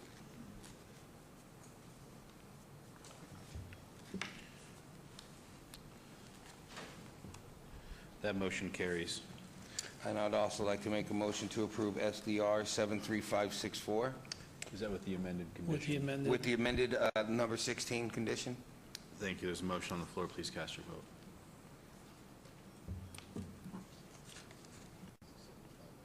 It has, okay, and... That motion carries. And item 75, TMP 73565, what I believe amended condition number 11. Motion on the floor. Please cast your vote.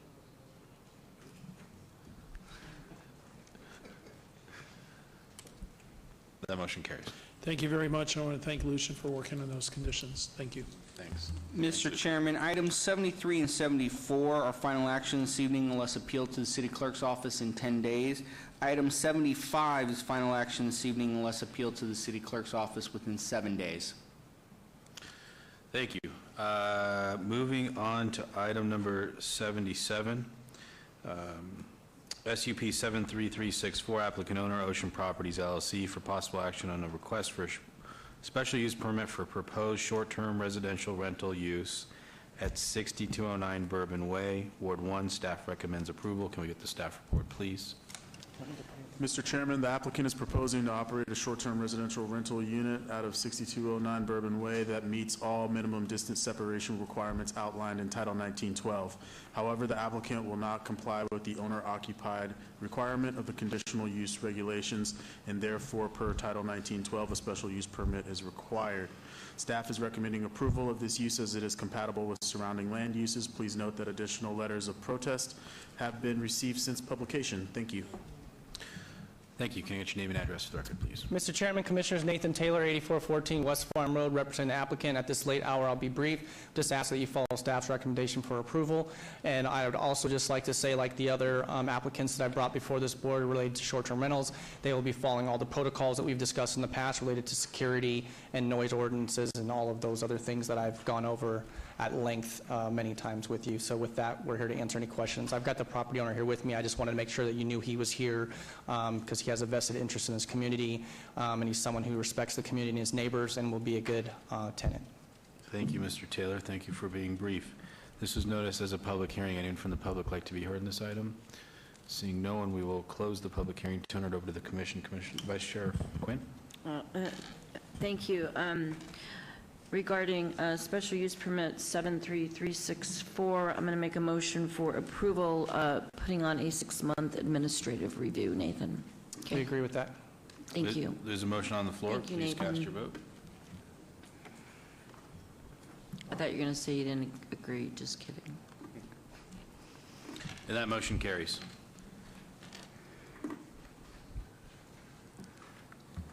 My apologies. That item, I apologize. That was approved.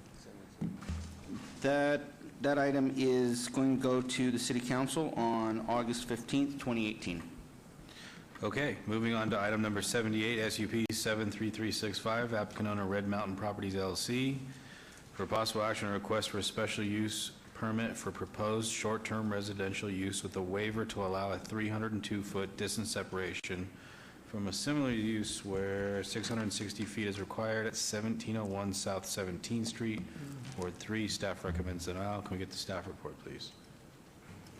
Mr. Chairman, the applicant is proposing to operate a short-term residential rental use at 1701 South 17th Street that does not meet the minimum distance separation of 660 feet from a similar use. There are 2 other short-term residential rental units within this separation radius.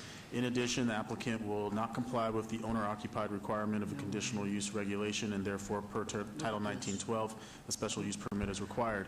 Due to the required waiver, staff recommends denial of the use as it is incompatible with the surrounding uses. Please note that additional letters of protest have been received since publication. Thank you.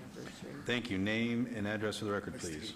Mr. Chairman, Commissioners, Nathan Taylor, 8514 West Farm Road, representing the applicant. I'll be brief again. This is the same applicant, the application we had before you. I've had, I think this is the 3rd one where I've requested a distance waiver. I spoke to Commissioner Schlottman about this. It's a unique property. It's another property downtown. I believe all the ones I asked for distance waivers have been down in the downtown area. This property was very unique, which I discussed with Commissioner Schlottman about the condition it was in before my client bought it. He does want to very briefly discuss some of the things he's done to the property, the way it was before he bought it, and the way it is now. Then we'll open up to the commissioners to make their decision. Name and address, please, for the record. Mark Gross, 10801 Intro Avenue, Las Vegas, Nevada, 89134. I've been a long-term resident of this valley for, I don't know, almost 30 years now. My business for many, many years is asset representation. I own a long-term loan servicing company in this town. I understand assets. And this property was a distressed property that I purchased late 2016. And I think I put well over, I don't know, $40,000 into this property. And this property was plagued with vagrant / squatter inhabitants in this property. And I've had, during the construction process, a lot of opportunities to remove people from this property. And there are just a lot of people around that area like that. I personally walk this neighborhood. If there was a good location for a short-term rental, this property backs up against an easement for Nevada Power that must be at least a half a mile, and it's just a tough spot to not have a lot of vagrants running around. Across the street directly from this property, there is commercial use. I believe it's a church, and I'm not even sure they're in there anymore. And then there's another commercial use to the other side as well. I personally walked this property this weekend. I talked to all the neighbors, and I've been close to the neighbors about this property and its use for a long time. The neighbor right next door has absolutely no problem with it. He's very happy with what's become of the property. The neighbor right across the street has absolutely no problem with the property and likes what's become of the property. The next door neighbors running down the street, I think I went 4 up. So the people that this property affects are very happy with what's happened with this property. And it really borders nobody that has a problem with the property. Anyways, that's what I have to say about the property at this point. Okay, thank you. This was noticed as a public hearing. Anyone from the public like to be heard? Give everybody a minute to speak on. We have 3 microphones if you'd like to come up. Mike Brown Sestero, 1411 South 9th Street. While I appreciate the fact that the applicant has put some money into the property and perhaps it's in better state now than it was a year and a half ago, combating vagrancy, squatters, that sort of thing, I think is best solved by long-term residents, not short-term occasional residents. And we can't confirm whether or not the church is still active. If it is active, I definitely think a short-term rental being directly across the street is not appropriate. Regardless of all that, 330 feet, or 314, I think it is less than half the required distance. There are 2 other rental properties that fall within the 660 foot, so we're talking less than half a city block from one STR to another. I just don't think it's conducive, and I ask that you deny. Thank you. The SUP. Name and address for the record, please. Sure. David Figler, 1302 South 6th Street, president of the Jones Park neighborhood, and on behalf of our colleagues and neighbors and friends over in the Crestwood neighborhood, we'd first take offense that because somehow it's downtown, it's okay to dump all these short-term rentals in here, especially asking for waivers. That was quite offensive. Downtown is not the testing ground nor the dumping ground for these things. Secondly, the easement behind there for Nevada Power is actually set to be the new trail, part of the trail system.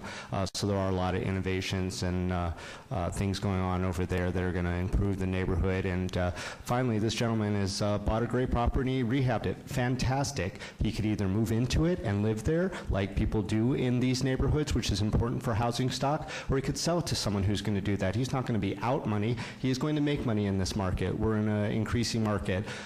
Cleaning up squatters, that's the problem with the city. That's the problem with Metro. That is not what short-term rentals were designed to do. And any of these type of waivers here for this type of reason should not be considered by the Planning Commission. We ask you to oppose.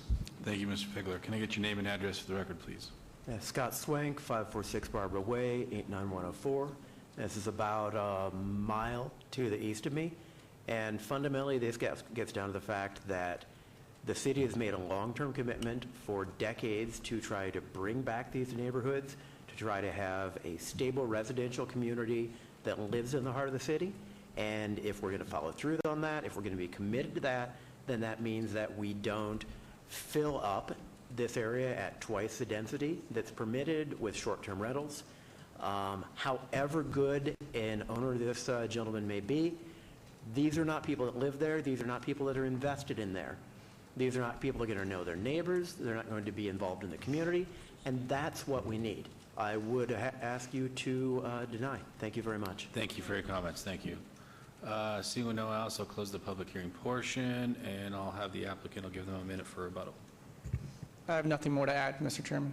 Thank you. I will turn it over to the commission for discussion, starting with Commissioner Schlapp. Thank you. And yes, I did talk to Mr. Taylor, and we discussed this particular application, the amount of money that he put into the property. But I do agree, it's not about the amount of money that we're putting in the property. I mean, it's about the distance separation. I supported you on the last one. It was fairly easy because there's no others within 660 feet. This, we do have quite a few different protest cards, and as I have in the past, it's very hard for me to vote yes on a waiver. So considering that, I'm ready to make a motion. Please do. On item number 77, SUP 73364. I believe it's 70. I'm sorry. Item 78, SUP 73365. I move to follow staff's recommendation for denial. There's a motion on the floor. Please cast your vote. Yes vote is for denial.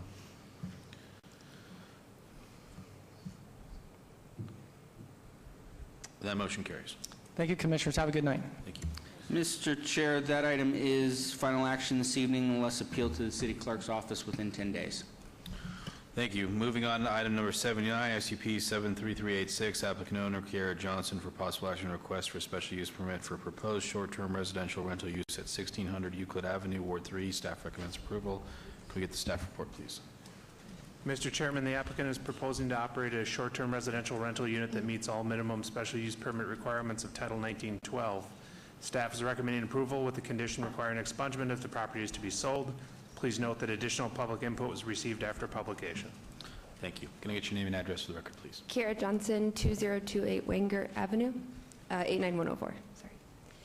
So I actually own two properties downtown. One is the address that I just recited, and then the other is 1600 Euclid Avenue, Las Vegas, Nevada, 89104.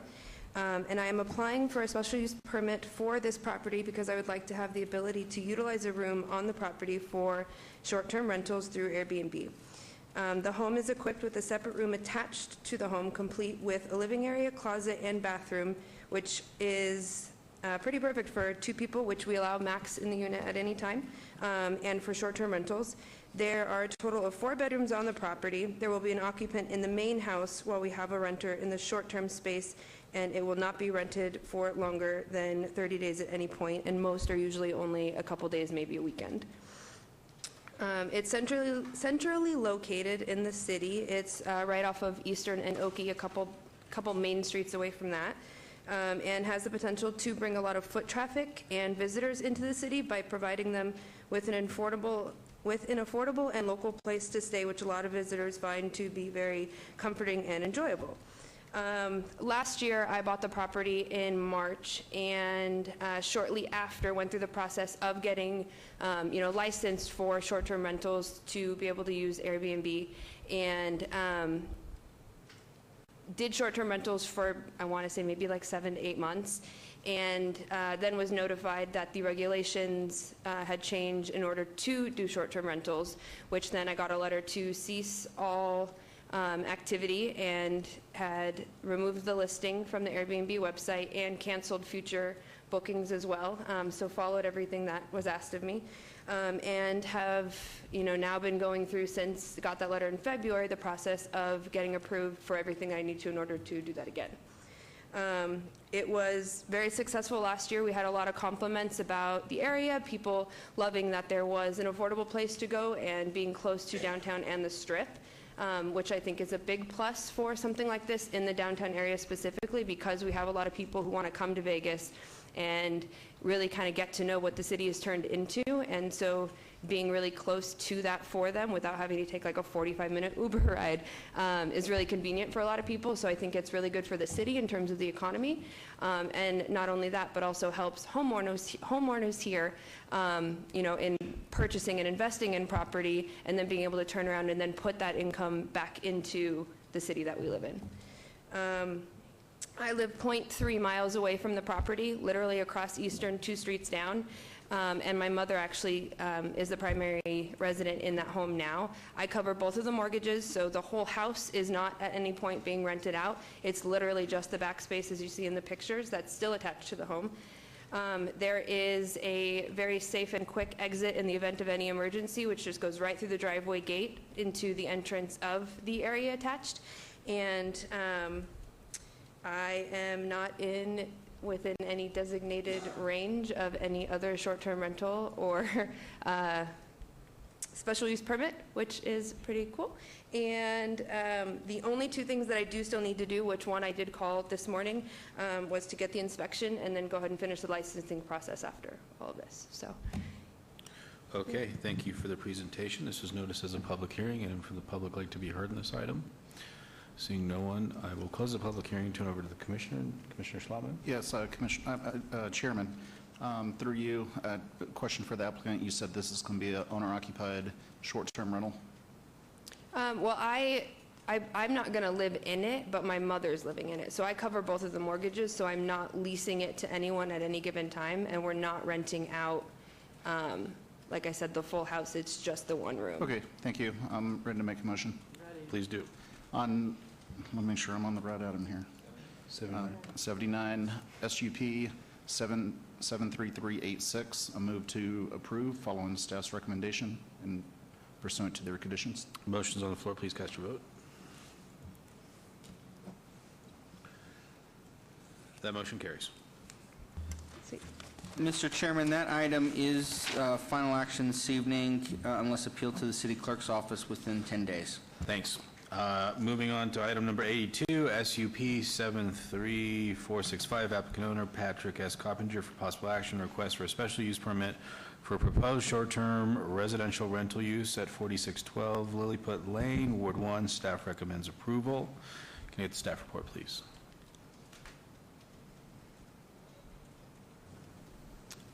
Mr. Chairman, the applicant is proposing to operate a short-term residential rental use at 4612 Lilliput Lane that meets all minimum special use permit requirements per Title 1912. However, the applicant will not comply with the owner-occupied requirement and bedroom limitation outlined in the conditional use regulations in Title 1912, so a special use permit is required.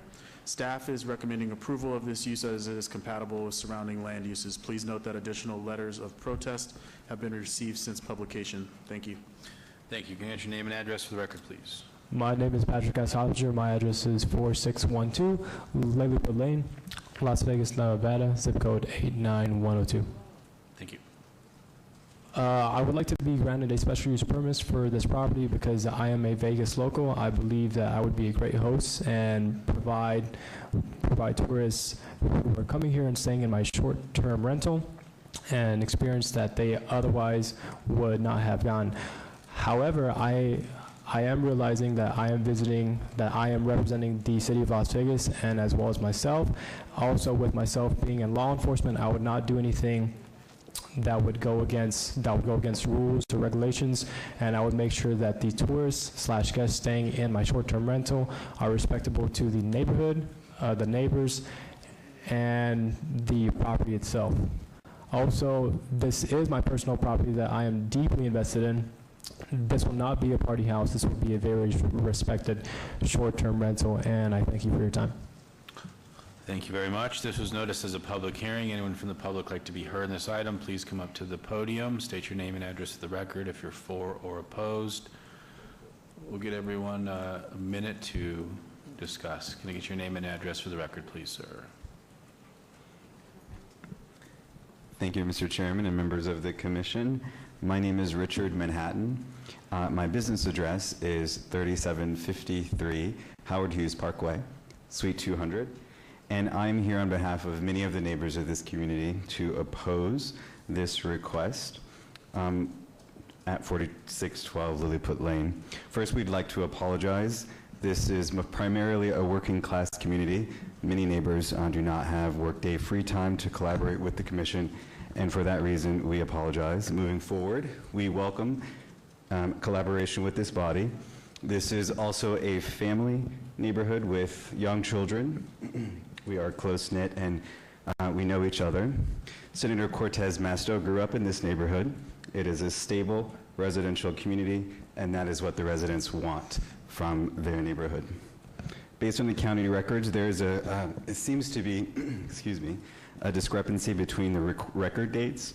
There's a record date of May and a record date of July of 2018 for this property, for the last sale. But what is most alarming is that the final sale price of this property appears to be $95,000 based upon the county recorder's record.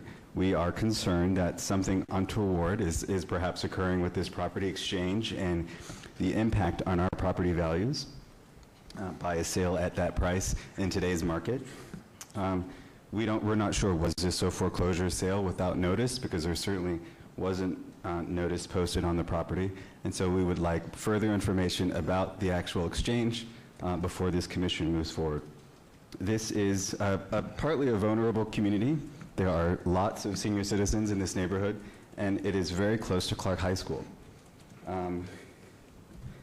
We would ask this body to consider adopting a more rigorous standard for short-term rentals near schools in areas with large pockets of senior citizens. And speaking of Clark High School, we very much so are concerned about protecting the good assets in our community. Clark High School, many of you are probably aware, won varsity quiz this year, beat Coronado by almost half the score. It was a pretty great performance. And it's one of the few quality schools that are in working class neighborhoods with no HOA. Richard, I need to keep it specific to this applicant as far as the location. If there's anything else you'd like to add, we've gone well over that minute that I allotted. Yes, there are a couple of other things I would like to add. Briefly. Yes. Thank you. This gentleman who has bought this property has had and made no attempt to make any contact with the neighbors. We don't know who he is. We don't know anything about him other than what we've learned today. He sounds like a fine gentleman, and we would probably welcome him into our community had he done that, but that hasn't taken place. He also owns a property in Mr. DeSalvo's district, and so there might be concern that he's buying properties simply to Airbnb them. Okay, anything else that you'd like to add? We also think that there's a concern about how this changes the neighborhood as opposed to what your staff member reported. This is a residential area. There's no multifamily in this area. Thank you for your comments, Richard. We've gone well over minutes. Can I please have the next person's name and address? Yes, Chairman, Commissioners. My name is Robert LaFrida, 4608 Lilliput Lane, Las Vegas, Nevada, 89102. My biggest concern right now with having a rental property, short-term rental like this, is that we had to go around with another house that was done Evidently, it didn't follow regulations, and they wound up booting it out. But during that short time that that house was there, the traffic on our neighborhood with girls running up and down the street, bloodshot eyes, running around in their underwear, going to 7-Eleven down the street was really no concern to me, right? No, it was a big concern.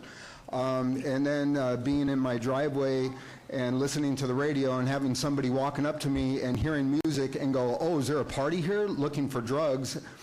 It's astonishing. I don't want to do this at all, and I choose not to be here. We have a real tight-knit neighborhood, and our community, we all know one another. We're close members of our community, and everybody knows one another.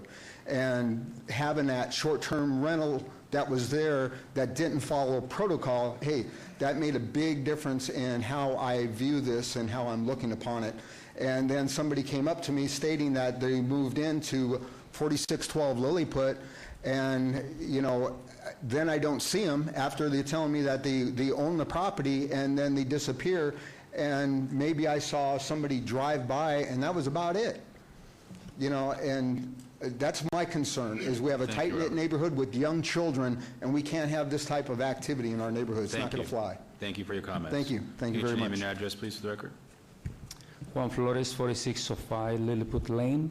I've been there for the past 23 years. And this is mostly family and older people. We like to keep it away. Thank you. Thank you, Mr. Flores. Thank you for being brief. Can you get your name and address for the record? Sherry Murph, 4617 Lilliput Lane, 89102. Hi, Sherry. Hi. Okay, I oppose this application for short-term rental in a single-family neighborhood because the house across me is a short-term rental. And so now the house next to it wants to be a short-term rental. And I'm concerned about the parties, the traffic, sometimes they speed through, the parking. I come home from work, I can't even find a place to park. And we already have a presence of black and whites in the neighborhood because of all the apartments that surround us. And we don't have an HOA, nobody to enforce anything. And so I'm concerned about the long-term effects that could prop up from this, from having a high turnover of short-term rentals. So I'm respectfully asking the commission to reject this application for short-term rental. Thank you for your comments. And if you do have a short-term rental next to you right now, if you want to talk to business licensing, she can give you the number for code enforcement, and they can help you with that, because it would be operating illegally at this point. Okay. Thank you. As far as I know, there's nobody living in 4612 Lilliput Lane. Thank you for your comments. Seeing no one else, seeing no one else, I will close the public hearing portion, ask the applicant come back up, and I'll give you 2 minutes for a rebuttal. I actually bought the house for $280,000. I can provide all documents through my realtor. I actually do live at that home, but since I work at the prison up north, I work 12-hour shifts, 5 p.m. to 5 a.m. Therefore, I am not home much. And currently, I have 3 roommates in there right now that are long-term renters. And then also, I would fall into every rule and regulation that the city has provided. There would be no excess parking, as it is only 4 rooms and only cars, and the only cars that are allowed to park there would be parked in the garage area. Sorry, and the driveway area. And if any issues do show up, I will personally ensure that it will be handled. Thank you. Thank you, Mr. Coppinger. We will close this, turn it over to the commission. Vice Chair Quinn. Thank you, Chair Cherry. It's an amazing thing, sir, that all of these neighbors have sat out here until about 11:20 to keep a good eye on their neighborhood. And when people are here to keep such a good eye on their neighborhood, it's my job to keep a double good eye on their neighborhood, right? So with that, although you meet the 660, you don't meet what your neighbors want around you. So therefore, unfortunately, I am going to make my motion this evening for denial of SUP 73465. Thank you. There's a motion on the floor. Please cast your vote.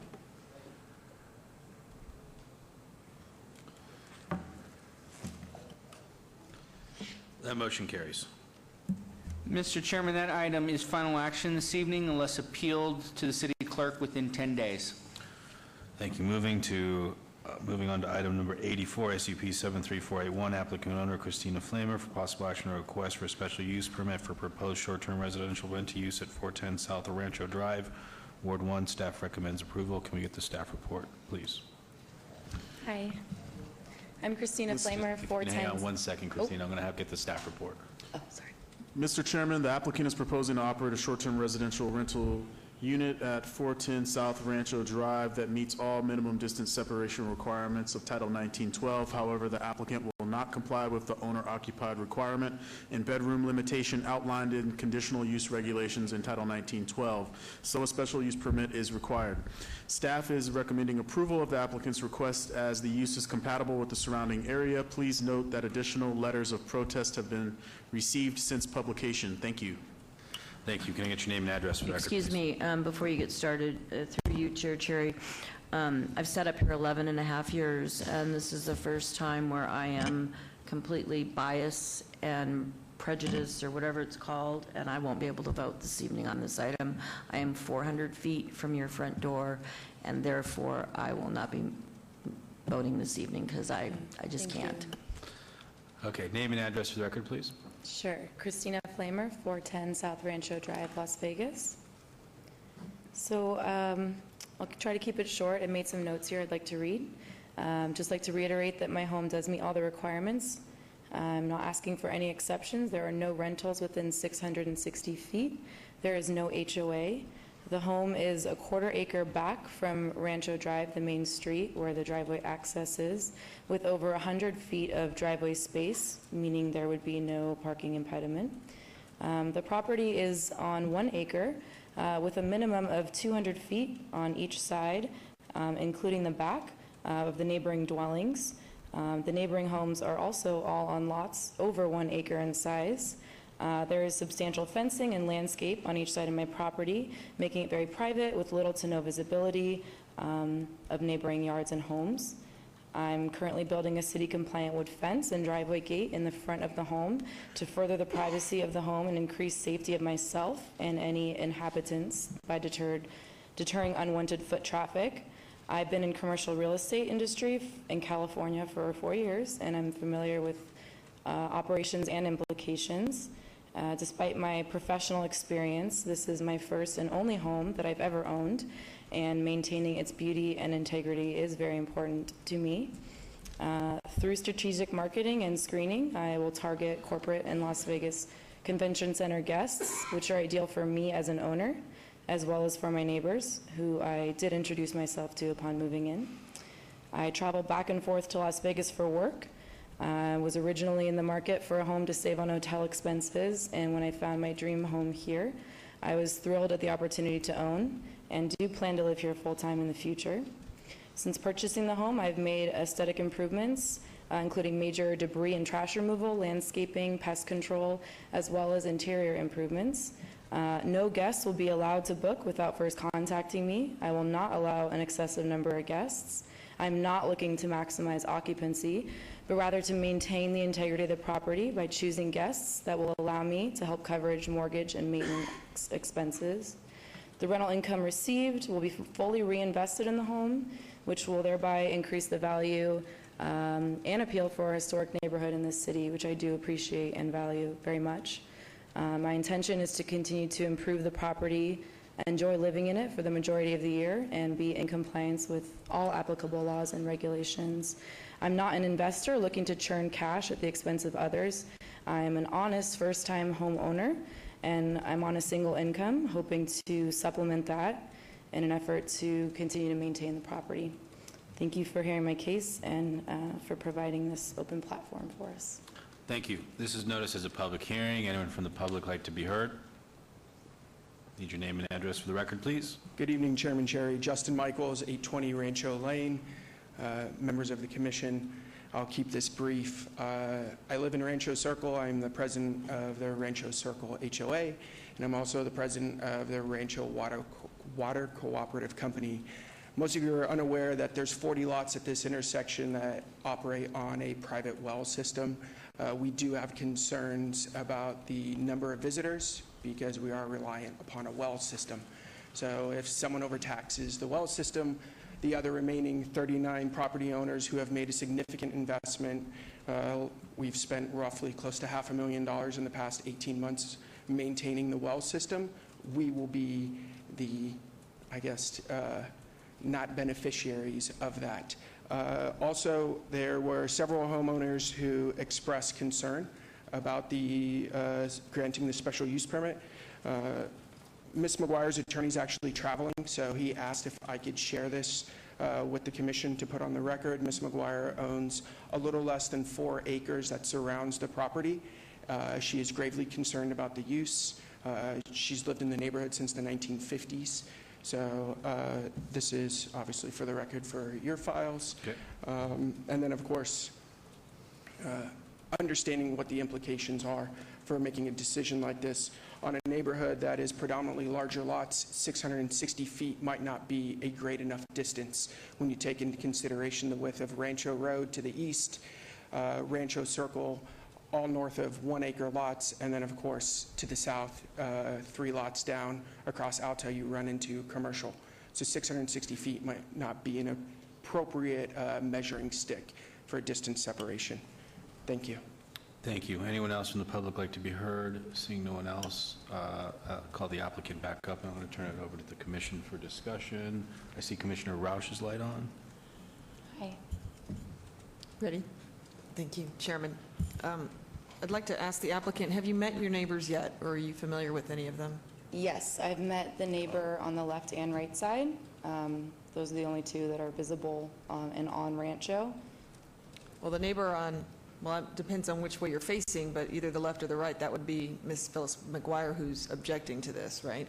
So, yes, I've met her. I'm not sure exactly what their relationship is. I don't know if it's her significant other or her assistant, but I introduced myself to him when I first moved in, as well as my neighbor on the right side. And the reason that I mentioned that was just to show my integrity as a neighbor. I'm not trying to hide, and I am around often. Yeah, no, and I appreciate that, and I appreciate your forthrightness, and because Commissioner Quinn can't speak on this, and I know her feelings on it, I know she's very emotional about it. This area is a very unique area, as some of our other neighborhoods that you've heard about today. It's a historic area. I used to go to this area growing up to visit friends, and it was the most revered and respected neighborhood in town. It still is today. Your neighbors will not take kindly to this use, trust me.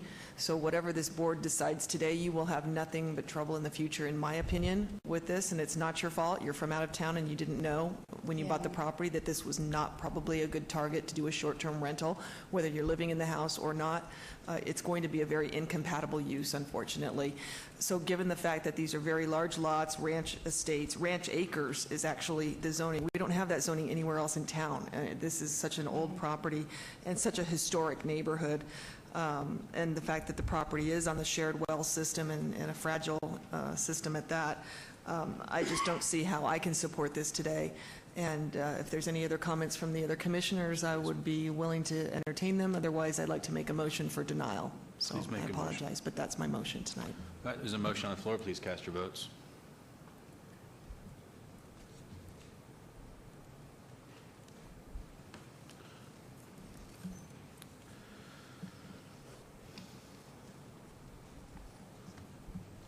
And that motion carries. Mr. Chairman, that item is final action this evening unless appealed to the city clerk's office within 10 days. Okay. Moving on to item number 85, SUP 73499, applicant owner Richard Kent Caldwell Jr. for possible action on a request for a special use permit for proposed short-term residential rental use with a waiver to allow a 569-foot distance separation from a similar use where 660 square feet is required, not 660 feet is required, at 1901 Beverly Way. Ward 3, staff recommends denial. Can we get the staff report, please? Mr. Chairman, the applicant is proposing to operate a short-term residential rental unit that does not meet the minimum required distance separation of 660 feet from a similar use. There's one other short-term residential rental unit within this separation radius. Due to the required waiver, staff is recommending denial of the use as incompatible. If approved, a recommended condition would require expungement if the property is to be sold. Please note that additional public input was received after publication. Thank you. Can I get your name and address for the record, please? Absolutely. Good evening, Chairman Cherry, members of the commission, Matthew Seibert, 630 South 4th Street, here on behalf of the applicant, Kent Caldwell, who unfortunately wanted to be here but could not make it this evening due to the fact that he had to work. As such, I would like to read a statement that he prepared for the commission. So let me begin with that. Kent would like to apologize for not being able to attend the Planning Commission meeting. He's an acrobat with Cirque du Soleil Mystere, and he performs 2 shows a night, so he had to perform tonight. Kent has lived in Las Vegas for over 6 years. Before that, he was a student athlete at the University of Michigan, and he's originally from North Carolina. He's extremely excited to be able to purchase a home in the historic Beverly Green neighborhood. However, the home he has purchased is in desperate need of revitalization. It is his intention to use the income generated through the short-term rental to restore, upgrade, and meticulously maintain his historic home and surrounding neighborhood. As a new homeowner in Beverly Green, Kent does plan to be active and an attentive member of the community. He also would like you to know that he is within 100 feet from being within the full, 660 feet to be in compliance. With the margin so small, the home across the street could potentially be bought and turned into a short-term rental by an investor with little regard for the neighborhood. With that, he would urge the commission to consider granting his request for the distance waiver with the knowledge that he will be a responsible local Las Vegas owner concerned greatly with preserving his historic home and maintaining the prestige of the neighborhood. That was something that he prepared just so you could have that. With that, I would like to say that Kent is an artist. He's a sculptor. He's obviously an acrobat with Cirque. And he is very, very much appreciative of the fact that he lives in a historical neighborhood and it has a mid-century home. He has taken steps. This is like a first major home purchase for him, so he's currently trying to renovate it. He's remodeled the kitchen. He's done an excellent job of that. And he's also reached out to his neighbors. He did see that there were some protests received in regards to his application. He did reach out to everybody that protested his application. He has, a matter of fact, and I will submit this to be part of the record, the letters that he sent out, he did get some responses. He went and had coffee with one of the neighbors that was, opposed to his short-term rental at that location. Whether or not, she's going to vouch for him, if we go to city council or not, I don't know, but it does seem like they've made some headway. She's referred him to the NPF, the Nevada Preservation Federation, and he's been reaching out to them to see how to better restore the home to its original glory. And that is what he is using the money that is earned through the short-term rental, if it is approved, will be used to continue the restoration process of the house. As of right now, he does have, long-term renters, fellow acrobats they're part of the show staying at the home. He's eager to continue renovations. He has provided me with some photographs of some of the renovations that he has made, which I would like to also submit to make part of the record. And I would also like to point out that he has also signed up and is going to attend the STR course at CSN, which is now being provided. He really does intend to use this as his home, but also needs some additional income to kind of finish the restoration process, which he is working very hard to finish. With that, I would ask for approval of this SUP application. Thank you. Thank you. This was noticed as a public hearing. Anyone from the public like to be heard? We have 3 microphones. Please come on up. Need your name, address for the record, if you're for or against, and reason why. Good evening. Mike Brown, Sestero, 1411 South 9th Street. And against this application, I'm just a little confused. From the research I did, it looks like the home was just bought in March, and we're now looking at the case being that he needs the revenue so he can finish the renovations. So it sounds like there'd be renovations happening while renters are living there. There are already some long-term rentals, but it's the short-term rentals that'll get him over the hump. And he really wants to preserve the home, and he's going to get a hold of the Nevada Preservation Foundation and follow their guidelines. And I'm just not sure any of that matters. It's less than 660 feet. We have plenty of short-term rentals in the neighborhood. If he overbought, I apologize, but then perhaps he can flip the house. Home values have been going up steadily. I ask that you deny the SUP. Thank you. Can I get your name and address for the record, please? Scott Swank, 546 Barbara Way, 89104. This is the Schivo house. It's one of the nicest in the neighborhood. I was in it while it was for sale. There's a little bit of work needed on the slab at one point. The kitchen island has sunk a little bit. But this is not a house in need of grave rework. I mean, any house can be made nicer, I'll grant you, but this is not in that state.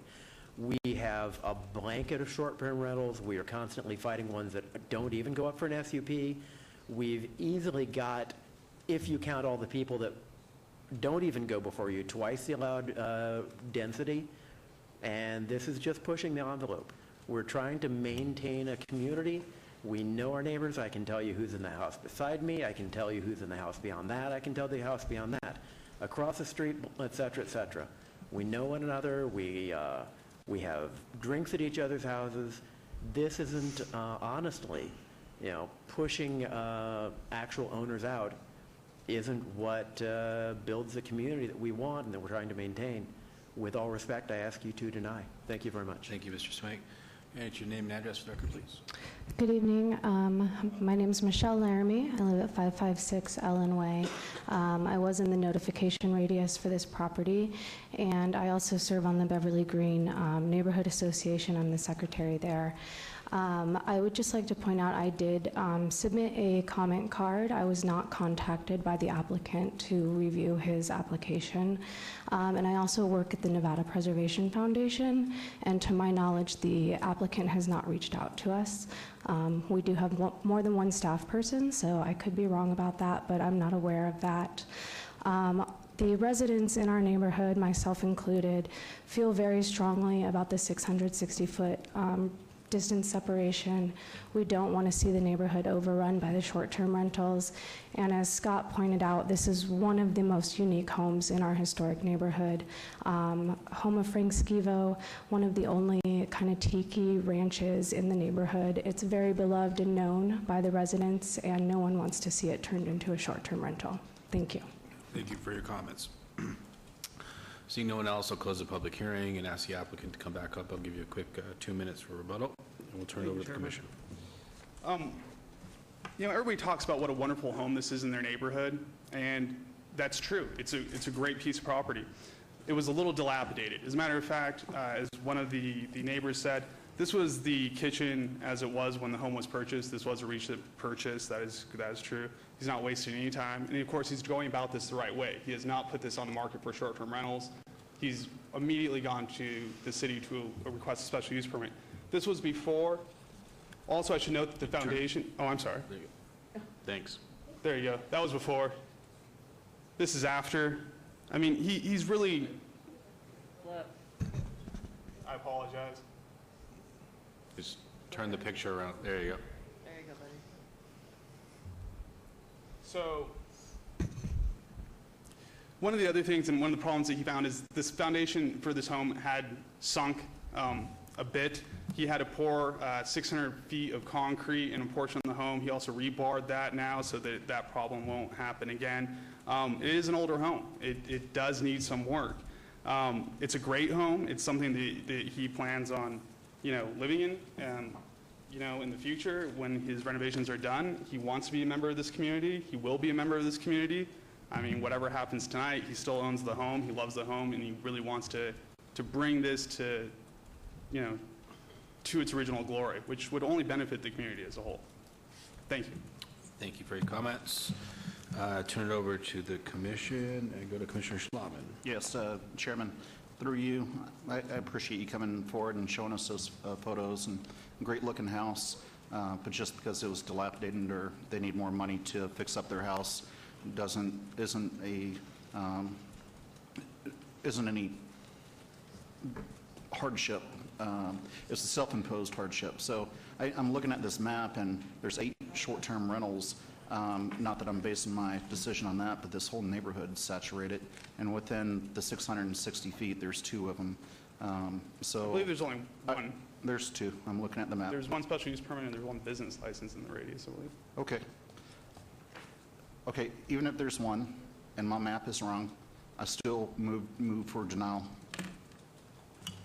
There's a motion on the floor. Please cast your vote.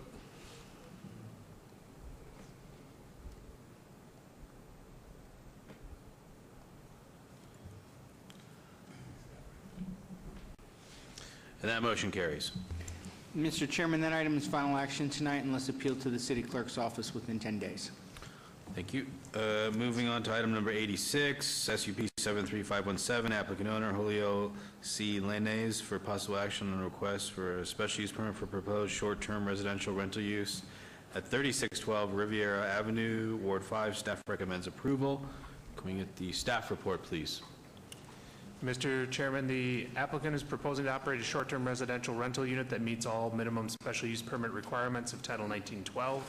Staff is recommending approval with the condition requiring expungement if the property is to be sold. Please note that additional public input was received after publication. Thank you. Can I get your name and address for the record, please? My name is Julio Lainez, 5185 Esposito Avenue, and I'm going to have my daughter speak to you guys about it. Thank you. Can I get your name and address for the record, please? Hi, my name is Genesis Lainez. I live at 9850 Bermuda Road. I'd like to thank you all for your time and consideration. I'll try to keep it brief.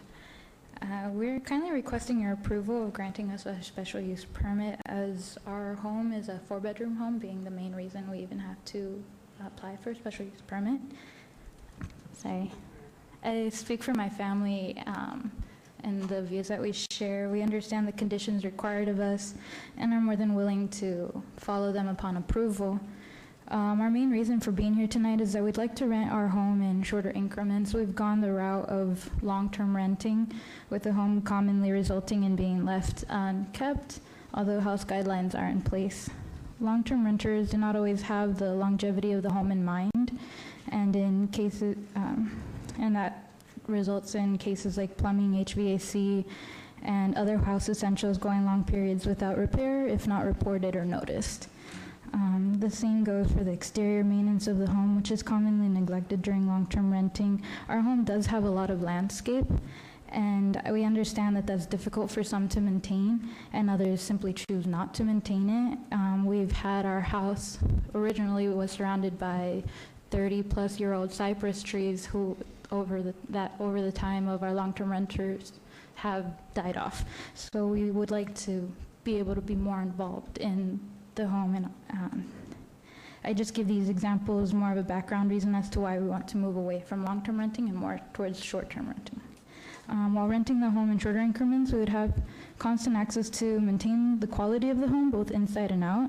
The property will be under constant maintenance that would be including of housekeeping, home repairs, and home upgrades.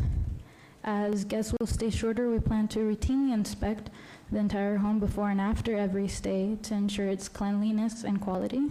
Aside from ensuring the quality of the home, we also plan to ensure the comfort of our neighborhood. This home is my home from the age of 5 years old through my adulthood, and I've seen the community change as I've grown with it. I know the neighbors, I know all the families that have come through and left, and we respect the families in the community. We've actually communicated to our nearest neighbors of what's going on, and they understand that they're not caught off guard. To work towards a harmonious dwelling, renters will be reminded upon their arrival of quiet times, parking guidelines, guest count limitations, and any other matters that are related to their stay. And once again, we understand the responsibilities required of us and plan to do everything necessary to keep the community and our home safe and clean for rentals. I thank you on behalf of my family. Thank you. Thank you very much. This was noticed as a public hearing. Anyone from the public like to be heard in these items? Seeing no one, we will turn over to the commission to, I apologize, I see one person coming up. Can you get your name and address for the record, please? My name is Judith Langinez. My address is 5185 Esposito Avenue. This is my daughter, Genesis, and I'm just here in support of her venture. This is our family home, which we want to keep within our family, and we want to be able to maintain it. And I fully agree with her statements tonight that being able to have access to the premises whenever we see that there's a need will be an excellent way to maintain it. Thank you, and I appreciate your time. Thank you. Okay, we will close the public hearing portion, and I will turn it over to Commissioner Williams. Thank you, Chairman Cherry. I drove by your house this morning very early, and after having taken a look at the photo dated 5/31/18, I was rather shocked that the house seems, actually I thought it was perhaps abandoned. Didn't appear that anyone lives there. Let me finish and then you can talk. At this stage, I'm opposed to it because I can't see having a short-term rental in Twin Lakes. Twin Lakes is a historic neighborhood in Las Vegas. It's a quiet neighborhood, families with children and a lot of seniors, because I have friends who live there. I think what bothers me the most is that it's not being well maintained. There's a tree house there. The tree is well overgrown, and it appears to be hanging onto the roof, probably something code enforcement needs to take a look at. I hear your mom is supporting you, and that's good, but we have 10 residences that are opposing you, and the street is so short, it has to be everybody in a very short circumference from your house. So with those things said, I'm not sure about whether or not it's going to be maintained. We would have to do a lot of code enforcement would definitely have to be on that, and because of that, I'm going to make a recommendation to deny this permit. All right, there's a motion on the floor. Please cast your vote. Can I say something, Commissioner? Sorry, sir, we have a motion, and we have to go through that process. And that motion carries. Mr. Chairman, this item will go forward to City Council and be heard at the August 15th, 2018 City Council meeting. You understand it goes to City Council still, it's not final action? Yeah, so this will be a recommendation. Council will take action on the 15th. Thank you. Thank you. Moving on to item number 87, SUP 73531, applicant Marco Porcedu, owner Ginger HCH LLC, for possible action request for a special use permit for a proposed short-term residential rental use with the waiver to allow 478-foot distance separation from a similar use where 660 feet is required at 1408 South 6th Street, Ward 3. Staff recommends denial. Can I get the staff report, please? Mr. Chairman, the applicant is proposing to operate a short-term residential rental unit that does not meet the minimum required distance separation of 660 feet from a similar use. There are 2 other short-term residential rental units within this separation radius. Due to the required waiver, staff is recommending denial of the use is incompatible. If approved, a recommended condition would require expungement if the property is to be sold. Please note that additional public input was received after publication. Thank you. Name and address for the record, please. I am Dulcie Crawford, here to represent Marco Porcedu. My address is 1413 Minuet Street, Henderson, Nevada. Marco Porcedu is not able to be here because he lives in Aspen, Colorado, and his business that he operates it's very difficult for him to travel and get into Las Vegas. So he asked me to represent him. And I just wanted to thank the City Council. I never realized you guys worked this late. So it's been a It's early for us tonight. Yeah. I'm a native Las Vegas, born and raised here. So, I mean, this is my first time ever being in front of the City Council. So it's a good new experience for me. Marco is a very good client of mine, actually a dear friend now after 20 years of representing him in real estate. I've been operating a real estate business successfully here for 21 years in the Valley. And the reason why we stand here today is probably because a lot of these short-term rentals are going without special use permits, and people are renting, illegally. And what has happened to Mr. Presedo is that he has consistently rented the property for over 10 years now. I helped him purchase the property as a foreclosure. He spent $200,000 renovating the property, making it a very unique, beautiful property in this historic downtown district area on 6th Street. And he has always done a fantastic job of being a landlord, in my opinion. I have worked with him on multiple properties in Las Vegas. He is also a previous long-term resident of Las Vegas and a business owner. So he actually does have a very dear, and loving feeling towards the city and the community here. And he has no intention of selling the property. It's very dear to him. He actually used to reside in the property. Because of his type of work, it's actually taken him out of state, in the recent years. He's a chef, and he's actually chefed and had restaurants here in Las Vegas and worked on the Strip for many years. He has a catering business in Aspen, Colorado, currently. What happened to him is the most recent tenant basically started renting it out without his knowledge and doing short-term rental. And then he got fined and found out because the fines showed up, because they got caught. So he immediately ceased and desist them to, do that operation. He worked with the people at the City of Development Services Division. They made a recommendation that most likely, if he continues to rent out the property, which he will need to do for several more years before he'll relocate back to Las Vegas, it's very likely it might end up with the same situation again because of where the house is located and because of the type of property it is. There's a lot of opportunists out there. So that's why they made a recommendation that maybe came and tried to get the short-term permit, take control of the situation, and actually start to manage a short-term rental himself and do it, legally and professionally. As I can say, I can definitely vouch for Mr. Presedo being a very smart businessman, owning and operating several rental properties over the years during our long relationship. I know he would definitely be able to be an excellent host. He would not rent out to anybody that would damage this property or the integrity of the community surrounding around it. He would be not interested in having it a party house. He would not have, large groups of people. The interior design of the home actually was changed from a 5-bedroom property to just 3 bedrooms, and they're all suites. So it's not really conducive for, even though it's a larger property, it's not conducive for very large amounts of people to be in the property at the same time. He would limit it to probably 5 or less people to rent at any one time. Let's see. The location is actually only like a block and a half away from Charleston, so the access to getting to the property is not going to require a lot of traffic for the tenants to come in and out of the community and the neighborhood.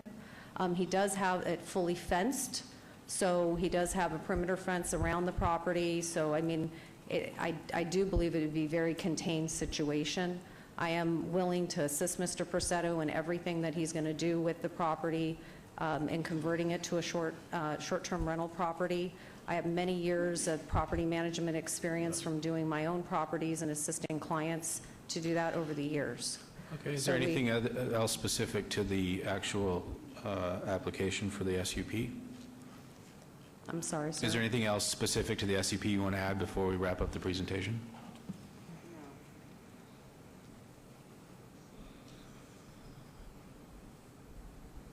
No, I think that's pretty much it. I just want to let you guys know that, I mean, he definitely has spent a lot of money on this property and making it a beautiful home. It's not, I think if you guys take the time to look at the specific property and what he put into it, it's a gorgeous home. So he's not going to let Okay, thank you very much. fall into disarray. Okay, thank you for the presentation. This was noticed as a public hearing. Anyone from the public like to be heard on these items? I have 1, 2, 3, 4 people. If I could ask you just to step up to the side. We have 3 microphones. If we can come on up, get your name and address for the record. We'll give you a minute each. Mike Brown Sestero, 1411 South 9th Street. Kudos to the chair and vice chair. You might finish on Tuesday. Nope. That's right. I'm very familiar with the property in terms of its location and where it's at. It's very close to my own home. It's probably about 3.5 blocks from Charleston, 1.5 from Sahara, but therein lies part of the problem. If you're familiar with the area, 6th Street is a notorious cut-through street for people wanting to stay off Maryland or Las Vegas Boulevard. There is a lot of traffic already on that street. It is a heavily trafficked area by children on their way to John Park Elementary. There's also a art school just a few doors down, duly licensed, a lot of kids there. And I just don't think it's conducive. The property, if you've seen the actual property, it's fenced in. There's no parking to speak of. Parking will be relegated to the street. And it's within the 660-foot buffer. So I ask that you deny the SUP. Thank you for your time. Name and address. Sure. David Figler, 1302 South 6th Street. So this is actually the closest SUP to my personal home. It's about 450 away. I spoke with all the neighbors around it. They weren't aware until the sign went up. Marco is a great guy. When he lived there, we liked him. He's been, up until this last round, pretty good at getting long-term renters in there. But going short-term is not the answer here. We're across the street from probably one of the largest short-term rentals in all of the downtown area at 1301 South 6th Street. There's one operating marginally illegal without an SUP directly across the street from there. There is another one down on 6 further. 6 is just becoming inundated with it. It's not appropriate to give any cause for waiver for this particular property. And again, I made sure to speak with the immediate neighbors. They are in opposition to it as well, though they wanted me to point out that they really liked Marco. Thank you for your comments. Can I get your name and address for the record, please? Michelle Laramie, 556 Ellen Way. Just out on the other side in the Beverly Green neighborhood. I'm actually at the farthest point of the notification radius. I did get notification on this. I am opposed. Again, this 660 feet is really our only tool right now to make sure we're not oversaturated. And given, kind of the cross neighborhood community and the similar kind of ideas about short-term rentals, I think there's a solution for this owner that he could work with the neighbors and help find a long-term rental that they can help police and make sure that they're not doing an illegal STR under his nose again. I think there's a better solution. Thank you. Thank you for your comments. Mr. Swank, can you get your name and address to the record, please? Scott Swank, 546 Barbara Way, 89104. This is a problem. This is the 4th time I've been up here tonight. These are all right around my house, and it's endemic. My neighbor down the block has patio furniture stolen.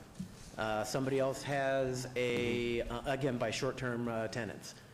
Somebody else has a pool floaty taken, pulled over the wall into the pool. That's the short-term rental. It comes back with the wing of the swan deflated. A very sad story. Another neighbor has somebody look out their sliding glass door, and there's a drone hovering there with a camera looking in their house from the short-term rental over the wall.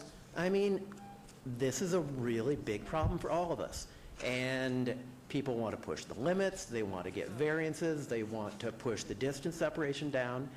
And it just isn't going away. We need a larger solution than people staying here till midnight on a regular basis. 4:30 a month ago when my wife was here speaking with you. I respect your time. I don't want to eat into it, but this is a larger problem than one house. I ask you again to decline this request. Thank you for your time. Thank you, Mr. Swank. Thank you for your comments. Give the applicant, seeing nobody else, close the public hearing. Give the applicant a minute to rebut if you'd like to have a rebuttal. Yeah, I just would like to rebut the parking situation. That would be inaccurate information, as the property has a one-car garage with a full driveway, more than a full driveway in front of the one-car garage, plus a three-quarter circular driveway that goes across the front of the doorway. And he's not intending on renting for more than 5 people, so there wouldn't really be reason to have more than 2 vehicles, and they could also be totally contained within the, the actual premises. Thank you. I will turn this over to the commission for discussion. Commissioner Schlaven? Yes, Chairman, thank you. I appreciate the applicant coming up and giving that presentation. It's a beautiful house, beautiful pool. When I go out in town, I like staying in a short-term rental. However, there's a place for him, and there becomes a point where it becomes saturated. Love this neighborhood, but there's already 2 existing business licenses within that 660 feet, and as a general rule, in my ward, if it doesn't meet that, with the exception of like the Arts District or a few other places, I just can't support this. So if there's no other comments on SUP 73531, I move to follow staff's recommendation for denial. So motion on the floor, please cast your vote. That motion carries. Mr. Chairman, then item's final action this evening unless appealed to the city clerk's office within 10 days. Thank you. Moving on to item number 88, SUP 73539, applicant owner Jose D. Sanchez for possible action on request for a special use permit for proposed short-term residential rental use at 1205 North M Street, Ward 5. Staff recommends approval. Staff report, please. Mr. Chairman, the applicant is proposing to operate a short-term residential rental unit at 1205 North M Street that meets all minimum distance separation requirements. However, the applicant will not comply with the bedroom limitation outlined in conditional use regulations per Title 1912, so a special use permit is required. Staff is recommending approval of the applicant's request as the use is compatible with the surrounding area. Please note that additional letters of protest have been received since publication. Thank you. Thank you. Name and address for the record, please. Jose D. Sanchez, 1205 M Street, Las Vegas, Nevada, 89106. Thank you. Good evening. Thank you for your time. I'm a Nevada resident since 2006, but I live in this place since 2011. I bought this house with my dad, but now I have my family and I'm raising my kids and I need some help. That's why I'm trying to get the short-term residential. When people listen or when people hear short-term residential rental, it's just to stay one night or 2. They're not trying to stay a lot of time.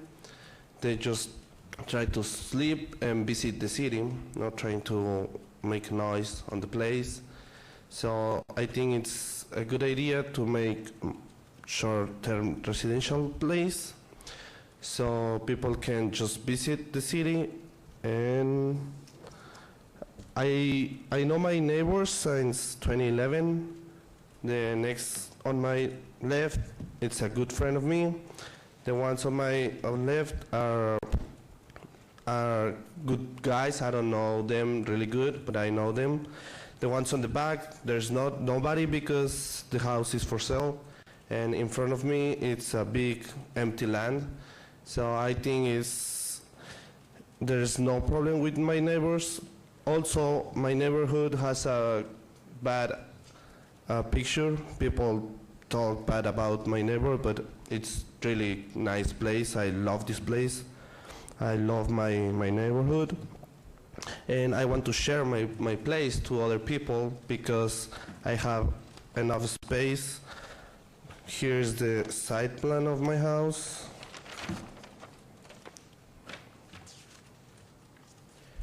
Here's my house, all this area, and here was my garage. I built 2 bedrooms right there because I have family who visit me out of state. But now, because this short-term residential rental, I think it's a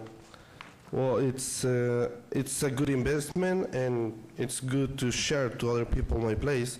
Here's the new bedrooms. Each bedroom has their own new bathroom and closet. They have own entrance and exit.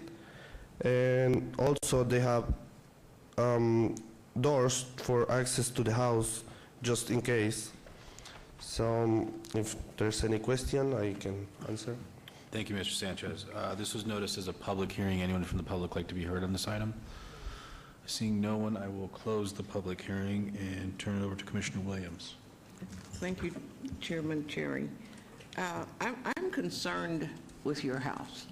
I drove by there on July 5th after having seen the May 31st photo of your house. I drove by there again this morning, and this morning it appears that nobody lives there. This is a quiet neighborhood, so it's not really conducive to a short-term rental or perhaps a party house, because when I reviewed the information, you make a point of saying you have 8 parking spaces. I don't see where that is, germane to having a short-term rental. In addition to that, you applied for a building permit to do those 2-bedroom, 2 baths on July 13, 2017, and that building permit is still open. This morning, the car that's shown on the photo there, in front of, on that wall, is a wall air conditioning unit, the one you just push into the wall. So I'm wondering if that is code requirements. But saying all of that, I think we just need to get down to the point. I just don't think that it's conducive to the community that you're in.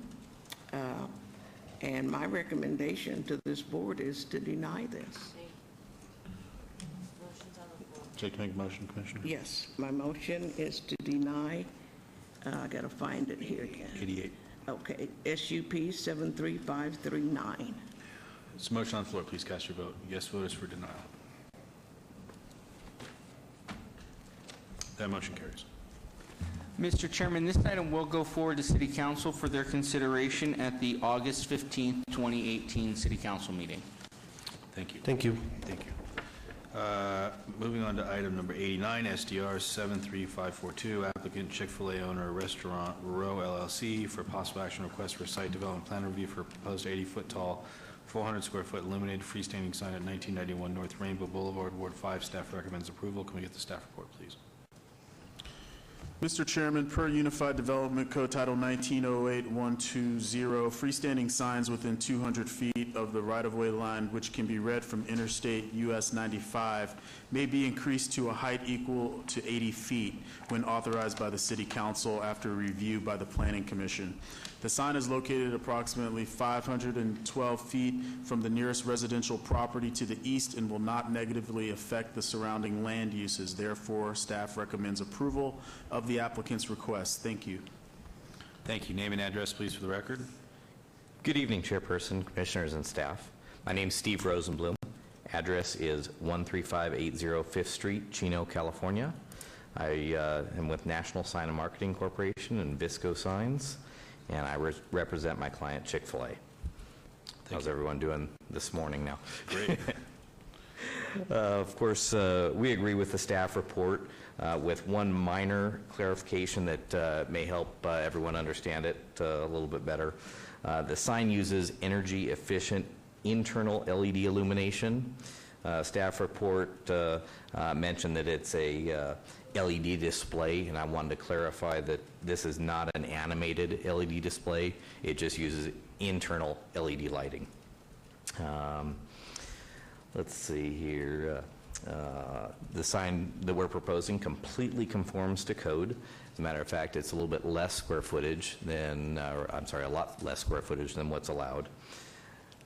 Standing next to me is Steve Schwartz with Chick-fil-A, and he, I'm sure, would be happy to answer any questions as well. But we look forward to answering any questions you might have, and we ask you to follow staff's recommendation for approval. Thank you. This was noticed as a public hearing and would like to be heard in this item. Seeing no one, I will close the public hearing, turn it over to the Commission. Commissioner Thank you, Williams. Chairman Cherry. I find that this sign is consistent with other signs in the area, so I make a motion to approve. Thank you, Commissioners. Motion on the floor. Please cast your vote. Did I just go crazy? I woke up. There's a motion on the floor for approval. Please cast your vote. That motion carries. Thank you, and good luck to you guys. Thank you very much. Mr. Chairman, that item is final action this evening unless appealed to the city clerk within 10 days. Everyone good if we push through these last items? We're good? Yeah, okay. Item number 90, SDR 73604, applicant owner Blind Center Holdings, Inc., for possible action on a request for a site development plan review for accessory outdoor storage of shipping containers and a 60-foot monument sign at 1001 North Bruce Street, Ward 5. Staff recommends approval. Staff report, please. Mr. Chairman, the applicant is proposing a non-illuminated monument sign to be located at the intersection of Gregson Avenue and Bruce Street, and an outdoor storage area to be used for recycling used items that were donated. The proposed outdoor storage and monument sign is compatible with the adjacent developments in the area. Therefore, staff recommends approval of the request. Thank you. Thank you. Name and address, please, for the record. Thank you, Mr. Chairperson. Commission and staff, my name is Todd Imholt, and I am at 9748 Flowerette Avenue, 89117, Las Vegas. Thank you. So the Blind Center has been fortunate enough to have the support of the community. We opened a new facility with the help of the Las Vegas New Market Tax Credit Program, along with the Engelstad Family Foundation and members of the community donations. And so we're asking for a monument sign that's a little bit bigger than the square footage normally allowed for two reasons. One is we have about 60 RTC buses that make left-hand turns into the Blind Center every day. And so we want a little bit bigger sign for them to see which way to go. If they don't turn that way, it's a little bit difficult because they can't do U-turns down Bruce Street. And the other thing is our constituents at the Blind Center, being legally blind, are a little bit less fortunate than most of us to see the signage. And then the outdoor storage part is we operate an electronic recycling facility that provides about 60% of the revenue for the Blind Center. And we're just asking for an area there under the solar panels to store temporary electronic recycling. Thank you, Todd. Thank you for the presentation. This notice is a public hearing. Anyone from the public like to be heard?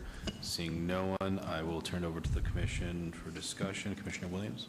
Thank you, Chairman Cherry. I am prepared to make a motion to approve. Please do. There's a motion on the floor. Motion to approve SDR 73604. Thank you. There's a motion on the floor. Please cast your vote. And that motion carries. Thank you. Mr. Chairman, that item will go forward to City Council and be heard at their meeting on August 15th, 2018. Okay, moving on to Director's Business. Item number 92, text 73697, applicant owner, City of Las Vegas, for possible action request to amend LVMC Title 19.14, non-conforming uses, and Title 19.16, applications and procedures, and 19.18, definitions and measures related to the abandonment or cessation of a use, or provide for other related matters. Staff recommends approval. Can we get a staff report, please? Mr. Chairman, this is a request to amend LVMC Titles 1914, non-conforming uses, 1916, applications and procedures, and 1918, definitions and measures, to define and clarify when a use is abandoned, terminated, or discontinued, and to provide a process to challenge that determination. For the most part, this is using for operations that have business licenses, using that as the way to determine if something has been abandoned. So staff is recommending approval of this text amendment. Thank you. This is noticed as a public hearing. Anyone like the public like to be heard? Seeing no one, will close it. Turn it over to the commission for discussion. Anyone prepared to make a motion or comment? Commissioner Toussaint? I'll make a motion to accept TXT, I can't even see, 73697. There's a motion on the floor for approval. Please cast your vote.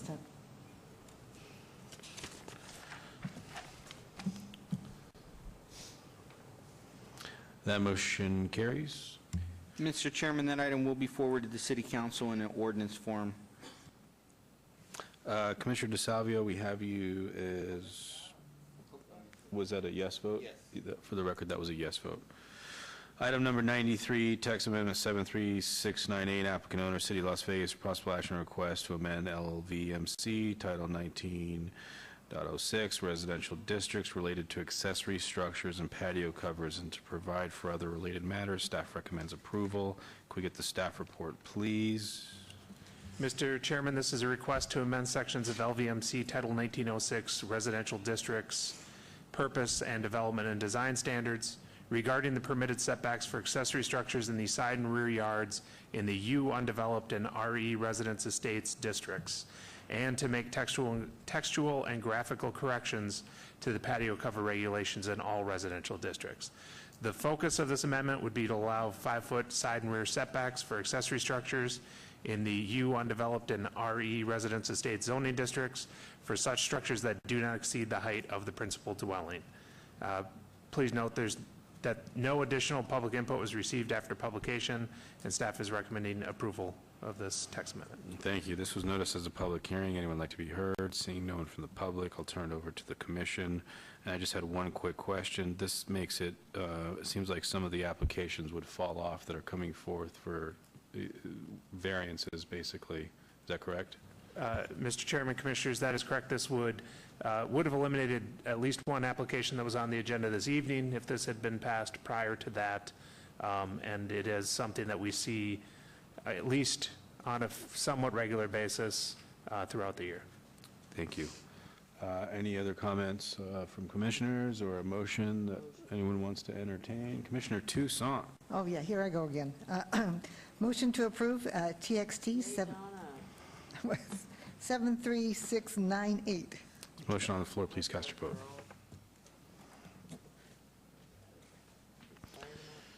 That motion carries. Director. Mr. Chairman, that item will move forward to City Council for their consideration in ordinance form. And item number 94, DAR 73719, applicant owner, City of Las Vegas, for possible action request to approve revisions to the 2018 Planning Commission meeting schedule. Staff recommends approval. Staff report, please.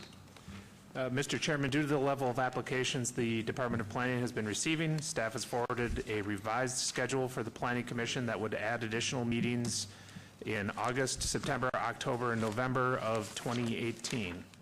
Please note that no additional public input was received after publication. Thank you. This was noticed as a public hearing. Anyone from the public want to talk about our meeting schedule? Seeing no one, will close that. Turn over to the commission. I'd like to make a comment, We have please, a Chair comment. Cherry.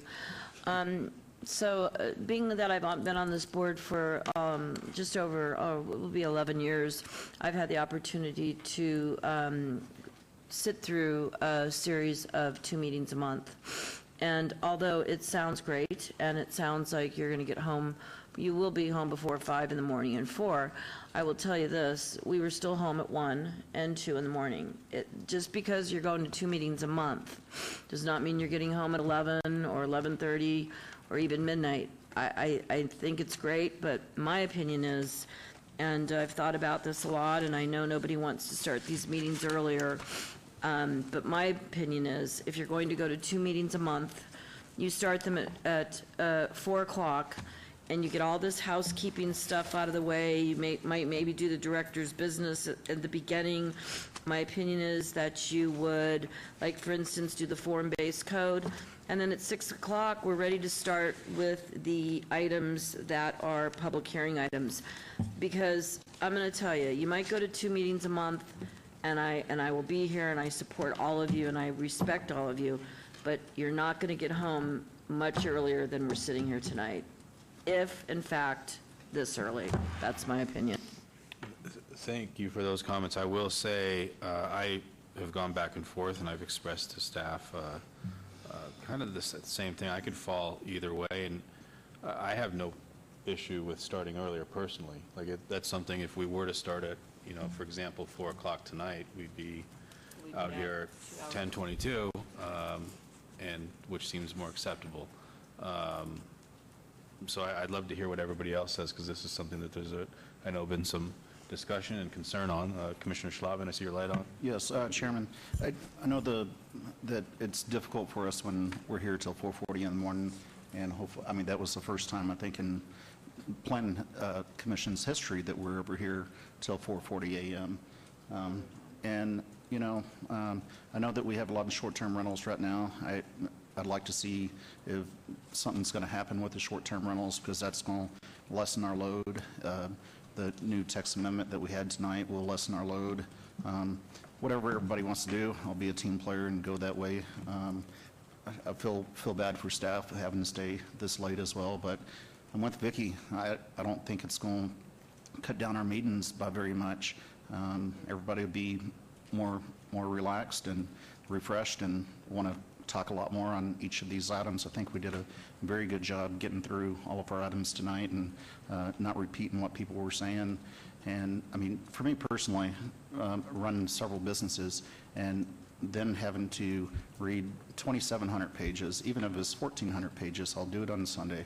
And then I spend all day on Monday talking to city staff and getting backup information, and then any applicants that want to reach out to me. And then Tuesday, I try not taking many meetings, wrap up whatever I need for Plan Commission, come to Plan Commission. Wednesday mornings are pretty much out. So, and it's literally Thursday or Friday before I'm caught up. And Right. I couldn't You do that imagine twice a month. having to do that twice a month. Plan Commission eating up, 10 days a month out of my schedule. So I do agree that if we started early, and I know that there's this whole debate, if we start early, well, they start city council early, and then that allows the people that work at night to come during the day and plan commissions in the evening. But we can handle our director's business. We control items. If it's really important to someone, they can actually, take off work an hour or two early. And honestly, by the time we get through 15 items, it's going to be 6 o'clock anyways. So I like the one meeting, but I'd like to hear from everybody else. Commissioner Toussaint? Well, I agree with what my commissioners have said. I believe that if we do 2 meetings a month, which sounded really great when I first heard about it, I just think we're going to have people talking longer because not everybody in the room has said everything that everybody else has said. With saying that, I think if we could start earlier, I mean, in my perfect world, we'd start at noon. Yeah. We would start at noon and go from there. But I honestly believe that there are more people that work nights in this town than work during the day. A lot of the bars aren't open at night, a lot of the restaurants, during the day. And a lot of people in my neighborhood, they're working nights, they're not working days. So this is a 24-hour town. I will do whatever is decided, but my perfect world, my preference would be we start earlier at noon or 2 o'clock in the afternoon. Thank you. Commissioner Roush? I agree with everything that's been said. I have been in the business long enough that I've been at these meetings when they're twice a month, here and at the county commission level. It doesn't get much better, especially when it's a cyclical issue. When the market is really strong, these meetings go really long. When the market drops, then you're out of here quick. And so there's really only one way to solve it, and that's to try to streamline the agenda, in my opinion. And I think that staff plays a role in that, and we play a role in that. And I think we demonstrated tonight that we can play a really good role in that. I exercised an extreme amount of restraint tonight. I'm not sure anyone noticed. Thank you. It falls in the category of nobody knows when you do it. There you go. It's like when I stop cussing. No one ever notices. I noticed. Anyway, I would implore staff to work with us, and if we're going to make the sacrifice to be here and we're going to do our best to keep things running smoothly and quickly, I would like to see you group items together. I would like you to go back to your director, I'd like you to go back to the city council, and I'd like you to consider ways to not have us hear 17 of the same damn items for a side-loaded garage or fill in the blank. To me, that's idiocracy. I understand the clerk wants to take these items separately in case there's a particular lot that has a particular situation, but we could call that out separately, in my opinion. Maybe I'm being simplistic, but I gotta believe that there's a way to do this. I gotta believe there's a better way to group the items on the agenda. I'm also going to request and implore that City Council do something about the short-term rental situation. Every month, there's 10 or 12 items on the short-term rental category of the agenda, and those at least take 10 minutes just to read them in and have us, do what we need to do. Many of them take 30 minutes. If each one just took 10 minutes and we have a dozen of them, that's 2 hours right there that we shave off. So just think about the math on all of that. There's other solutions that we could be exploring with regard to short-term rentals, in my opinion. But it's not my place to make policy. So those are my thoughts. Thank you, Commissioner Roush. Commissioner DeSalvio? Yeah, I echo the same thoughts, but I'd like to add to that, I don't understand why we can't have a cap, too. Why can't we have a cap on whoever makes it on the agenda item, maybe the first 50 gets heard that month. If you're past that, then you get pushed to the next month, instead of having 94 agenda items.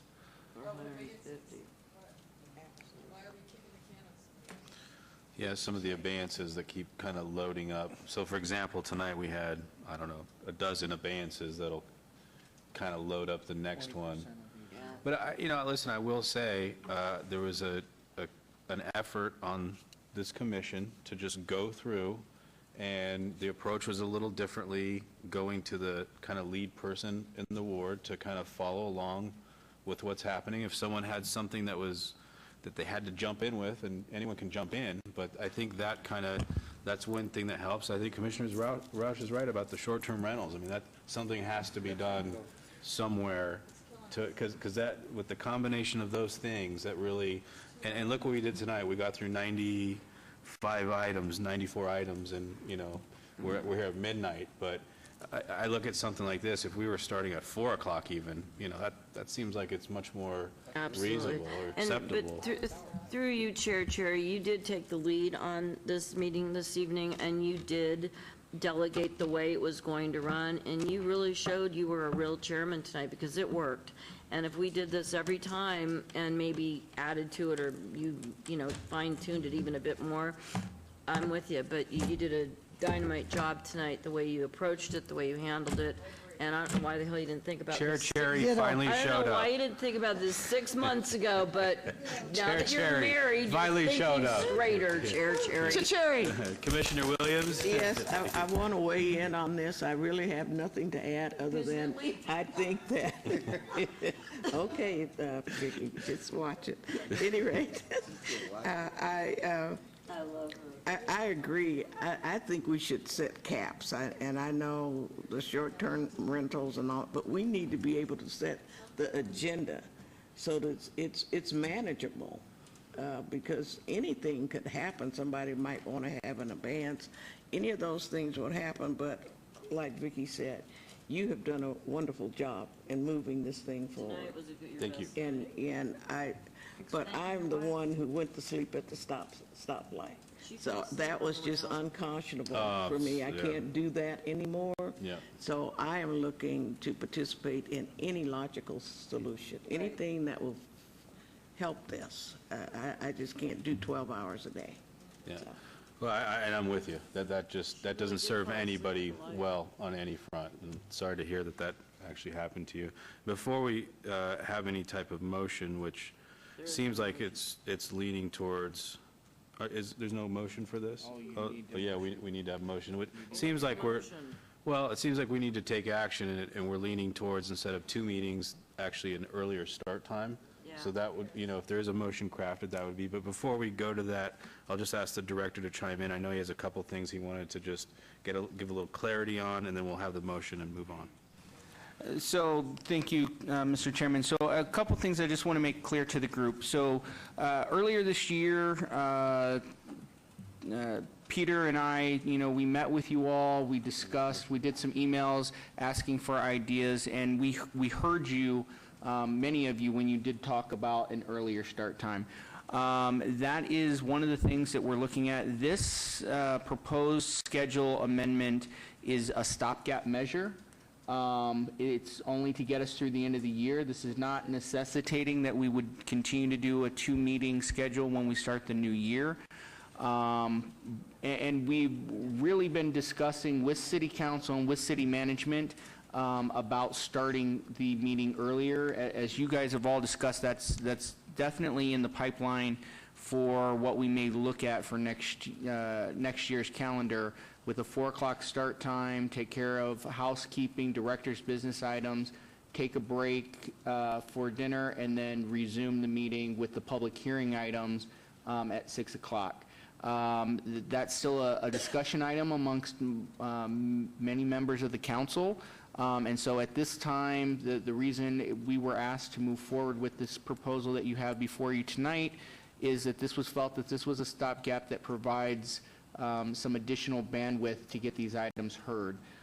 There was a concern, I think I heard, about caps. There's some issues with due process in terms of ensuring that people's applications are heard in a timely manner, and how would we, what justification would we use for setting whatever our number is that suddenly would put somebody potentially waiting another month for their item to be heard. So there's questions, all of that is being looked at for next year's schedule and how we would break that down.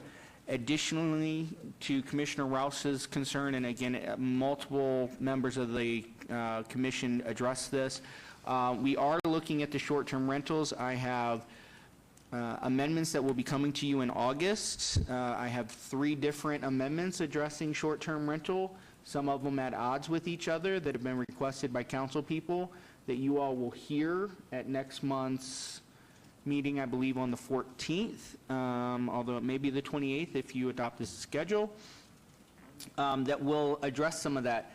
However, I warn everybody that even with the changes that we're proposing, there's still going to be short-term rentals potentially on your agendas. None of the changes being proposed, with the exception of Mayor Pro Tem's request that the council entertained abolishing short-term rentals again in the city, would eliminate the potential for short-term rentals to be on this agenda. There is no silver bullet for that particular thing. Staff will continue to work as the text amendment that you all recommended for approval tonight to streamline the waivers and things that continue to come onto the agenda. In fact, next week, council will have introduced an amendment that will eliminate, I think there were a couple tentative maps that had waivers, and traditionally you all have had in recent months waiver applications with tentative maps for streetlights and some other things that will now be handled via a deferral process. So we're very diligent in working to streamline these agendas for this commission, for our public, and obviously for staff as well, a little bit for ourselves. So I just want to make sure you all know that we're working on all of that, that this schedule is a stopgap measure. It's not determining what the schedule will be for forever, and we will continue through the rest of this calendar year to look at our volume and look at other ways that we can address the lateness of the meetings. Thank you. Thank you for your comments. Commissioner Schlotman. So through you, Chairman, question for Director Summerfield. Can we or can we not make a motion to start at 4?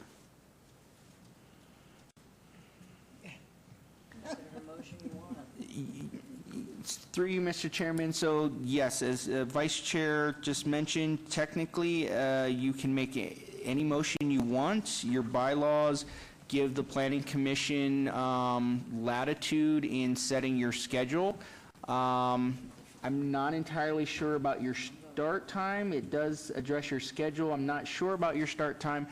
I will just mention, though, that it's very likely that a deviation from the proposed schedule will probably get pulled forward to City Council for their consideration of setting this schedule for the rest of the year. This is a big concern of the City Council, and I don't know at this time that they're prepared for the logistics of starting a meeting earlier than the current 6 p.m. start time. So, but you are, as a board, I'm looking at Seth, and I know he's looking at the bylaws real quickly, but you all can make whatever motion that you want. Again, So, Mr. Chairman, to answer Director Summerfield's question, the bylaws do address the time. It says the commission shall hold regular meetings generally on the second Tuesday of every month at 6 p.m. or other times and locations as the planning commission by majority vote at a regular meeting shall designate. So I think Robert was right that you have some latitude on that. But I would caution you that if Robert's telling you that there's kind of an administrative or practical issue that he needs some more time to work through on starting at 4, it may be preferable to wait on that and just address the schedule that they've proposed now. But if it's your pleasure to move it to 4, then, you know, you can direct Robert to continue working on that and his staff to try and figure out if that's possible. And not to add any more time, because every minute we spend here is costing me more babysitting dollars. But with that, Mr. Chairman, I would also just mention that part of the bylaw is really about setting special meetings like we had to do when we were entertaining the medical marijuana, and very likely we'll need to do in the future with the state's allocation of the retail marijuana dispensaries. So while it technically doesn't say that, I would just caution this board that as those bylaws are currently adopted, that's not necessarily intended to go completely adjusting the schedule. That's really meant for setting special meetings. So you're saying there's nothing that addresses the normal meeting? Not specifically. So we can kind of do whatever we want at that point? You can do whatever you want. Yeah, and yeah. Listen, I hear the concern loud and clear, but I will also say we just kind of went down the line of every commissioner and kind of heard a flip side of how things can be made to work based on how we performed tonight and what a start time would do and what the adverse effects would be if we go to 2 meetings. And because, quite honestly, at first I thought, well, 2 meetings is the answer, but until you really hear both sides of it and how it affects everybody and how important it is for the public, how important it is for the commission and city staff, you know, it seems reasonable that a 4 o'clock start time could work for this commission, and we'd be out of here a couple hours ago.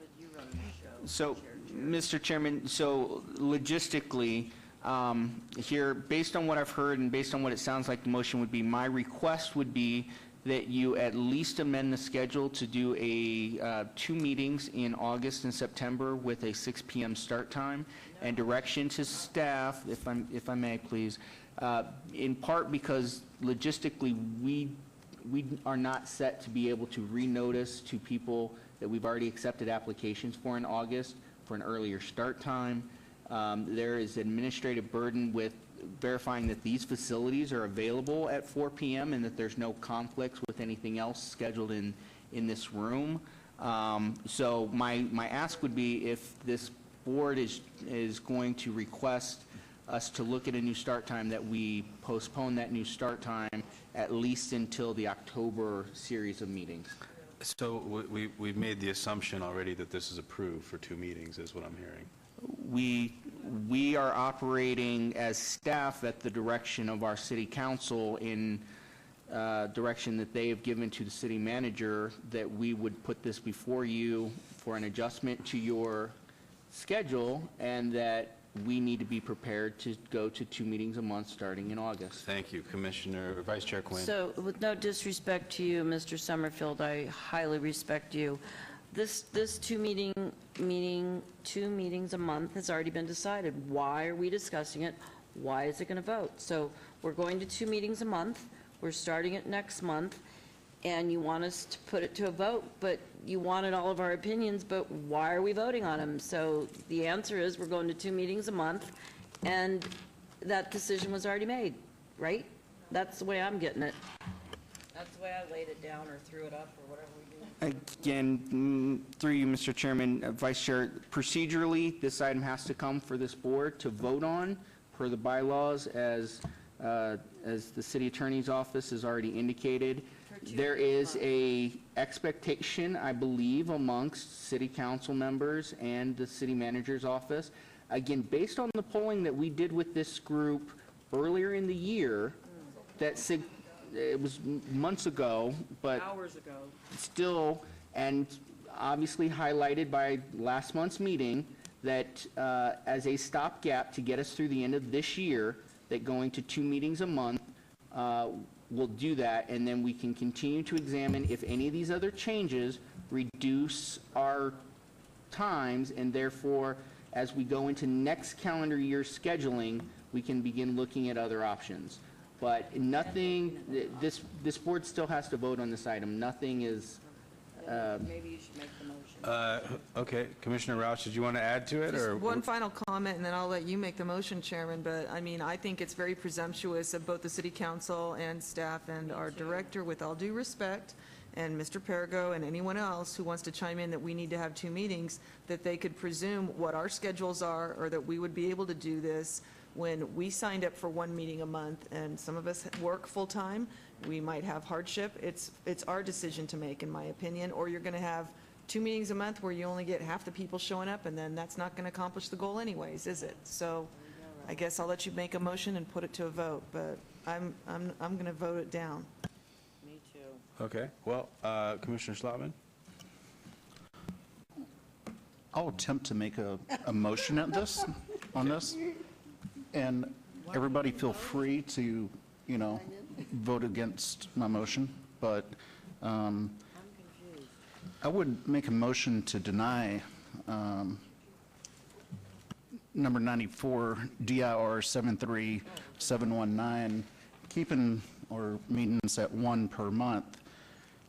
I don't know if we can, since it wasn't on our agenda, I don't know if it's really right for us to vote on bringing it to 4 o'clock. Maybe we can make a recommendation to staff to put that on our next agenda for earlier start time. And then that way it also gives staff a little bit more time to advise future applicants and all the people that are accustomed to coming at 6. It'll give us more time to, inform them. That would be another recommendation. So to hear the administrative or director's business up front, and then hear everything else behind. And the recommendation would be a 4 p.m. start time, second Tuesday of every month. And I'd like to see something on the agenda next month, but my motion's on the floor for denial of number 94 DRR 73719. This motion on the floor, please cast your vote.